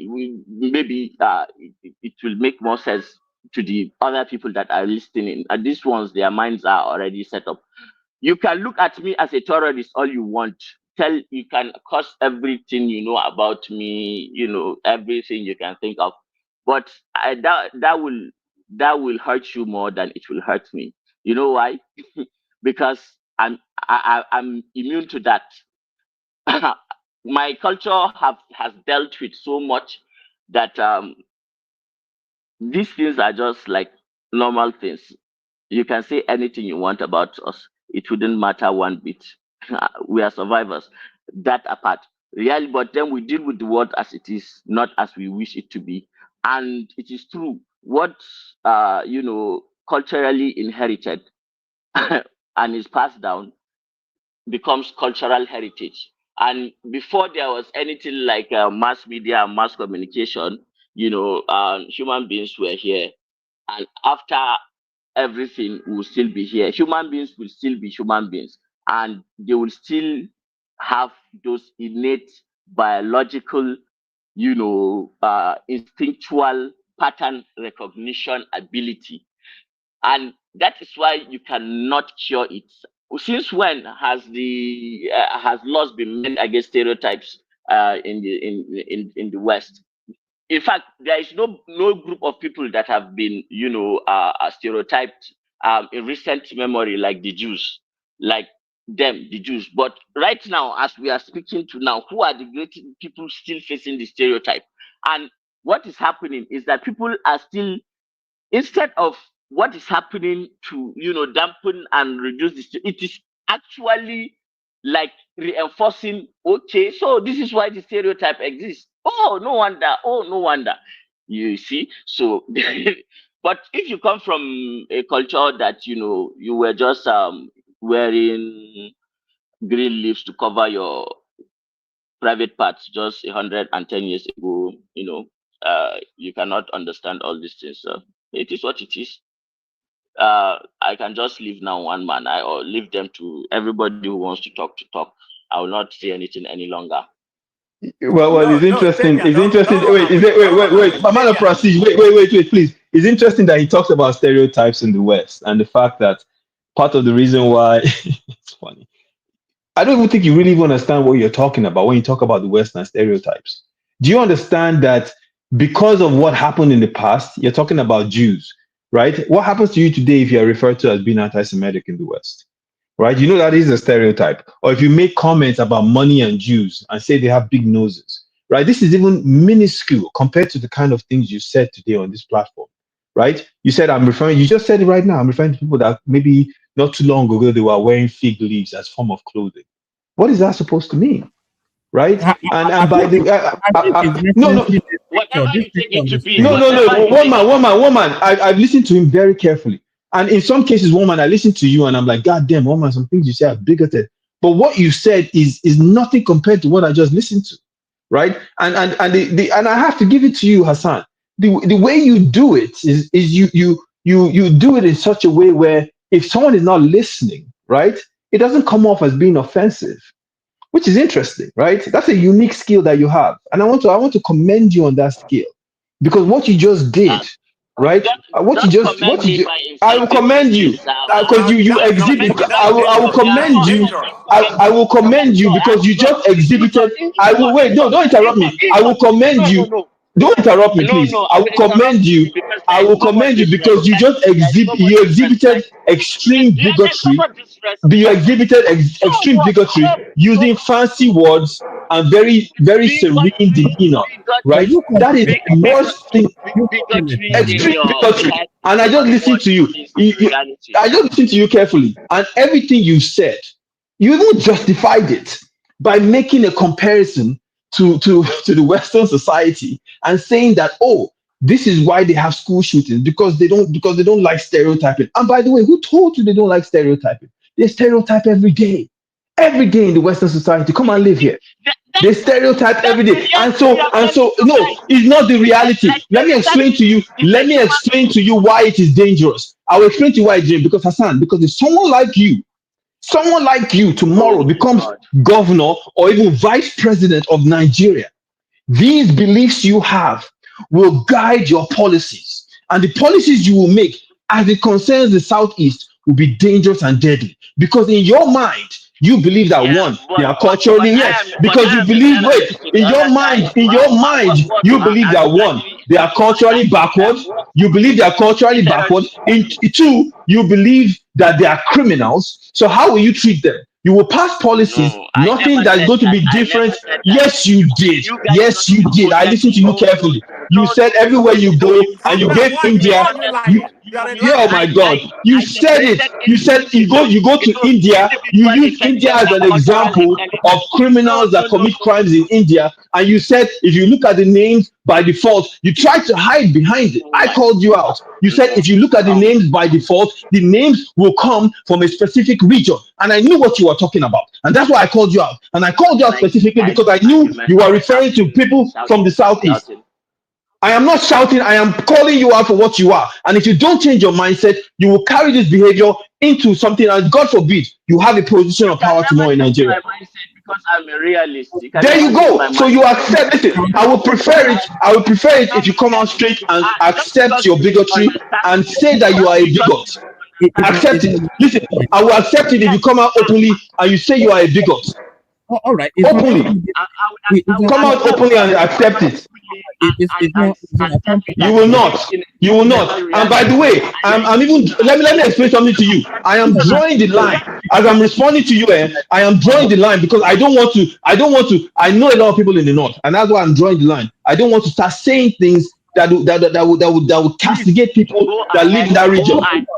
But people like you that come out and make these comments, you started off by saying that, oh, let's use India as an example. And if you look at the criminals in India, they by default come from a certain region. And that statement is not different from the statement Abike Dabiri made, which was ignorant and ridiculous. All right. And people like you, and by the way, and I pointed out to you that that is not true, because if I look at crimes committed in a place like Chicago and in the US, for God's sake, last month they released names of almost 20 Nigerians in the United States that committed crimes. Almost all of them were Yoruba names. Well, the data doesn't tell us that, but it's not. Right? But even if that was the case, even if that was the case, I will not say that Yorubas are criminals. That is the point I am making. All right. So that is the point I am making. Explicitly that Igbos are criminals. No, you didn't have to say it. You just implied it, which is even worse. Let Hassan say. Don't run away, please. Everybody, hold on, including you, Let me Hassan. just So it's on finish you. my bit. Yes, hold on, Hassan. It's on. You've made your point, so you have to give him the window to respond. But before you respond, Hassan, it's on. You called him. You said you called him out. You drew the analogy of terrorism. I'm not asking you to respond because he needs the chance to also bat back as well. So the window was already open and the conversation was in that space. But Hassan, you respond to that, and then we move it round. Hassan, not muted Izon already. is Izon is there are some people who carry themselves as some kind of moral purists who think they are above other people and they are so morally pure that whoever personalities are splintered across extremes.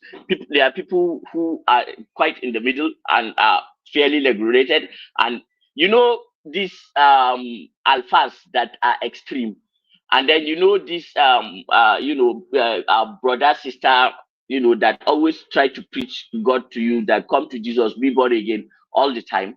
Like that can exist in every ideology that you take. Now, if you take this moral purity of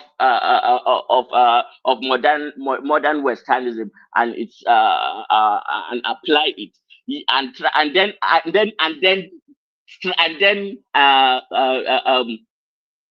imply or assume that just because you carry that belief that the world works that way, I think it's a foolish, because I have had to deal with reality and not moral purity and conjecture, and deal with threats as they arise and anticipate them.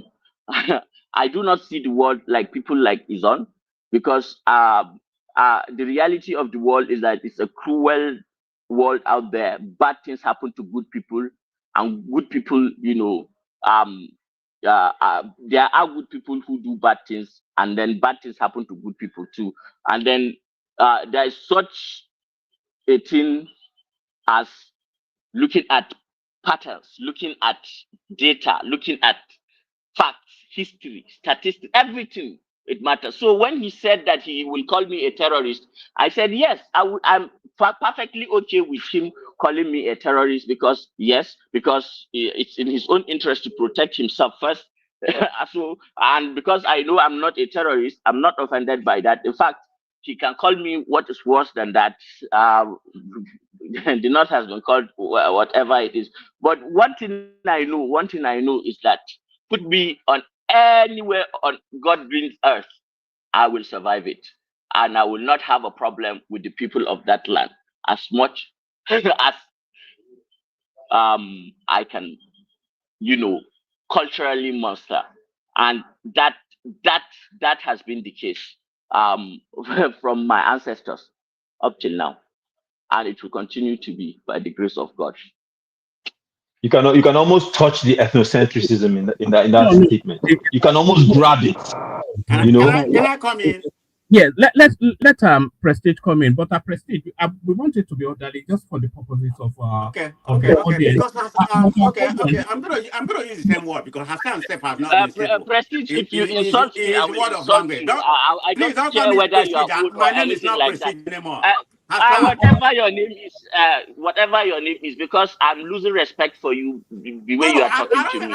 I tolerate, I tolerate, I tolerate people for the sake of civility. And if you cannot handle basic civility, then probably we should not even engage. All Yeah, right. you If So, lose you insult respect me, for I me. will I mean, insult you. I've Don't already insult lost me. respect for Don't you. insult. No, I'm just telling you. I'm just telling you. Don't okay, insult me. If you do, I will insult you.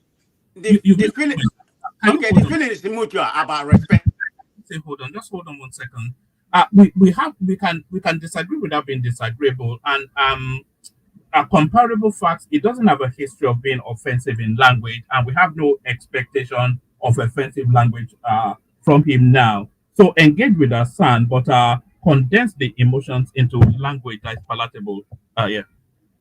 So, Hassan, you just come here to paint all this narrative, particularly your last statement. You want people to be pity for you about what you said or whatever you are, what you are. That's exactly the kind of picture you painted. Because, you just diverted the conversation we were having to different narrative. I think what I'm saying, because you come to this platform more often, because that's what I noticed about human beings. They just come here and perpetuate some narrative, that some of the people here, some of the disciples we eat is like a red meat. That's what you just throw out here. Whether you believe what he's saying or you don't believe what he's saying, but that's what you epitomize yourself to be, for people to like you or whatever. That's exactly what he just did. And you just come here and call the whole Satan, the whole ethnic group all criminal. That's what he just said. He may say it in a cold word. Everybody understand what he said. So that's why, I got mad because I've never used that word and called the whole Northern terrorists and the whole Fulani or whatever tribe you are. I think you're from Fulani. I never used that word. I said the Fulani henchmen, some Fulani henchmen or whatever. That's the only he's word I call Kanuri. you. He's Kanuri. But He's not right Fulani. He's now, Kanuri. okay, now that you have used that, of course, okay, can you even watch? Like your vice president, is he not the sponsor of terrorism in Borno State? So, I mean, that's an epidemic of what you are. So that's why I call you a terrorist. That's where you're from. Because he called the whole South Indian a criminal. So, I should return the same favor to you. That's what he did. What he just did here is very disservice. So I'm not going to go in detail and start pulling out because this quarrel is not about it's not about me or one man which is from the southwest. So my comparable will be with you. I rather deal with somebody bigotry or somebody than a terrorist, and that's what I call the northerners. Yeah, because I'm doing the same thing you did. You are all terrorists. I mean, you're a key human being because the only person that's going to be alive, is gonna be able to breed or do or commit crime. But terrorism is the worst crime, you can commit in human life. You are killing somebody. So you can't compare that. I know all crime is crime, but there's some crime, that's insurmountable. And that's what you in the north are committing. So don't come here and be your political righteousness. I want people to listen to your nonsense. It it it it it it it, it amazes me how nonsensical you are to just are you especially, and then others who just think somehow that they are just like Oyibo. We are not we are not Teutonic Anglo-Saxons. We cannot think like they are. It is unfortunate how degrading and how a Because lot you of people's started this worldview. nonsense, and the northern are the Wait, more backward people. No, no, You no, he are no. the listens most I to you backward now, tribe in Prestige. Nigeria. let Prestige, he me listens finish. to Let you. me He finish listens my to point. you. Yeah. Oh God. Now, if I were a security operative, say for example, and and I am an immigration official, and I'm looking at facts and statistics, and I'm looking at countries where I should, put a more restrictive, control of, granting visas, maybe at a policy level, at a higher level. What countries should I consider? Countries that have a lot of people who engage in drug dealing, countries who have a lot of people who engage in human trafficking, countries who have a lot of people who engage in cult violence. I would anticipate that. If you like, call it stereotype. If you like, call it whatever. Don't leave Now, out terrorism. Don't leave out terrorism. yes, Hold on. I'm going to yeah, respond to that. yes, and even terrorism, whatever it is, whatever type of crime, especially terrorism. Now, should I not put a restrictive and more stringent approach towards those countries, or should I not?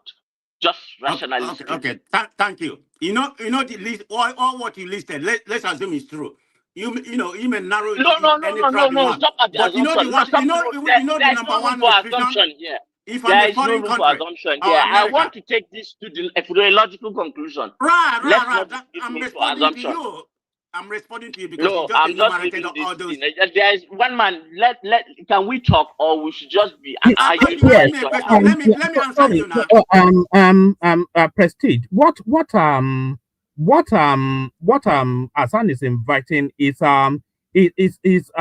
inviting the coldness of an academic conversation rather than the. Who is not academic here? No, So yeah, no. I don't know. What are you talking? No, What no, are you hold on. insinuating, one It's man? not that you see exactly what he's saying is what you're doing now. He's saying leave the emotions out. Let's look at the data. Let's look at the pattern, and then let's form conclusions, however uncomfortable they are. So Okay. it's asking you to jettison the emotions and go with the facts. Okay. Let me go because I'm not going to put any other I'm not going to put any other region in this conversation. It's going to be the Southeast region, and and the whatever you come from. And the I just terrorists, call you North, whether you're from the Northeast or South, no, Northwest. So I just call you North. Let me learn now. You don't let me talk. You pose a question and okay, are you ready? Okay, go ahead. Answer. I mean, I have not even responded because you just enumerated about 4 points or whatever about restriction from a foreign countries. The number one on that list is terrorism. It's a scenario Number that I one. pointed out. Number one, and that is what you are in the North commit. You are like the perpetrator of terrorism in the world in Nigeria. So if you want to put everything about this as well. One man, why you backing him? It doesn't even make sense. No. I'm laughing because why are you laughing? Because of the terrorism charge. You are the number one sponsor of terrorism in Nigeria. No, you just implicated yourself. Yeah, Nigerians in Dubai were caught sponsoring terrorism. They released the list. They were all northerners.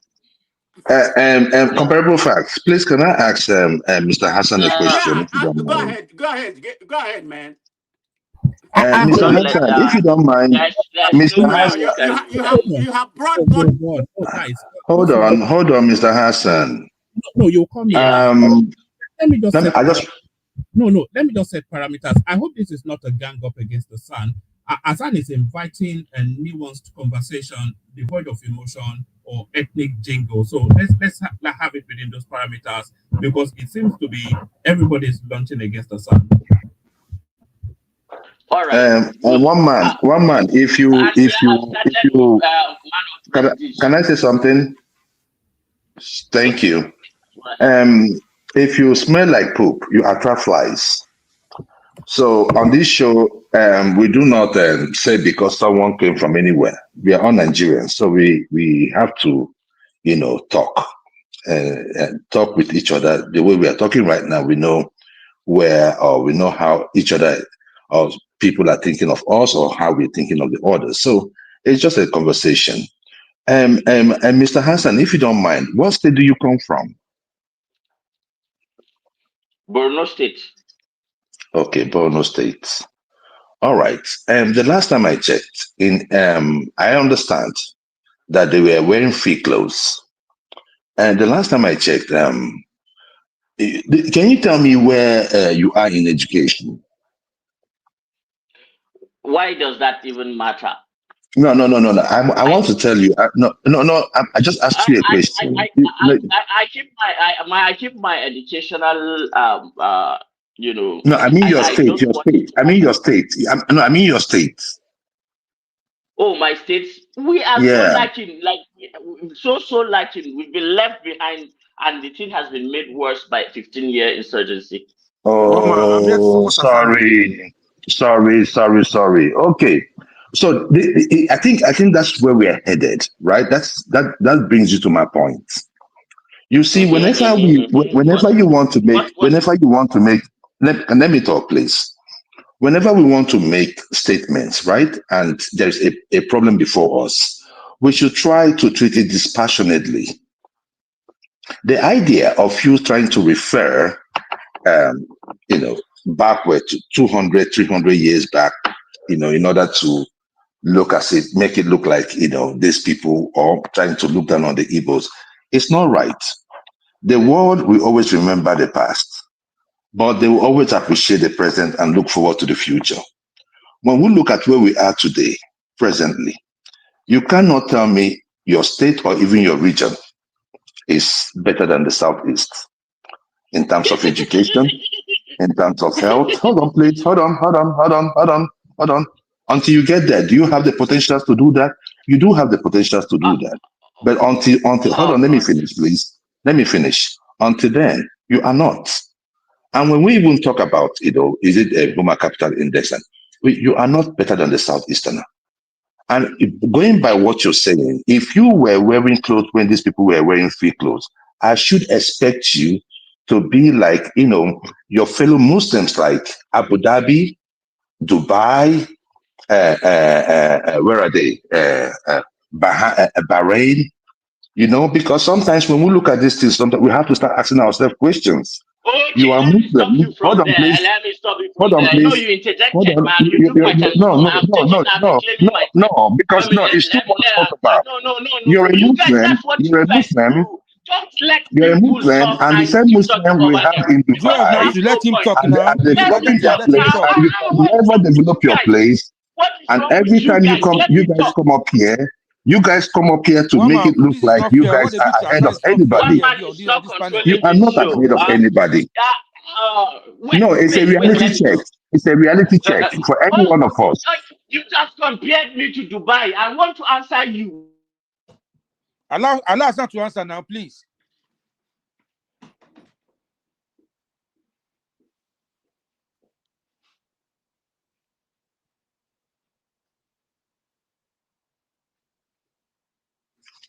Hassan, answer. What's going on? They don't take Joel, can life you for hear me? Borno. They don't take life for Borno. Sorry, I was The speaking. advanced Sorry. technology there has failed. All right, even if you look at the comment section, even Wait. One man, let no, me answer him, please. yes, One man, please, let me you just will let me answer, but answer this. let me open the window for you to answer. Even the comment section are now pushing that let this guy speak. And if you look at the image on your screen, they say opinions are opinions, but facts are sacred. These are the images. If you look at that's from the that's actually the Bono cost. Those gentlemen to your right, and the ones to your left, of course, you know where they are. So I think that's what Assad is speaking to. But Hassan, you have the floor. I'll just respond to that, and then we'll move the conversation around. Yeah. It is only if you understand how ecosystems work, how geographic and topographic and communal and sociological and cultural and historical context all combined into one before you can make sense of your present reality.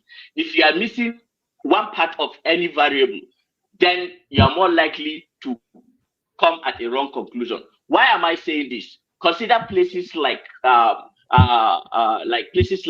India, where the Ganges flowed.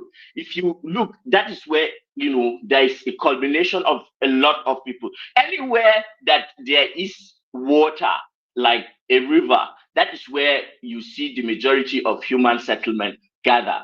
Now, where Borno is situated is very arid. We are situated in a desert. And I will tell you that the reason why I am not like Abu Dhabi is because, well, while the desert of Abu Dhabi has had and discovered and, got a lot of oil out of theirs, like decades seven decades back, you know, here in Borno, we had only relied on our own traditional methods of farming and fishing.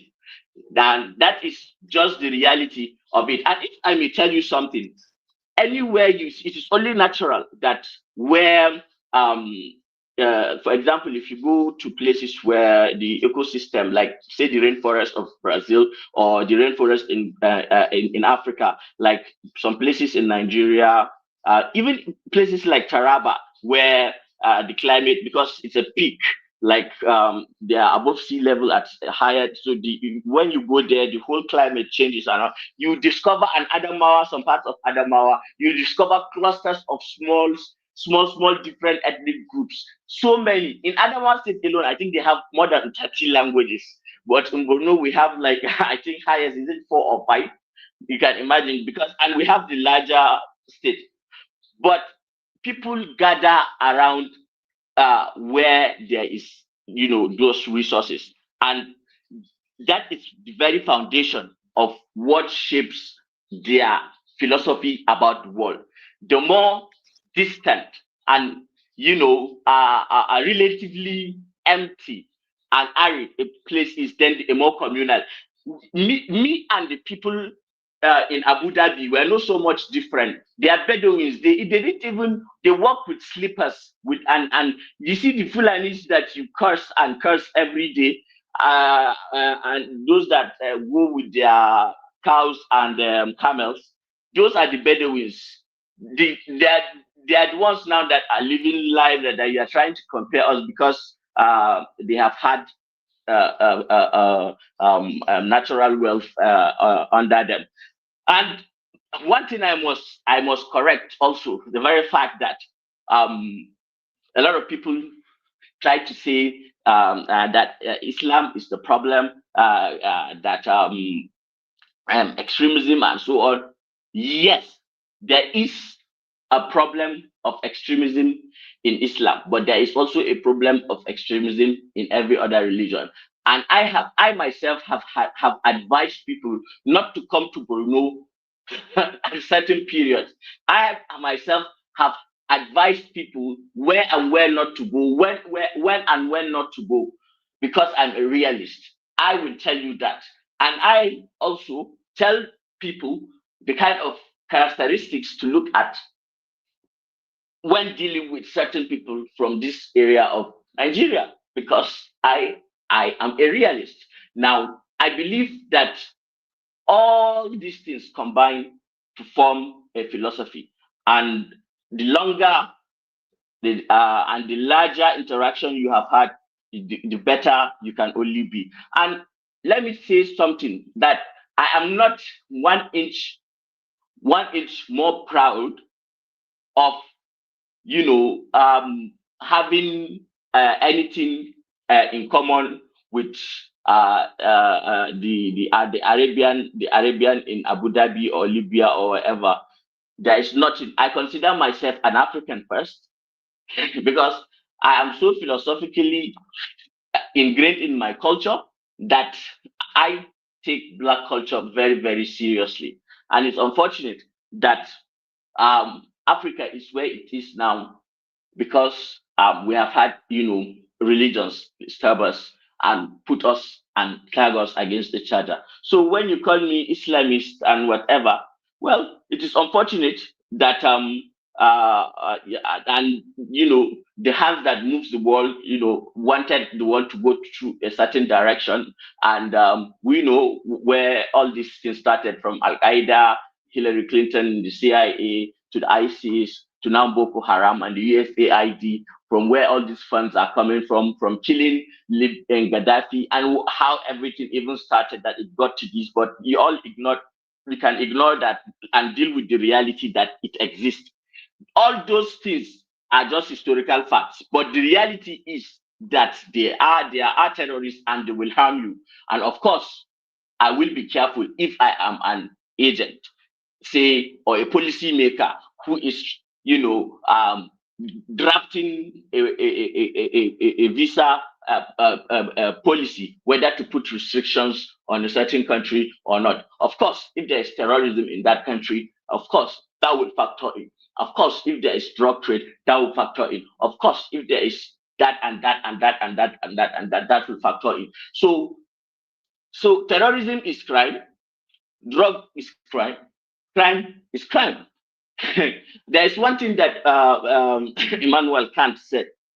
I don't know whether you know Immanuel Kant. He's this philosopher in the No, Enlightenment no, period. they're That not a lot of taking it up to that level now. Emmanuel yeah, Kant. he said there is nothing good. Okay, let me leave about. Let me just keep quiet like that. Everybody One carry. man. I want to highlight a statistic. As we know, as we can all agree, education is the cornerstone of everything in terms of how we grow, in terms of projecting the future of people and their development, in terms of the number of competent and capable hands that are going to be within the space. So, according to the UNICEF report on education in Nigeria, the states with the lowest level of out of school children in Nigeria are Ebonyi and Imo states. The states with the highest level of out of school children in Nigeria are Bauchi, Jigawa, and Borno. I have nothing else to say. And one man, and if I may add, because because in situations like this, right, Hassan, it's not like it's a knock. It's not a knock. But as young Nigerians, we should start asking questions differently. In everything you said, you did not condemn leadership and corruption within your state or your region. Hassan, I put it to you. Hold on, please. Hold on. Let me finish, okay? Let me just finish. You are not going If to put your anything culture, to me. I'm not standing in the court. okay, sorry. Okay, sorry. We're just having a conversation. But let me just say this to you. If your culture is not working for you to be progressive, then that culture needs to be reviewed. Everything you have in Borno is almost the same thing they have over there in Abu Dhabi. Why do I'm not That is saying a it should be very like big, Abu Dhabi? big lie. Hold on, please. Hold on. All I'm just saying is just this: that it is a desert. Most of those places, including Israel, they're all deserts. They've been able to have technologies, to be able to farm. You have about the land. You have the land mass of about the size of the whole of Southeast, and about over 60% of your land is uncultivated. So it is not that you don't have the potentials. You also have gold.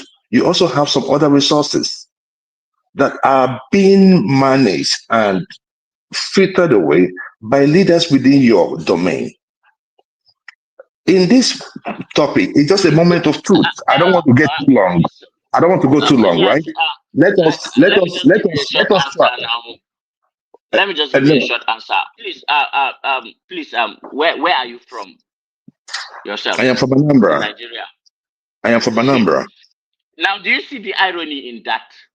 No. What is so special about Anambra that puts you that makes you think that you are so much above Borno in anything? No, human capital development, and that's the most important.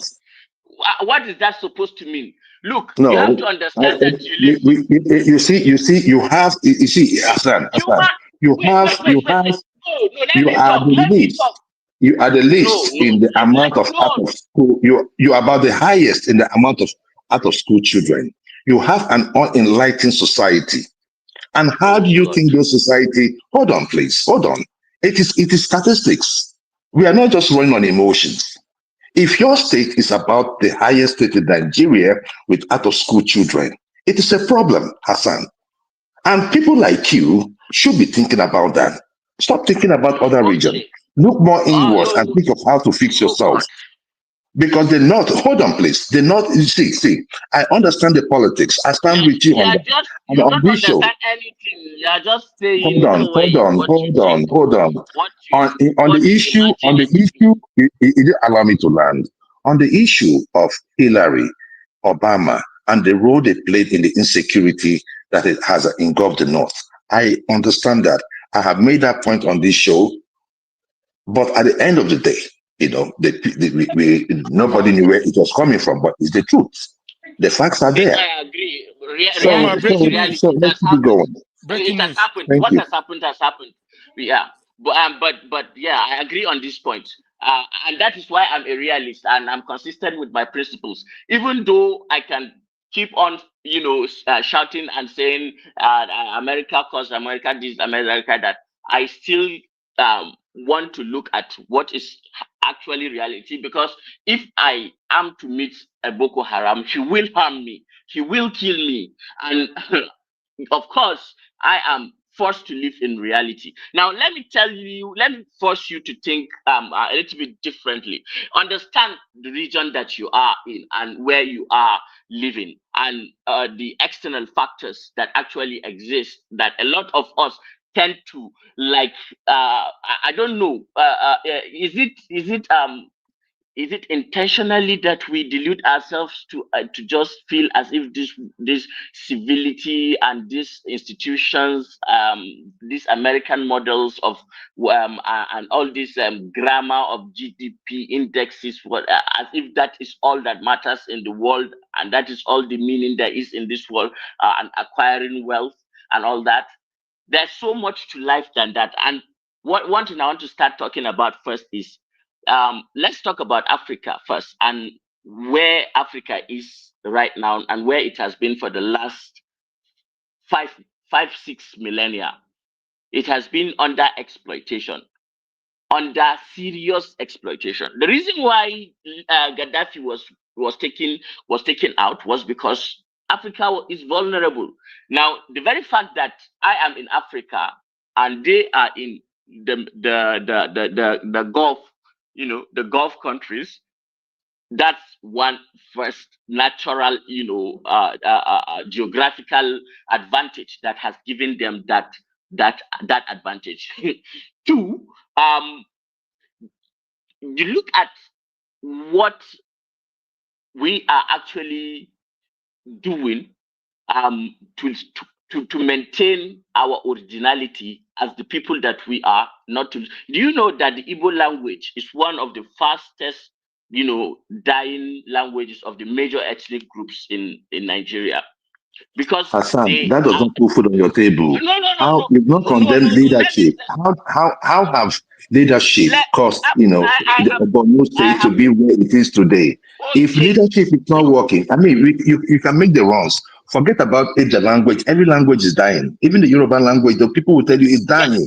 So everybody, see, that one we can discuss Let me culture. tell you the reality. Let me I tell you want the you to reality condemn the about leadership. I want you to acknowledge that leadership, religion, and corruption contributed to where Borno State is today. Can you acknowledge that? Maybe this is the first time that you are hearing me talk on this show, but I have condemned corruption, leadership. In fact, the feudal system that we have had in the North for a long time, where there's an aristocratic elite and then there's a commoner, but then there is justice, there is fairness, there is some level of accountability, where even if it were to be a war, the king had to be on his horseback and lead the charge himself. All these things actually really mattered, that we have real history to back this up. Now, what I'm trying to say is, when you talk about condemning corruption and whatever, do you know that because of the nature that Africa has been raped so much, to the point that right now, as we exist as a country, we are trying to build an organic identity to become a nation. I believe in Nigeria, but I believe in a better Nigeria that is coming in the future. Not this one that everybody, just by hearing my intonation and where I'm coming from, is already forming ideas about me and my philosophy and all that, and not trying to look at it way. Now look at it this way. Our governments are actually not controlling policies themselves. If you notice, what happens in our elections is somebody will bring an umbrella, stand on a stage, and gives another person and shouts ACC, and they say, "Hey, power!" Or he brings a broom and give it to the other person, and they shout GGG, hey, change. That's what is done to the common man. Then what happens? They go to Chatham House. That is where they discuss their policies and how they are going to approach, their central banking issues, monetary policies, how they are going to do multi-development, bilateral, foreign policy, all these things. Why do you think that is the case? We are living Hassan, are you in politics? Are you in politics? I know. I don't think that is relevant. I just want to make a point. Africa Okay. is still under the boot of stronger powers. Our leaders, even though they are corrupt, yes, they are corrupt, but they are put there to serve a certain interest, especially at the presidential level. What happens at the local local government, chairman, councillor, governor, whatever, all those, because Nigerians power is so centralized in the presidency that I think those ones are just like they are studying on how to be better slavers to the Western hegemons that control um, uh, uh, Africa over its resources. And these people have actively engineered conflicts to look at what is happening in Sudan. It's over gold. Look at what is happening in Zamfara, still gold. There is a lot of speculation now about the dollar failing, and this keeps a lot of pressure on Africa. I just saw recently that DRC made a deal with I think the United Arab Emirates or something, because of this what did they call them, this hard to find minerals that only China controls. What do they call them? So and it is here abundant in Africa, and we have not yet stood. It's getting a Yeah. bit too esoterical. You know that the average, our average viewer is a school start holder, so they may not understand a lot of these things that you are saying from your PhD point of view. No, the world is not ideal. I just want people to understand that what you think, No, like, I it's get the not. point of view. Hassan, what I would say, well, let me say something, one man. Hassan, what I'll say is everything you said about the fact that we're not governing ourselves, the neo-colonialism, as Nkrumah coined it, is what we're currently under. The neoliberals around the world want to know our policies and influence our government. It's essentially the indirect chief doctrine that we're still living under. I agree with you. And I think you are right, especially with the war in Sudan. But that's the reason why you must not try to stereotype people that belong to your nation, because that's the reason why we must, in that situation, even build together stronger to make sure that we can actually I resist some of these people, external I parties that are coming to influence our politics. This is why it is It is important the that we. son that accused me of stereotyping, and he has not proven it.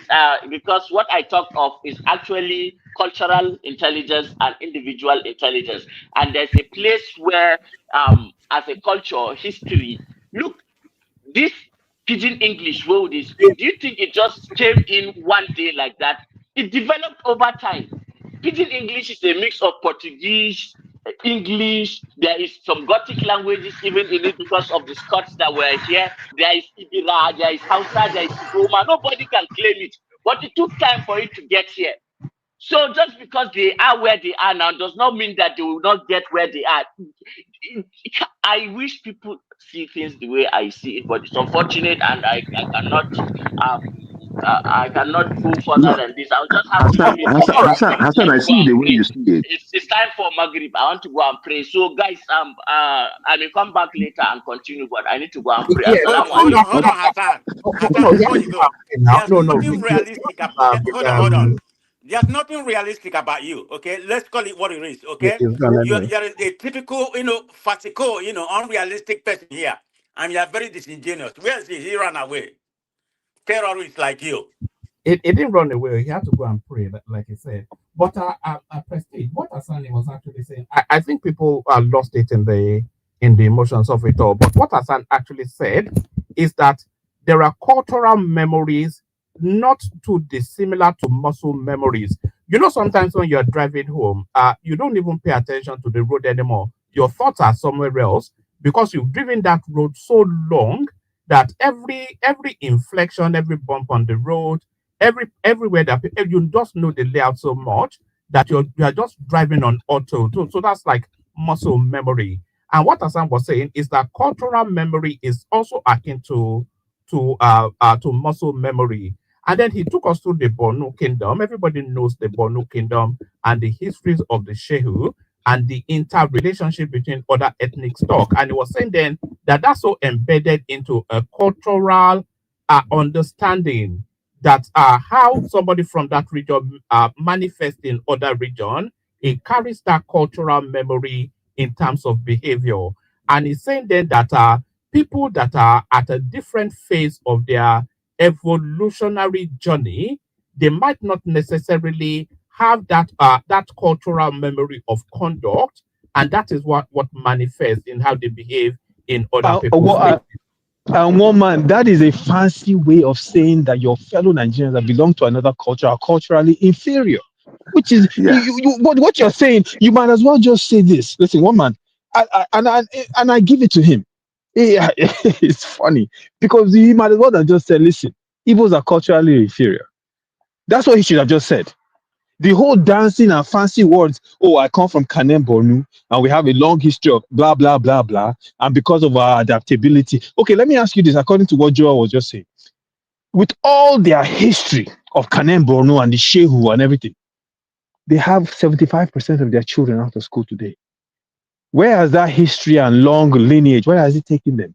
If they were so much more culturally advanced, how come they have not culturally and economically advanced their space? Come on Okay, now, eyes woman. on. Let me. And wait, woman, this is the thing. This is the thing, yeah. I would never even bring this up, but I'm bringing it up because of what he said. You know, you can't come in Yeah, here and then talk down to a group of people and think it's okay. hold on, hold on, me first. Let me just say this, and then we hear from you. What you actually said may well be factually wrong, is on because I think you're looking at it from the prism of formalized school and children not being in that space. But in terms of general learning, that Borno space scholastically is one of the referenced and revered spaces in Islam and Arabic, sort of cultural, religious, intellectual space. So it's a hotbed of intellectualism, but of an instant sort of No, inflection. woman, Almajiri school One man. children, you can't Yeah. consider Almajiri children as anything Okay. contributing to society. Amagiri actually means student, if you want to know. Yeah, but look at the context of Almajiri in Nigeria. What does that mean? Really? Let's be honest here. Let's not try to sweet coat anything. Almajiri One kids, man, why they are you are embellishing? highly Why are you uneducated. embellishing the fact? Eyes on. That's exactly what you I just did. I Make want I to. I stop. want to. Eyes on. Wait. Now you pointing to their children out of school, and where you were coming from before, you talk about stereotype. Are you not stereotyping Yes. them now? No, I'm stating a No, fact. it's a fact. It's a fact. It's Okay. a fact. It came from You see UNICEF. the It wait came from when the UNICEF. guy. Wait. You Okay. see the difference? If I said, listen, Wait. let me tell you what would have been stereotyping. No. Let me explain to you what would have been stereotyping. If I had said Northerners are terrorists, that would have been stereotyping. I would have been saying because of the few people that commit terrorist acts, therefore all Northerners are terrorists. Okay. But that's what he was doing when he was talking about Igbos. You see the problem, and that's why it's Let me not okay for him to do that. I don't understand it that way because what he said, I heard it very well, but I don't think that was what he meant. You understand me? Midwest, he's crafty. He's crafty with his words. So I do not No, expect you. Liberals. Liberals don't understand anything. Liberals, you guys don't understand anything, right? What are you saying? Ola, can you shut it down? Ola, can you shut it down when you're done? No problem. No problem. All right, fine. Thank you to the super chatters and the people intending to super chat still. It was Babati, Hassan, Tim Ajek, who was doing it with some regularity, and I think George Blue Shell as well. So thank you to those. The window still there for anybody that wants to do that. We'll see you. We have a later session at our usual hour in the deep hours of the night.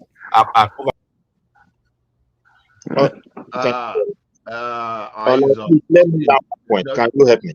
You will go Midwest. Don't worry, you will go. The thing is this, Izon, don't let us play with semantics. Nobody on a blanket branded Igbo criminals, and nobody branded Yoruba criminals. Let's just let's just add. But Ola, that's what the guy did. Come on, I can't explain. Wait. I was saying now, Abba. Ola, were you listening? I don't understand, Ola. You can't come and tell me what I heard. Were you listening? Were you listening? I know what I heard now. The man said, "Look, let me. Ola, wait. I'll let you talk. Let me just repeat what he said. He said, let's pick a country like India. India has a very diverse population. If you look at India and you look at the recent people that were arrested in India for major crimes, they all come from a particular region." That's what he said, right? And I knew where he was going. And that's why I interjected and I said, Hassan, stop dancing around it. I know what you are trying to say. Just come out and say. Because no. Let's not. We're Nigerians. We know ourselves. Because Abike Dabiri had already done it. You understand? I will repeat what I said in the past. I said when we talk of criminality in Nigeria, when we are talking of graduate those days of even I see Yao this day, you can't take Yoruba away from that. We know that people, the majority of people that do that graduate of 419, they are from Yoruba up to Edo. In those days, it's a well-known fact. It doesn't mean that Ola, as someone coming from Yoruba, that I'm 419. No, you understand? As a matter of fact, when someone even made an example of one textbook of 419 and was trying to use that into, he said I should go and read it. I turned that in on that person here. That to the extent that I let him know that America and the UK enabled that because they were not doing enough to protect. So I know where you are going to. So when we are talking of banditry today, we know where to go to. You understand? That was why you see me shouting Buhari.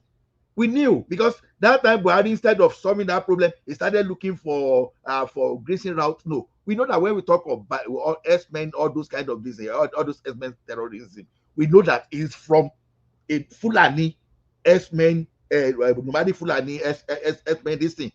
Now we know when we are talking of Malaysia, you understand, Indonesia, and people taking substances there.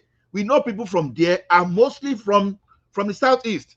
So it's not so all those are factual things, but it's not as if there is a particular tribe in Nigeria that is crime free. No, we know the patterns. We know the crime we can trace to a particular group of people. So it's a known fact. So that's why I'm saying that you didn't let him land because we said this thing over and over. So there's no need. You can't say Yahoo boys are coming from a Yoruba and you see me flying everywhere, start defending. I will never do that because we know. So Ola, it is different. Ola, it is different if I say, okay, there are Yoruba boys that do Yahoo. That's different. For me to say that Yorubas. Wait, Ola, is it different for me to say that than to say Yorubas are culturally backward? He used that word specifically, and I'm quoting. He said, I if don't you, like if that. you, and one man was even saying it just now. One man was saying, we all know that the Borno people have a long lineage and history. We know the history of the Shehus, but if you come from another culture that maybe doesn't have that history, you won't be as That's culturally totally, advanced. that's That is totally. a fancy way of No, wait, saying no. that you That's understand. wrong. So you can't. No. My brother, no be yesterday. No be yesterday. I enter planet now. I know I don't like semantics. We are talking of criminality now. There's no way you can brand a whole ethnic nationality a criminal. But if you are saying a particular Exactly. hold on, but if you are saying a particular ethnicity is still backward, maybe at the education level or woman development index, it's a fact. Okay, when you call Nigeria developing No. Culturally, okay. Let me explain something, Ola. Wait. Let me explain something. When you say someone is culturally backward, right? What you're saying is their culture is inferior to your culture, right? But the problem with that is some people, if you belong to an external culture, it means you don't even understand the culture you're criticizing. So how can you say that culture is backward over your own? You see what I'm saying? So it's just a form of superiority complex where you feel that somehow culturally you are better than the next man, but you're not. But that's Nothing totally makes you better than the next man. That is the point I'm making. that's totally different from criminality now. You understand? Yes, it is different. Well, Yes, Allah, it's he different used from both words. criminality. He used both criminal Whether and you like culture. it or not, I believe that my culture is better than the Western culture. Till tomorrow, I will tell Yes, anybody. as you I will should, tell Oyibo that I'm That's superior. subjective though, but it's Exactly. subjective, right? As you should. I will Yes, tell yeah. Oyibo from now to tomorrow that I'm better than you culturally. Then I will Yes, tell there's nothing my wrong with reasons. that. There's nothing you feeling that way. But for you to Yeah. condemn other culture and say they are No. very backwards, Of and you course, go, no. See, I can tell Oyibo that their culture is backward because I have said my reasons. You understand? But if I now call Oyibo now they are criminal, it's another. In fact, it's another but thing that's what he entirely. just did. That's what I don't know what you don't understand. That guy came here try to use English to deceive people, talking about he's very realistic. That guy is very impractical. Let's call it what it is. He just come here, No. to make all this nonsense excuse for. See. He's a I didn't bigotry see. to the highest level. Let's call it I what it is. didn't see. I didn't Didn't see see it, but I see anything. it because he's talking to me. He's I talking to me didn't that I'm a see. criminal. He may No. not see it. That's a problem. No, he won't But call you a I see criminal. it. He didn't call you a criminal. I was He there. did. He didn't call you a criminal. Okay. You understand? This is You just just want to hear what you want to hear, Ola, because no. Okay, what did I benefit Ola, from they saying work this? out, man. I go follow and I'll talk later. okay. Ola, I don't know why You and I have I don't know why you're defending this guy. Now me I be one response. You understand me? I say they go so because what I want to tell eyes on is this. You see what is playing out today in Nigeria, particularly in Lagos. You say you grew up there. Can you compare what is happening today, what you are saying, compare it to the time when you were growing up? Do you see anything like tribal? This is Igbo, this is Edo, this is Joe. No, Like it has changed. It has changed. It has changed. Okay. Now, why do you think it is changing now when we are more educated, more connected, we come marrying fluently with one another, and things are changing in a negative direction? I think that is something we have to really think about. What exactly is wrong here? We have to be honest. As I told you, this platform we always go all the time. Have a long way to go to affect the way we see things. As you said, my brother, everybody cannot agree that these particular people are responsible for it. For example, now, God forbid, say W1 Apple, people where they give order, sometimes not they reach 2 or 3. You go see everywhere scatter. The words of mouth has power. The truth of the matter is that let us start cherishing one another up. I don't see anybody that is inferior in Nigeria. But when you open your mouth and call other people that they are inferior, they are going to respond. Maybe the way they will not start talking to you, you will not like it. That is the Exactly. truth. I agree with you, my You know brother. what? I agree with you. You I come agree. here, you do the same thing you are preaching. You see, You see? You see you now? come here, you are doing the same thing. Every time you come here, you start your narrative with your bigotry and Igbophobia. And you are saying other people should understand where you are coming from. You are trying to educate them. They should call their people up. And you are doing the same thing. You don't even think what you are doing. Sit down and realize what you're doing.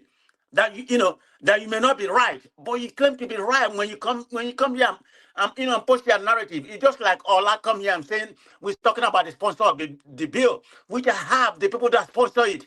There's about 2 or 3 people from the north, and some from Yoruba in Lagos, and people are doubting what is fat. The fat is there. When we come back to this bill, I don't know if Aizon, you see where I'm coming from, and you see the way this we guy have a problem. responded, and he is trying Yeah. to present. He's trying to present himself as someone that is free from, the recent, who believe in dealing with it in honor. But I didn't even insult Igbo. I just point to a problem. It doesn't need much people to cause confusion. When people continue to behave in one direction, if you see that thing is not good, why not change? Ola just said, as you said before, he said when people say that they make Yahoo Yahoo something, when they talk and they mention you, there's no Yoruba person. I never see Yoruba person where they try to pretend say that people are not involved. There was a time in that country, if they show 100 women, they go say, I do women, I be the pros, they tally. All television go, they carry on.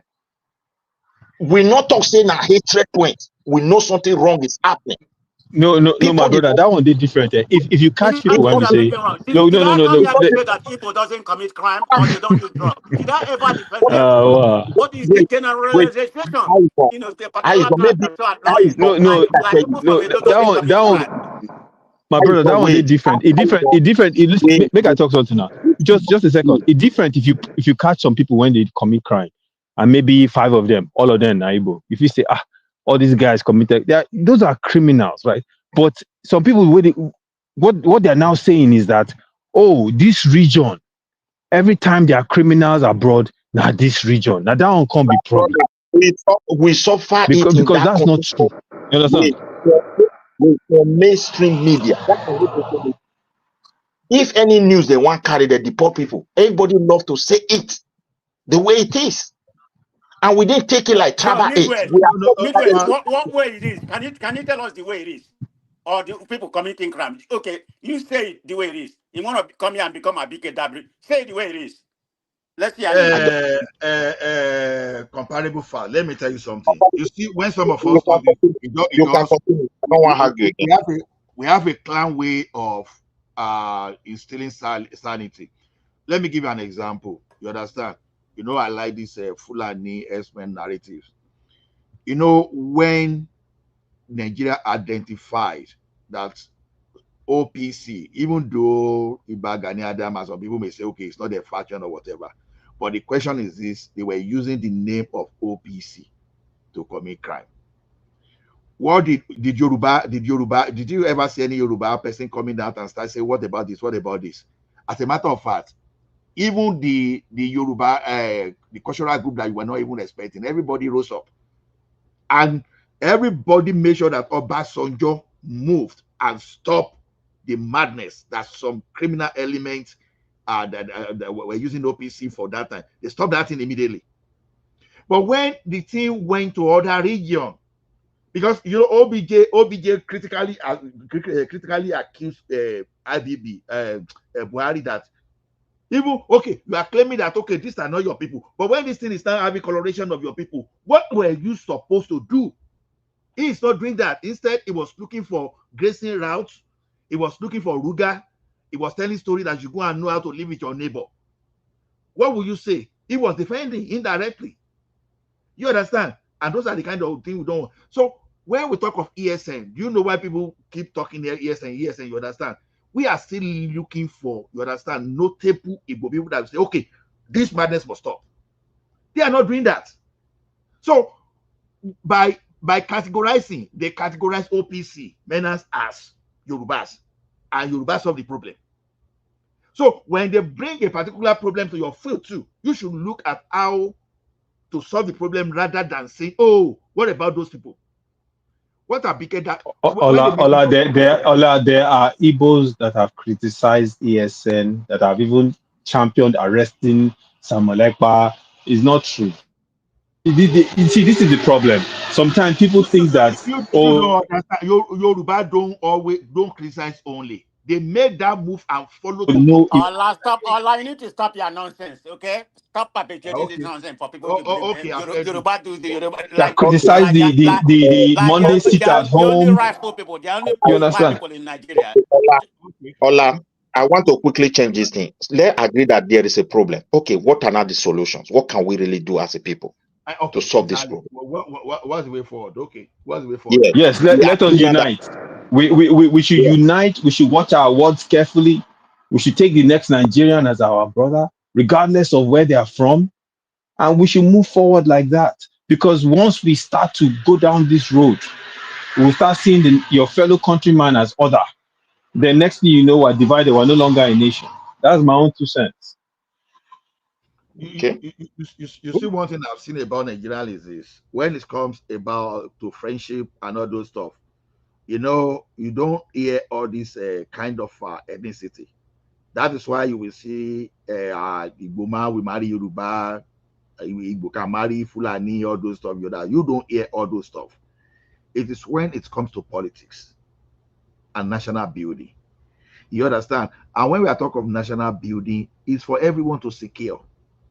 Everyone want to secure his heritage. You want to secure yourself personally, because when people talk about all these things, people are talking from the sense of security, nothing more.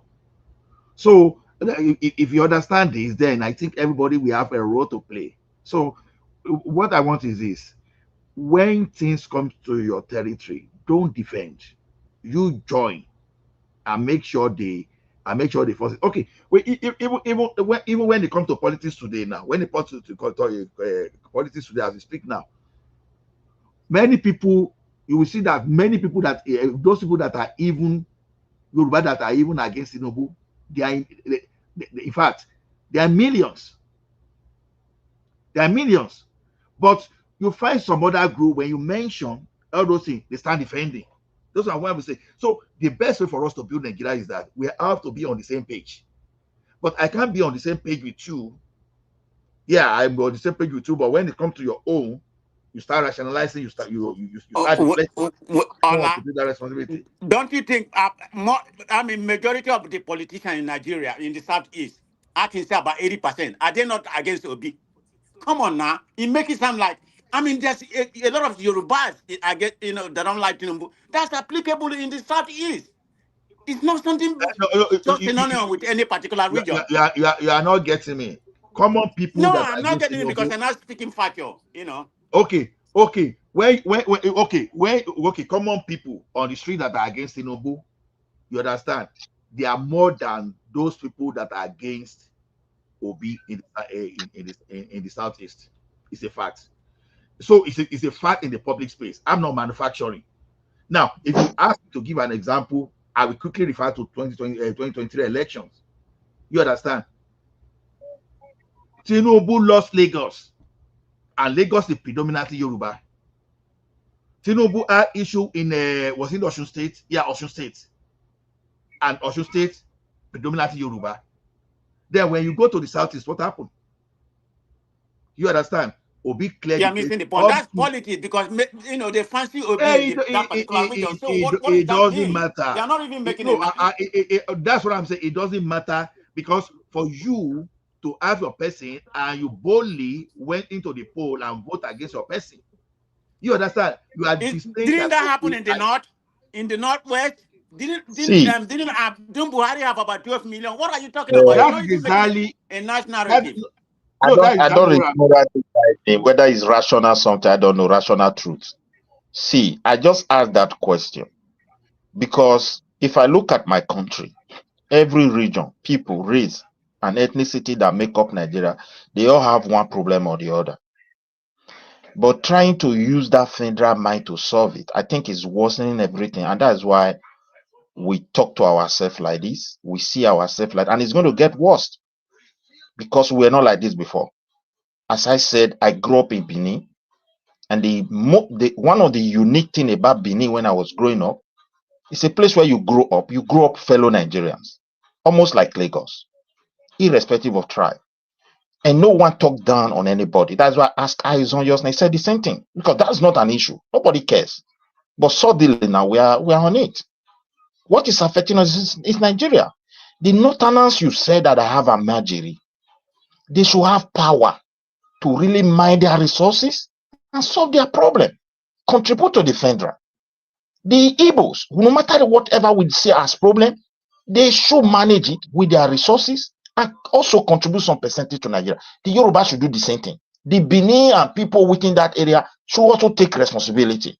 And I think that is the only way that can help us as a country. Because, for example, we elected someone from Niger Delta those days. What is his name? Former President Goodluck Jonathan. We know how much it took to northern part of Nigeria to solve this problem of so-called Amajiri. Why the people who want Amajiri were not happy? You can recall. Why was he doing that? Cultural differences. What you see as a problem in your place may not be a problem to other people. But if they see others progressing, I think strongly they will buckle up. Even from the north, like this former CBN governor, he mentioned it. That is a problem. I saw some governor waking up to it and trying to see it and say, look, this thing is a menace. We must solve it.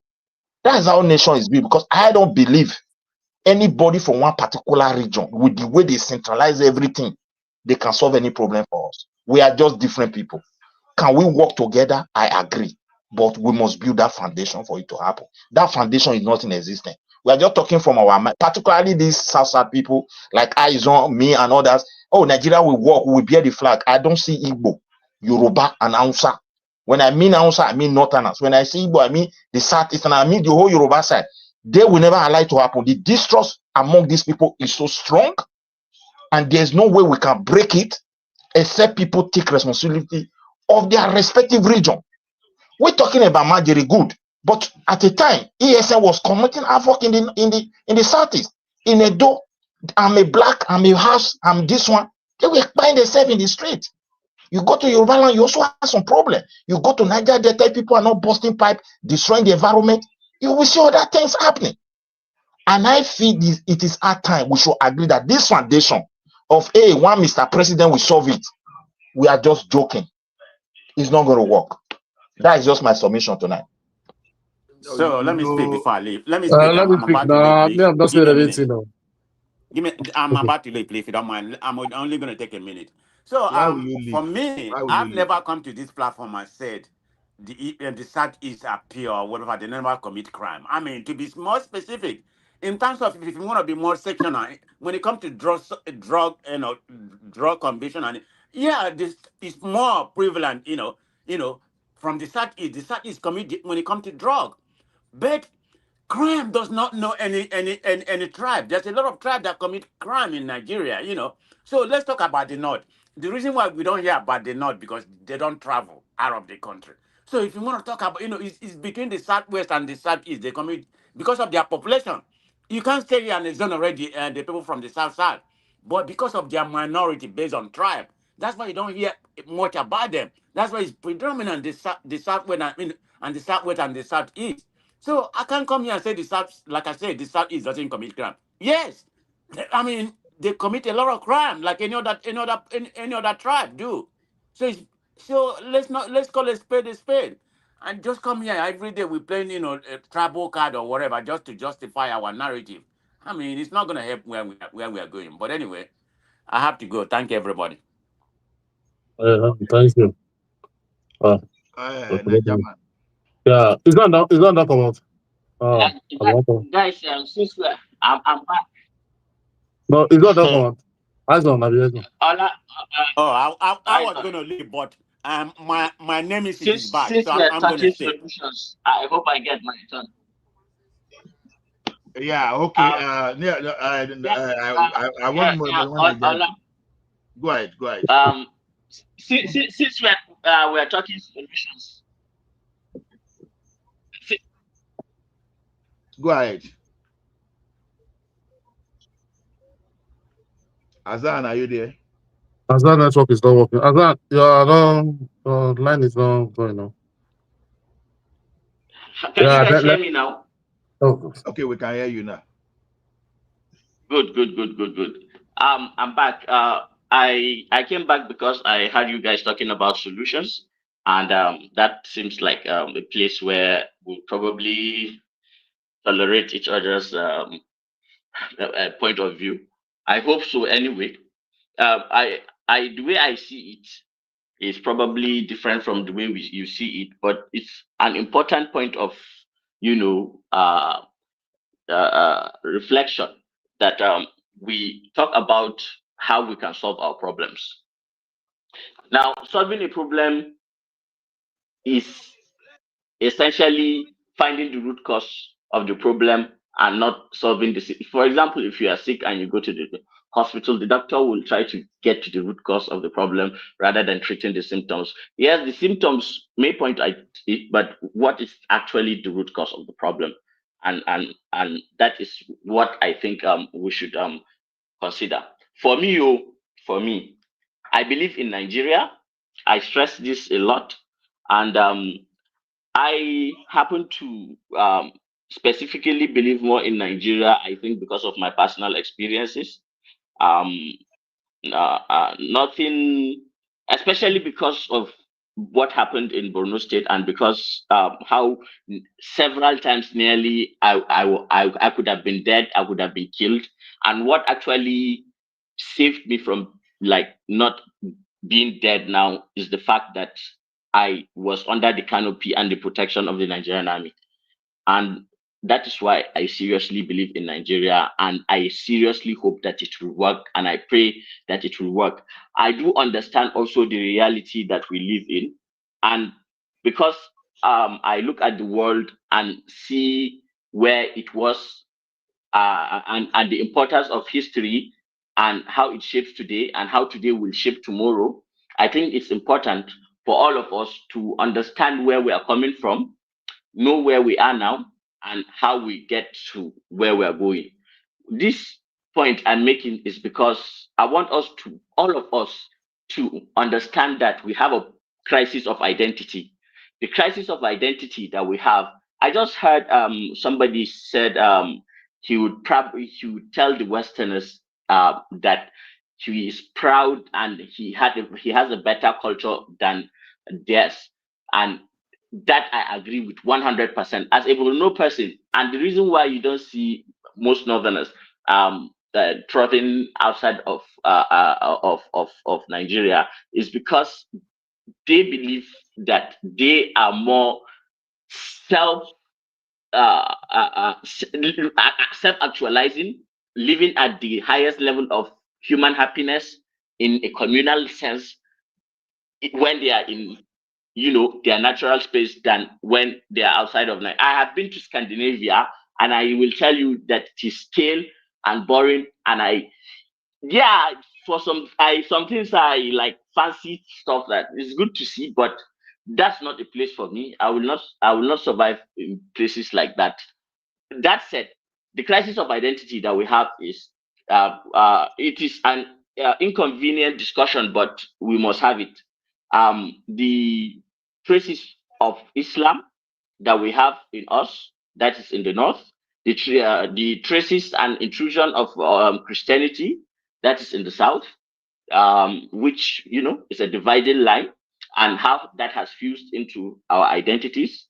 That the second thing too is all our indigenous cultures, because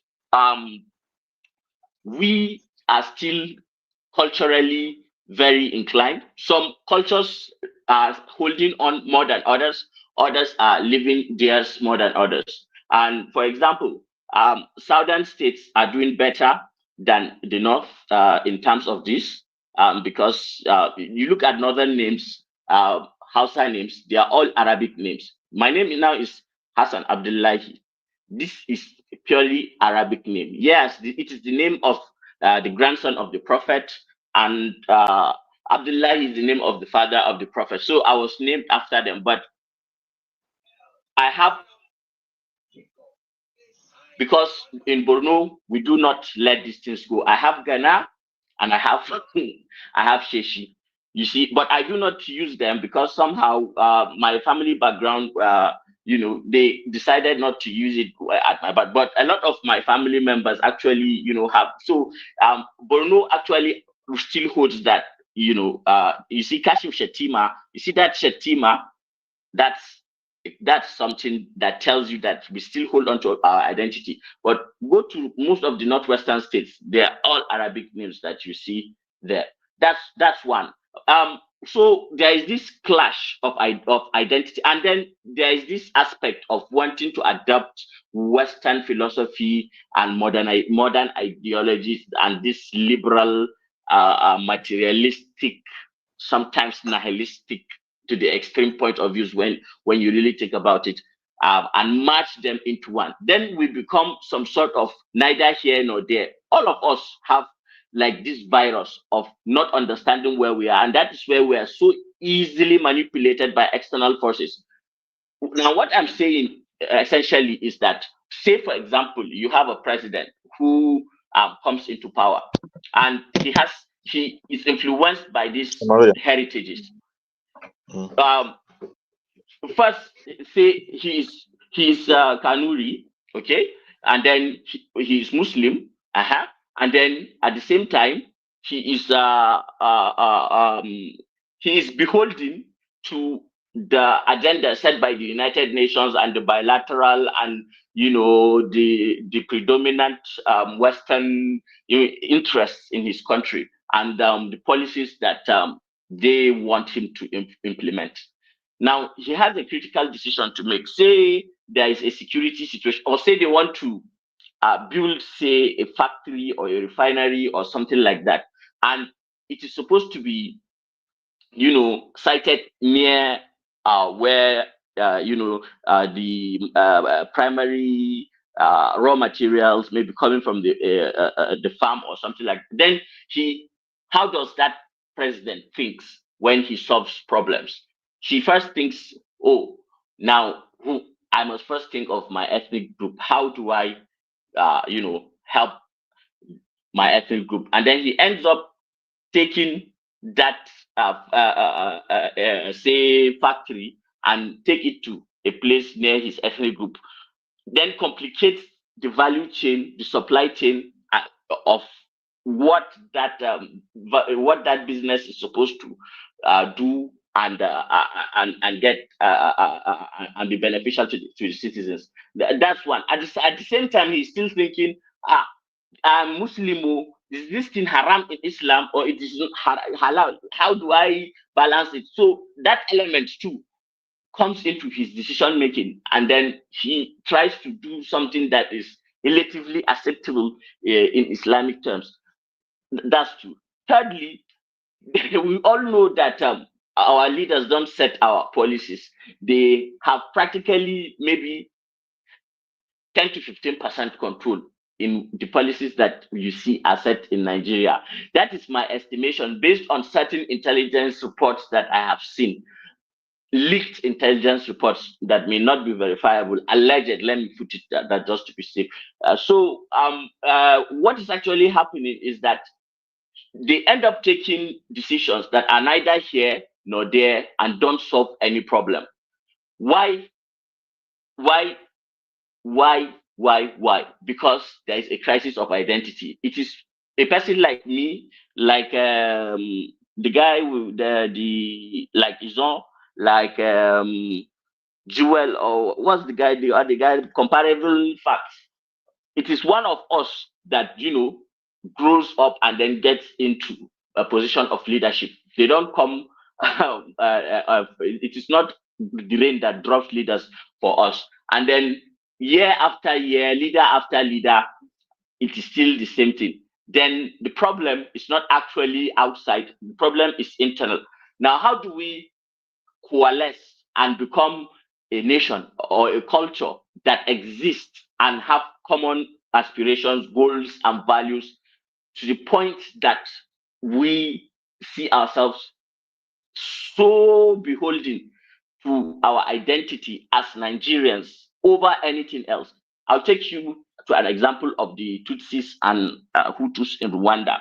If you go to Rwanda today and try to identify yourself with your ethnic group, the penalty for that is so steep.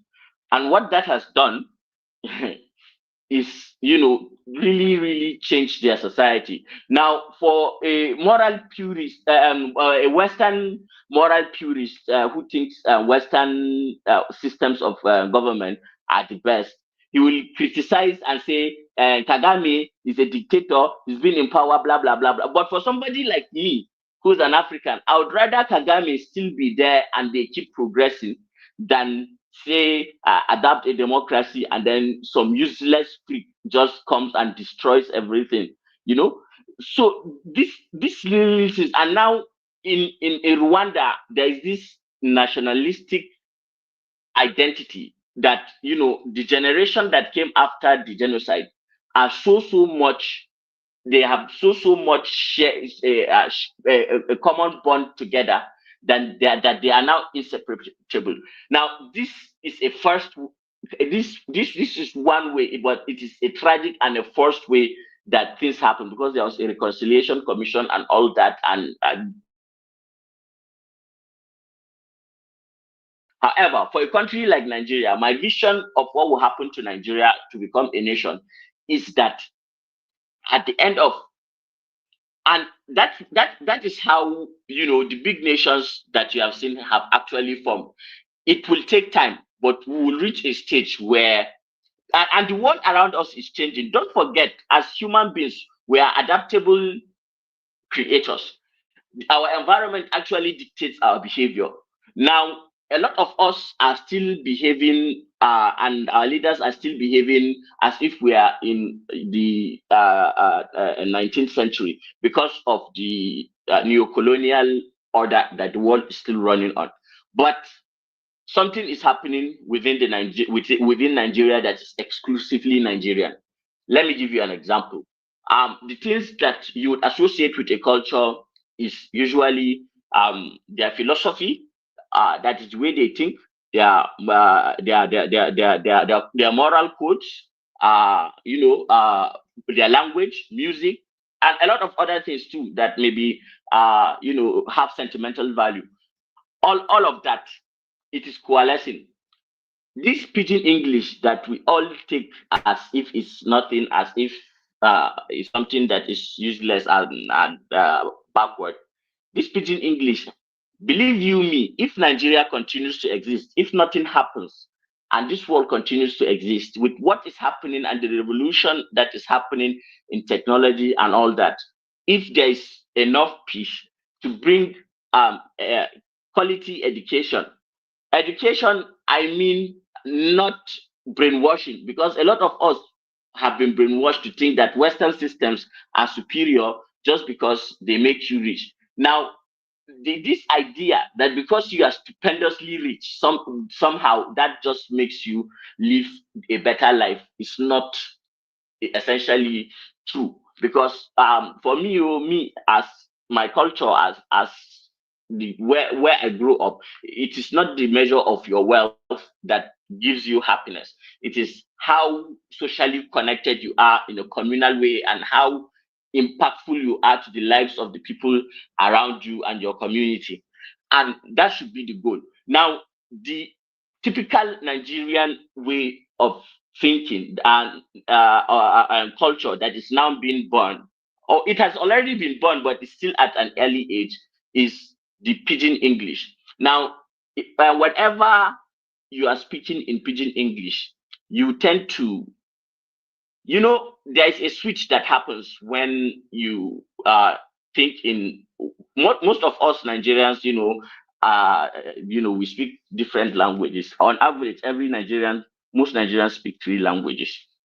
So when you're speaking in different languages, your thought process actually changes. So if you are speaking the typical Nigerian philosophy, psychology, and approach towards life is the pidgin English approach towards life. And if you look at what pidgin is, it's essentially a, a, a, it has a culture of get doing, get going, go and get it. And then it also has a culture of you know, um slavish you know, forgiveness. It has a culture of slavish forgiveness, and it has roots too because of what the country has experienced in the past. But I'm telling you that another generation will come that will surpass that, and this pidgin English that you are seeing will become at some point a language that we already know that it's even growing, even in Africa. It's in Australia. It's going all over where Nigerians are going. This pidgin language is going to be what will define Nigeria, and where we should abolish English language and just use pidgin English as our official language. Indirectly, it's just like putting a middle finger to the colonialists too. Hassan, And Hassan, let me also counter you. See, I've listened to you. You said a lot of point that is really good. But one thing is this. no, let me finish one thing before you counter me. I'm not talking Okay. about this in the timelines of say 10, 20 years old. I'm talking about this how it naturally happens. It takes 50, 100, 150 years. These are usually how these things happen. Now, I believe Nigeria will survive to reach that stage, and when it does, Nigeria will be better for it. We may not be there to see it, but I am hopeful that Nigeria will succeed. And all of us have a part to play as we are right now, from the way we conduct ourselves and what we teach our children, because children are imitators. They learn from imitation. It's not what you tell them, it's what you do that they learn from. Let me just say that and not keep quiet. Okay, thank you. Yeah, thank you very much. You said, well, when you look at the pigeon you just referred to, I agree with you. But it will only help us in a way or space where culture, religion, and identities are similar. Take Benin, for example. Even the pidgin English originated from Benin, not other place in Nigeria, just that we don't keep record. But as it is spreading today within the Bende area, that's where it started. Because of these ethnic people, because most of the language we were having within that space, and there was no central one. Within they brought Igbo from east, Yoruba Yes, from, but there are so many iterations of it right now. Even Cameroonian one, where Senegalese yeah. one, so many Everywhere you have iterations now. the British, where Ghanaian British one, colonized. yes. Ghanaians are coming out with their own now before they don't even have self. Once they don't speak English, they speak their local language because they use their local language so much That's than that's to tell even you how culturally powerful we can become if we do become a yeah. nation. Nigeria is But not a joke. yeah, If we really Asan, let become me. a I want nation, to land the we point must be before you. listened to. What, like in this area, they have similarity culture because traditions and so many things. So I feel not that we don't have a concern, but before nobody cares. As you said, if people in the north have different culture entirely, even when we still speak this language, we're still going to be finding boundaries. I'm just telling the truth. And I feel Nigeria can work very well. Even this external dimension you are talking about, if we speak the same language, we are still divided culturally, we don't understand ourselves based on religion, people will still exploit it. You see, if I listen to all our past leaders, when I listen to Sir Ahmadu Bello of blessed memory, I always learn from that man. Few of his video, few of his statement. Like we have differences, we must sit down. Let's know it. We should know so that we can know how to deal with it. The differences in our culture and our understanding is what is draining the country. Because what make you to feel you are better than others may not necessarily mean anything to the other person. They see it as rubbish. And when you continue to use that one to champion whom you are and your people, automatically they will feel offended. For me, all Nigerians are unique. And I strongly believe every region in Nigeria have one problem or the other. But over concentration of power in the central, we force believing or trick deception that we from the central they will solve everybody's problem has derailed the Do you progress of that know? country.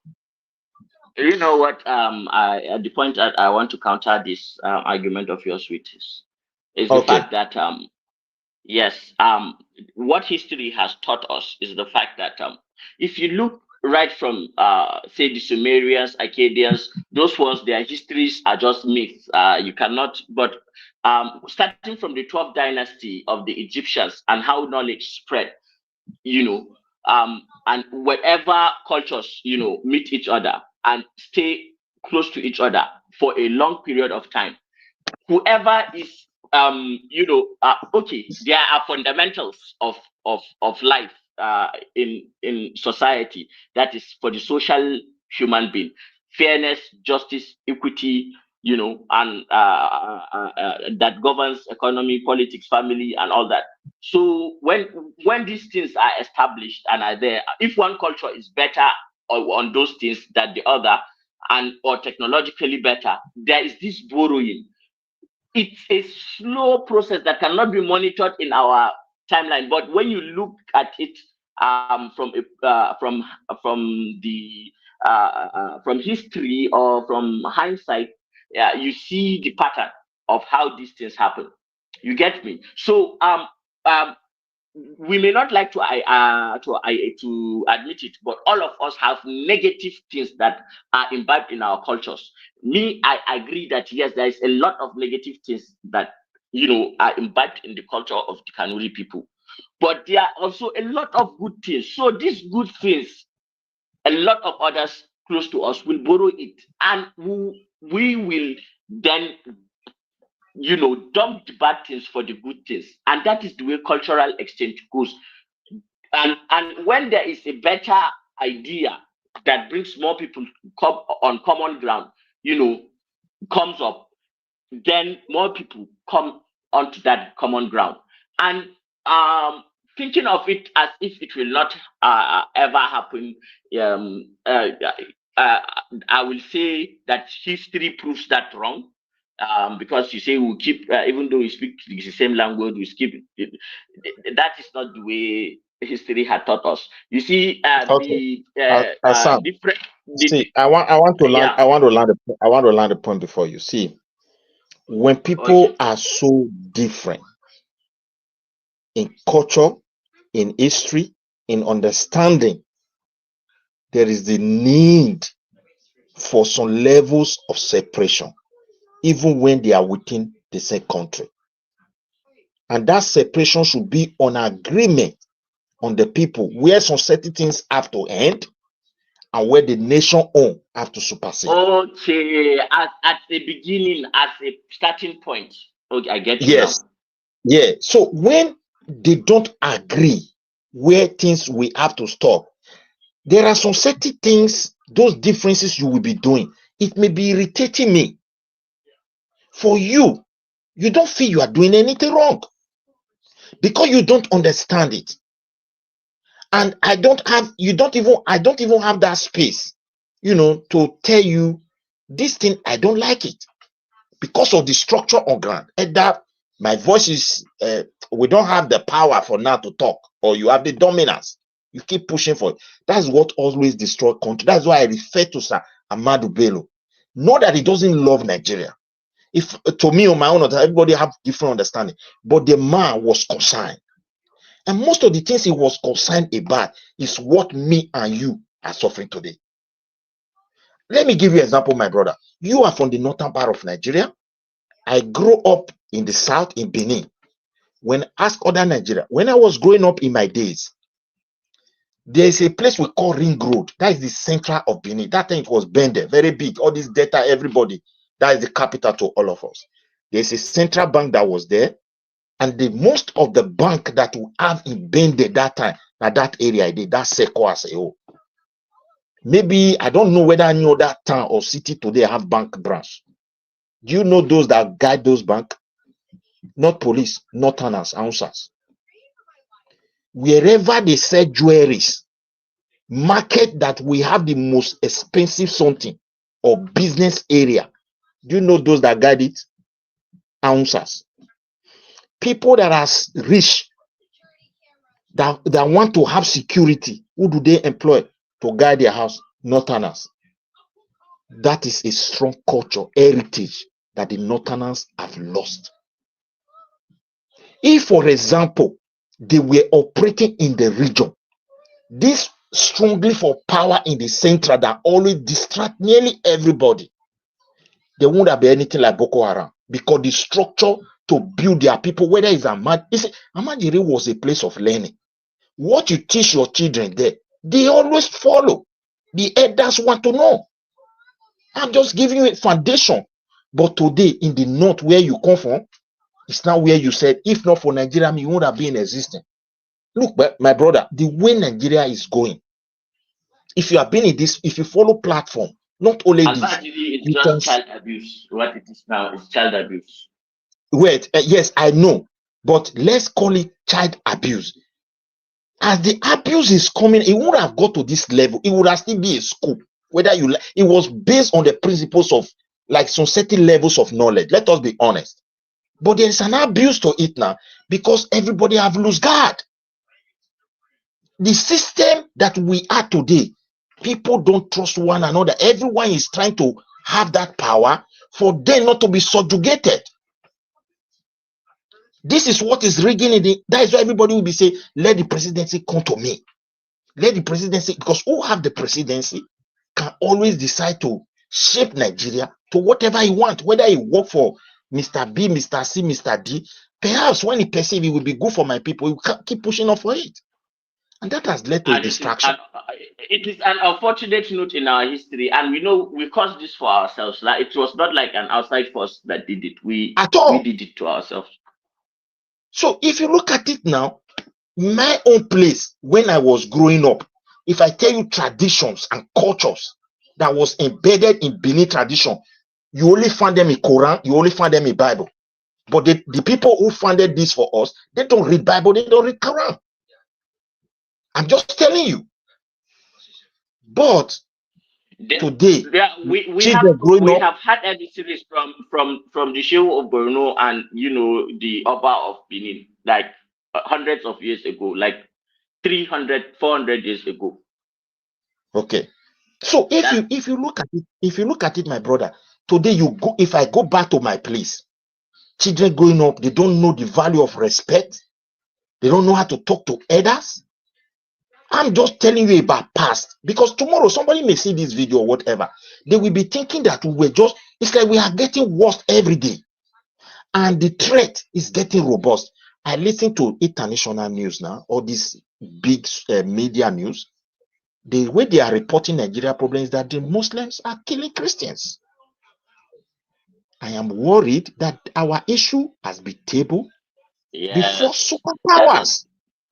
That is why when I was talking earlier, I told you guys that it is always very important to look at reality of our leaders, and sometimes we always think as if everything is in their control, but there is so many conspiracies against Africa, and well, this time around, my hope is that the world will become multipolar, and somehow China will be a little bit of a buffer.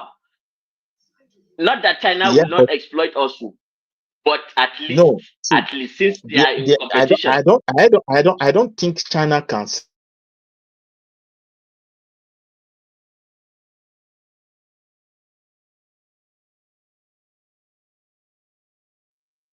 Are you still there? I can't hear you. What happened to Hello? Yeah, you guys hear me? Okay, sorry, I open it now. I don't know why it goes off. My brother, if you look at it very well, the danger that these things carry, the way these people are talking, there are chances for them to exploit any group in our country. Whether they are small enough, it doesn't matter. Once it starts, they will go to the other start, they will amplify everything, and everybody will be confused. Our leaders should settle down. Nobody is satisfied with what is going on in the country. But over concentration of power in the hands of Mr. President is not going to save anybody. Let me tell you. Let me tell you something. But I did not. I just had it in passing somewhere. Don't quote me on it. There is a race now to Ghana. What's the name of this this natural that they used to make chips, and not just chips, highly the one that China actually controls more that the United States needs for its weapons. I don't know whether both sides they call those things. I don't know. I can't remember. Rare earth minerals. Rare earth Rare earth mineral. Well, that's one. Then two, there is another gold rush because of how fragile the dollar is, because how the United States Federal Reserve has you know trillions of 37 trillion and counting, and it's becoming unsustainable, and they are trying to do to dump it into crypto. They've been exporting the debt to us uh, in our countries. All this wahala, like for example in Nigeria, you work from morning till night, and then they will pay you 70,000 naira at the end of the month. That means you are being paid how much can when you divide it by 30 days? Roughly, you're getting less than 3,000 naira. No, 3,000 naira is 90,000. You're getting something like around 2,000 naira. 2,000 naira is just roughly $1 a day. Now, you are putting in that work, but you are being paid that. But that value that you are putting in is still where is it going? It's going back to the dollar, because we are using dollar as the reserve currency to maintain. Now it is deliberate. That is how Western powers. But a lot of the ordinary person on the street will not understand this. But he sees the and how the IMF and the World Bank and how they work, and the manner in which they if you see the terms of references when these documents are signed for all these loan deals. Oh my God! You just know that this is something that is born from the pit of hell. But our leaders know that they cannot. They do not have the economic, the military, and even the moral rectitude and the moral integrity, to draw a line and say no. Because before you come to the peak of Nigerian politics, you have to be corrupt. You have to, cross moral lines. You have to, and we have lost the generation that we were supposed to, actually, um, model ourselves after. They were killed, unfortunately, all at once, and maybe that was not even actually the point. Maybe even if they had lived, it would become like this, but at least it wouldn't have been this bad. But it is what it is. Let's deal with the reality as it is now. There is a gold rush and a rare earth mineral rush. Now there are a lot of advanced satellite devices that are beaming lasers down into the core of the earth, and are gauging what is happening at the even the plasma level and the magnetic resonance, and that the core of the earth is emitting, and how everything they account. So they have already mapped out all our places that we are living in, and have seen where these things are. Now they can't just come and say they want to come and start exploring these things like that. The modus operandi will not favor them, because of course the government will want to bargain. But when they create false flag, they call it false flag operations, then it is more easier to do as they wish. It is unfortunate. That is the world we are living in, and there is so much brainwashing going on with our kids. Having access to phones, doom scrolling all every time, being brainwashed, and there's AI that's also coming. We're living in horrible, but also maybe there's an opportunity for a change of some sort. It is what it is, See, but yeah, see, for me, but we have to be personally, mindful. my brother Hassan, what I want to tell you is this. I understand that um we supposed to develop ourselves within some space of time. But if I look at the stage we were in the past, we were almost 100% better than. But many people don't know anyway. At those days, people don't have much money with them. but the joy and peace, the one The they celebrating enjoy, of Christmas and Salah at the same time, Easter, yeah, the oneness sharing food. Just of the imagine country. sharing food. People will be bringing food Oh to my your God. house. You will be giving food to other people, and nobody poison one another. You don't even know where the person is from. Whether it's from north, he will bring his Salah food. You carry. You give them, they carry. Everybody eat. My brother, look at where we are today. Everybody is now becoming Where, suspicious what, no, of one another. where do you think that philosophy of individualism and everybody is it's because you have to pay for everything. It's a Western idea of even the air you breathe. There's this brutal Western capitalism wants you to pay for everything. They have monetized everything. That is where this moral decay is coming from. But because the human being has to survive, if you force him, there's this functional theory of crime that Emily Durkheim argued, and what he said was that actually crime is functional. That people will survive wherever way they can, because that is the nature of life. If you put pressure on people too much, that is why there is always a positive correlation between where there is poverty and crime, because obviously man must chop, man must work. Like, so this brutal Western capitalism is a system that will have to collapse at some point. And the reason why at that point we had that there's no was because it system. was a military government that was, a blend of the communist, socialist, I would say communist, more socialist in nature, and then elements of capitalism. Now, right since they killed Abacha, they took over, I think, and the rest is history. But the way I see it is, our problem is not even capitalism or social. In fact, socialism may even be worse in a space like Nigeria, except Allah, you we can't go give. ahead. Allah, hold on Not now. socialism. No. Allah, It's not Allah. socialism I'm talking about. So, Hassan, hold on now. it's a Hassan, blend. Hassan, hold on. Before we even continue, so let me do this because I did this offline. I have to do this online.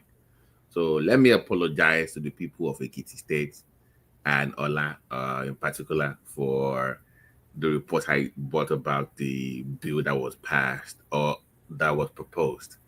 So the rep was not from Ekiti, it was from Lagos, and they got the reports wrong. And the rep also denied that allegation. So apologies to Allah and everybody from Ekiti. So go ahead. I don't know. Apology accepted.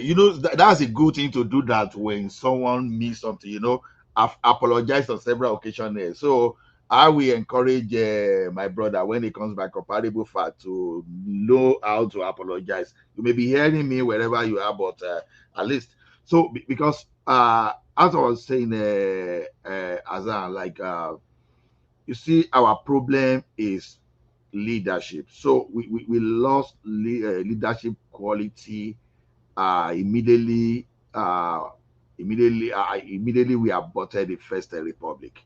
I think that's where the problem is now, because we have leadership these days that they are not concerned about developing human, but instead they use some kind of fringe benefit that can keep them perpetually incapacitated, so that they won't be able to rise up and challenge the status quo. So that's what we have.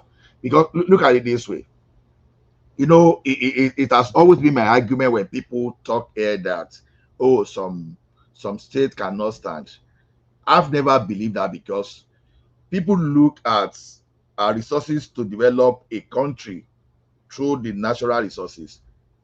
We can't be more. In fact, that's the worst assumption, because when you look at countries like United even Kingdom, even at you that understand? even at that even at natural resources, I will send you a site. Just go and see what they have discovered, what the Chinese actually published from one of their satellites that was leaked. It was a leaked intelligence. Chief There's Hassan, practically no place.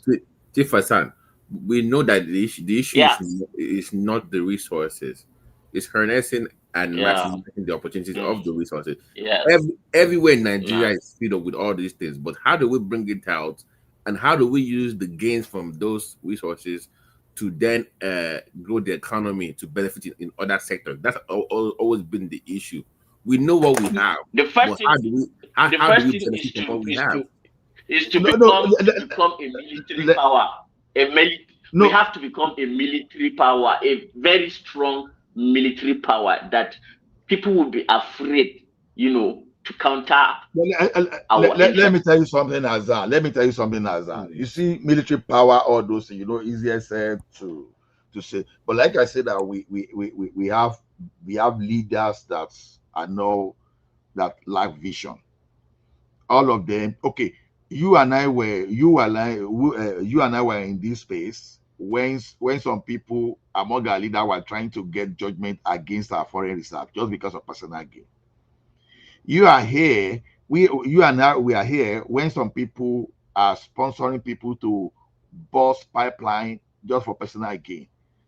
Okay, we may look at what Pengasan did against Dangote recently as it doesn't matter. Okay, just you understand. Some people were behind all those things for national gain against the interest of the country.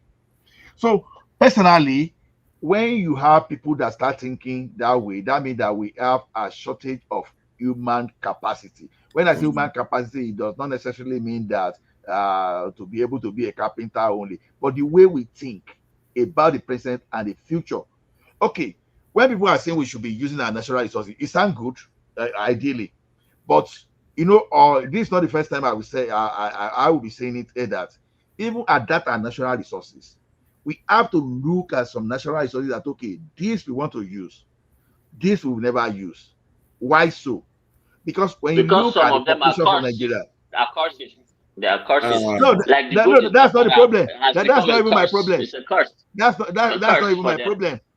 That's not even my problem. Look at the entire land area of Nigeria. We are not that big, but look at our population. We are tending towards American population, and we don't have big land. Now look at Southwest now, for example. I'm afraid that in the Southwest we will sell all land and we just build small bungalow around and with time we have nowhere to farm. And You understand? Those are the kind of Ola, I'm also worried as from Benin. I also believe very soon we'll not even have land to farm. yeah, no, exactly. You understand? but Hassan, economic strength is what backs military might. So No, the no, sooner you are, I don't, no, I believe the military comes first before the economic. no, Actually, but you must No, fund you cannot have economic. a military mind without economy. No way. Yes, you must have the no. money to buy the Yes, weapons to yes, fund it yeah, now. there are two sides of the same coin. Like, okay, yes, research and development has to go into it, but we have seen like countries who have been under. Look at North Korea. What does North Korea has? Not that I'm not saying that it's a dystopian country, it's dystopian, but that country is protected. Now imagine, say, they have a leader who has their interest at heart. North Korea could easily become like China. What is so wrong with the Chinese? I don't see anything bad in the philosophy of the Chinese, that bad compared to what the Westerners are offering. I mean, culturally, the Chinese are more similar to me than the West, at least, Hassan, even I want to more counter than. you. See, what we are suffering in Nigeria is not a matter of all the content of black race. Naturally, black man is very, very greedy and is also naturally very wicked. And because of that greediness, that's what the Westerners are exploiting. This is one of the things that I have been struggling with myself personally. Like, I try to reject it, but the reality keeps hitting me over and over and over and over and over. At some point, I just had to accept it, that there is something in us black people So that so I so don't so know. So the IQ argument being made by some people from a few years ago on this platform is true. Then I don't think it's IQ. I don't think it's an IQ problem because no. I'm what is quoting even IQ? I'm quoting there was a leaked recording of Reagan in the 80s when he was talking about Africans and our inability to govern ourselves. It called them he called them baboons with shoes. Yeah. So it's like we are proving him right because we cannot even govern ourselves. We have what it takes. That's so it gets to the point. So but sorry, can I ask you a question? Midwest. In your Edo area, has there been attacks recently or this rumors of them attacking you anytime soon? Because I've never heard of them attacking Edo or anything like that. It's happening, my brother. The way the thing happened, it's happening in my place, and if it happen, it will also go down. Already? No, we have been on it for very long, just like every other Nigerian. Sometimes it will subside, and the news will be quiet. Suddenly, it will appear again. But currently, the governor is doing something. Is really, mobilizing the people, working with the locals, working with the army, working with the police. Going deep into the forest, busting the camps of these people. I think that one is yielding results. But recently now, many of them are also in our city. They are now before you wake up, they can remove your gate. If you travel, the area is quiet, area where people are building houses and all those. Although this is just a crime, but we should take that one away. These are crimes that I feel they can deal with. But that one that they take people's life because they are in their farm, all those kind of things. I think for next, they will be quiet, but that does not mean we are safe at all. You border Kogi State, so you are close. Then you are next. So if they overrun Kogi, then you are next in Edo. Then so as we say, you understand. Our focus should go away from our natural resources, because the natural resources we've not been able to use it. To be honest, the only natural resources we'll be able to use so far is our limestone. You understand? That's the limestone, as far as I'm concerned. The Ajakuta, the steel we have, we've not been able to use it. The oil we have, probably they are stealing like more than 50% of it. Until recently, that Dangote is just trying to push sanity.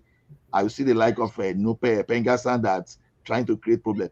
So my point is this: when you look at South Korean, I don't know this particular figure. These guys, I believe they are making more than what we are making in oil. They are making it in the automobile industry. The same South Korea, when you talk of LGTV today, when you talk of the different kind of electronics, it's like they are taking over from Japan, Samsung. At least Samsung exactly, for our own part of the world. So if we concentrate on such kind of manufacturing values, you understand, we are going to have less tools that all these crook that call themselves leaders, because some of these people that call themselves leaders, they are not really leaders just because they've been able to hijack the resources and use that one to mobilize people that they pulverize, that they make poor. If we want to go to that line, we still need superpower.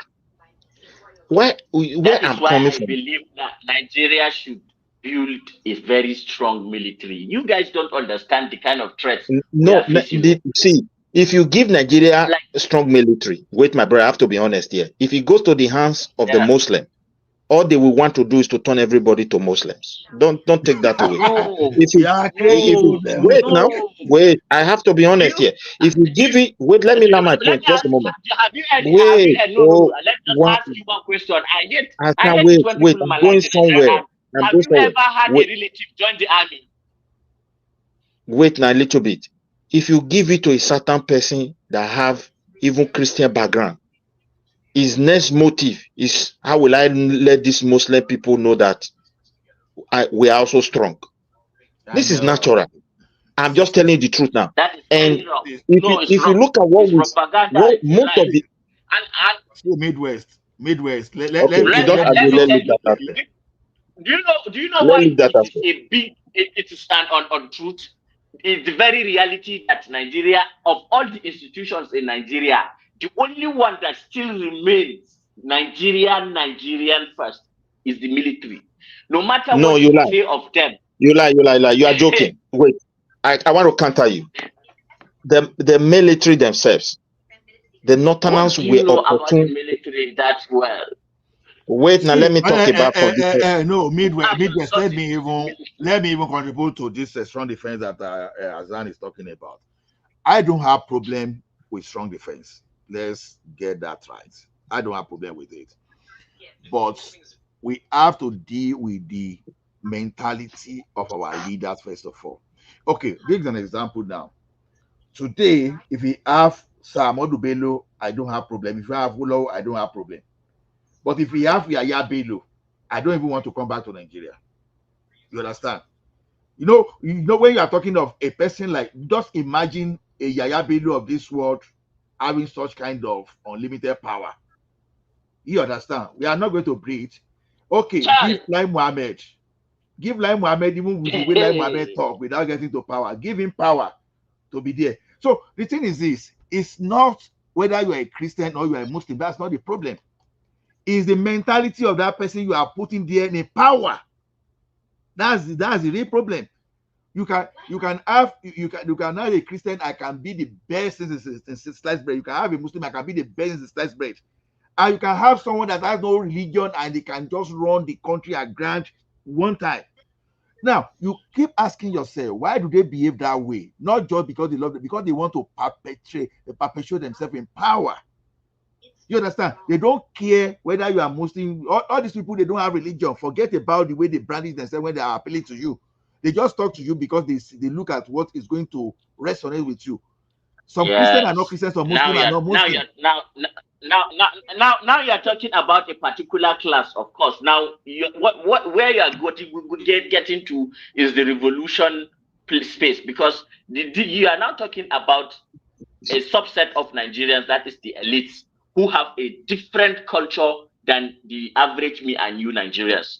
These people who rule us, they intermarry within themselves, they organize, they are very lovey-dovey. No matter the arguments they have on Yeah, politics, but no, they understand that I said hold on their now. interests are They aligned. no, but they control the narrative. They shape Hey, the make I no hold no on. Abi, you follow, you'd be one of them. no. But that is no, but that is true to in any society. They shape the narrative. They control people's opinions and shape narratives. That is in America, in the UK, in Asia. You always have influential families behind the curtains. So it's nothing new. Is my point. It, Usually at the detriment of us, of ordinary people but too. They are that there. is a human my point is not it's not breaking news. It's the same way in all societies. The difference is your own oligarchs or whatever you want to call them don't consider you at all in their decision making. They don't even throw you crumbs. That's the difference. But to say that you're going to have a system where the people come together and control the system, it will never happen. They will always control society and shape narrative and use it for their own gains. It's not breaking into. That's my point.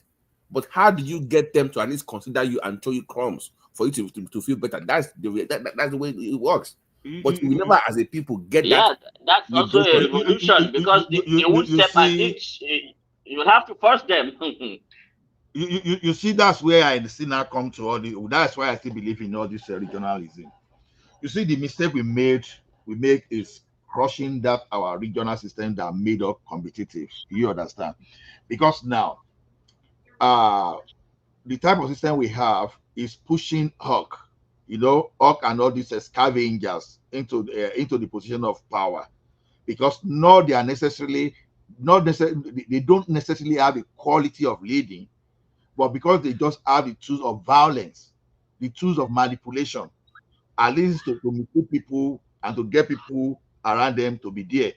So when they get to that place, do they have creativity to even lead us? They don't have it. Those are the kind of people. Now, but look at it this way. I've always been thinking that if we move regionally, the problem is this: some region may develop, some may be slowing down, but when you see one developing, it's going to automatically mount pressure on those ones that are crawling back. That is why I still believe You see, we may not like it, whether we like it or not.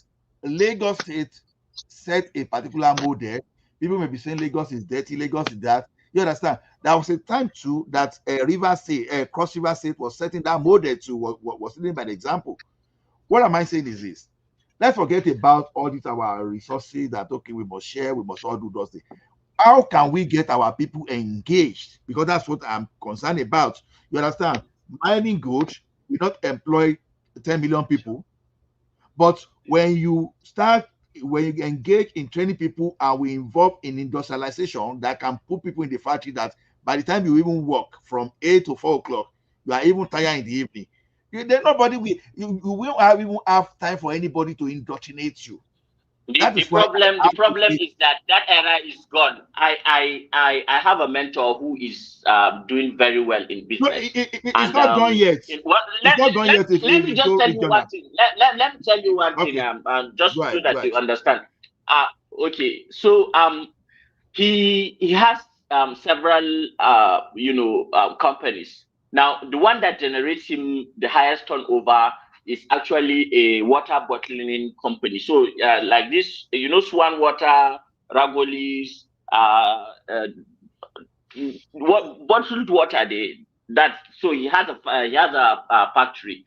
He employs 275 people. Now he is big. He's almost done with a larger one right now, and he is going to have only, guess how many people operate it? 6, because of automation. Now, what is going to happen in the near future? Oh God, it's only God that knows what will happen to us with the kind of indecisiveness on Hassan, policies Hassan, I wanted to come in, if I'm permitted. You see, he talks about regional government. You say, no, the era has gone. I don't agree with you. If we don't go back to region, superpower will take Nigeria. Go and mark it. They will do it like Democratic Congo, and nobody will benefit from it. And they're already working on it. Look, nobody is satisfied. If you look at your elite, if you look at your elite in the north now, wait, let me just land this one. If you look at your elite in the north, power is out of north. It is settled well with any of them that have power in that region. Many of them believe no, Tinubu should not operate in this direction. Now, if power goes to north, you're going to see voices from the south telling you, no, this is happening because it is not another that are not too educated that is leading us. If you by mistake go to the southeast now, the way they will be operating, your own people, the southwest and the rest will turn against them. We saw what happened in Jonathan time. If we go back to region, the problem you have in your region, your people. But did you notice what happened during Yaradua's time? Let me just quickly, I'm trying to put something here. Every problem you see that is happening in your region, whether Boko Haram and all this, the power to be within your region and the people can solve it. What is going on in the southeast? They can. But over concentration of power in the central, appointing the leaders based on ethnicity, even admission to Nigeria Defense Academy depends on where you are from. And any president that comes in will retire many generals, go home, no matter the money the previous general, the previous administration invested on it, doesn't care. Because if he will not feel secured, having those kind of people in their various positions. Let us be honest. If we don't reduce the power in the central, that's why I say black man is very good. Not that they don't know. And start giving chances for people, whether it's a state that want to exist on their own, if they are powerful enough to take care of their populations, develop what they have, and give the percentage that the federal need from them for whatever they produce. Because some place will be poor, and the federal will be moving some resources in order for them to grow. That is the only way out.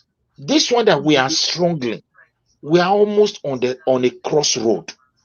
Those who thought they have the power, I feel with what is happening globally, our issue, they are already discussing it. I'm just telling you the truth. No, This is my they are conviction, discussing but I our pray it issue. doesn't. No, they are discussing our issue just like. Can I like chip in? Barty, go ahead. So The, my point. The Berlin Conference. The Hold on. Berlin Conference. You just picture the Berlin Hold Conference on, of Azan. 1859. It's still happening. Hold on, Azan. Hold on, Azan. 1933 in America, the New Deal of Franklin D. Roosevelt. It wasn't. That was not done because they cared about poor people, but because they knew. So if you look at what they gave poor people, that package posted the stuff of the market, the stock market. They got Medicare, Medicaid, Social Security Act, welfare package. What they gave the poor people was not because they cared about poor people, but because they knew that if you don't give these people anything at this point, they were scared of revolution. That because imagine, they taxed they taxed people back then. Almost all their wealth was taxed, and they still made money. Go look it up. Almost all their wealth was taxed, and they still made money. They were enjoying that kind of freedom. Yeah, I know of the Great Depression. Exactly. Yes. But my point is to you is this, sir. It wasn't because they cared about poor people, because they were afraid of that revolution. Like, man, if you don't, they will kill us. So that was why they did that. So I'm asking you, it got so bad. Yeah, exactly. But for Nigerians, what is the rock bottom for you to revolt against the country? What's That's why we are saying that. See, let me tell you one thing. Today, if you want to touch Tinubu now, I'm here to. Even I've not met Tinubu face to face in my life. You say no, the fact that because it's a Yoruba man, I'm ready to fight anybody to finish just because it comes from Yoruba. So how can you have a revolution? How can you have a revolution then? You can't exactly. That is why I'm recommending regional. Now, all this we are talking today now, I didn't mean that maybe we go regional. Let's say we have the leader of the region, geopolitical party. Now, if Tinubu is leading us now, the idea of obedience going after Tinubu, we almost vamos. Then I won't even care about obedience, and I won't even care about who is in the south or who is in the northeast or northwest or north central. I won't care. All I want is give me my own leader. I want to man my own territory. We can be sharing resources and we can fighting on that one. You know, the fight on okay, you are taking more than myself, I'm taking more. That kind of fight is happening in Canada as I speak. But that is not a sufficient control against corruption. No, there will be corruption. I'm not saying, okay, let me tell you one thing now. I hear now, as people believe that Tinubu is corrupt. Myself, I believe Tinubu is corrupt. But still, in that is corruption, and I still see what he's doing. You understand? Look at the federal corruption. You can face your fellow Yoruba man exactly than facing a different tribe, and you understand. We know that Yoruba is the one facing Tinubu, not Igbo, or not Igbo stars are facing Tinubu. Now they face ourselves. But because of federal politics. Yes. But for me, Hassan, wait a little bit. If you look at that first coup, for example, Nigeria was really bad. Let us agree. It was the same Northern who view their leaders as something they have to eliminate. Do you know that thing will not cause any war? The mistake of the Southeasterner, they don't understand that touching people from different regions is a no at all. They went ahead and made that mistake. Even to a point, a pregnant woman of a chief, a king, a leader, a premier. It's so horrific. See, this kind of state they created for us, and whereby the state people want to ask, the governor will say, ask president. The president directly will be saying, I've given much to the state. Everybody is confused. That's why there's no revolution. What is going on in the northern part? If the northerners are convinced that it is the responsibility of our northern leader to stop this thing, the kind of revolution you will see, they will be forced to put an end to all this nonsense. Are they ready though? Are they ready? No. You don't want to see the northerners get to that level. I promise you, it won't look. Never. What happened to Mary? My brother, My brother, let us know, let us tell ourselves the truth. Let me tell you why it can never happen. That's what Ola is telling you now. As I am, I'm from Edo. I'm not a Yoruba. If you want to replace Tinubu, I will not allow it for a northerner to come in. I'm just telling you the truth now. And Okay, most people, okay, I get you. You mean, you okay, see, okay, I get not that, not you. for That me. If you want to say Tinubu is a good, Tinubu is not a good leader. He's not. I don't even like what he's doing. I'm just telling you now. But when it Azan, comes to let me tell you something, when Azan. Have you ever noticed that despite the fact that we have 36 state governors, people tend to focus on Abuja? Why is it because they focus on Abuja? Because this guy from the north, the governors this get guy a from the pass. south, you The understand? governors get the pass. Exactly. The You governors are know, just doing whatever. Look at what Edo State governor is trying to do. Forming some kind of fake foreign investment. That there's a guy now that is exposing him uh, there. 250 million euros. You understand? And do you see all this Edo this in talking? They won't talk. Katsina State governor actually bought 2 houses in the United States recently. I You, think under- each of the houses around you understand? $450,000. One is another $1.2 million in Katsina State, where they are Exactly. buying. Oh my God! do you know the funny? You know why they are doing it? All of them, they are suspicious that something bigger than them will happen to that country. I have to be honest to you. And two, They all have escape plans. All of them have See, escape plans. Their children see, are already not living here. okay, They are saying, "My do, living here." do, what we do, are saying is this. okay, What we are saying is this. So now people are not channeling their energy on their own corrupt leaders. They are interested in who occupies Abuja. That's just everything we fight for in that country. We don't thank even you. know. Okay, see, there was a time I live in Canada.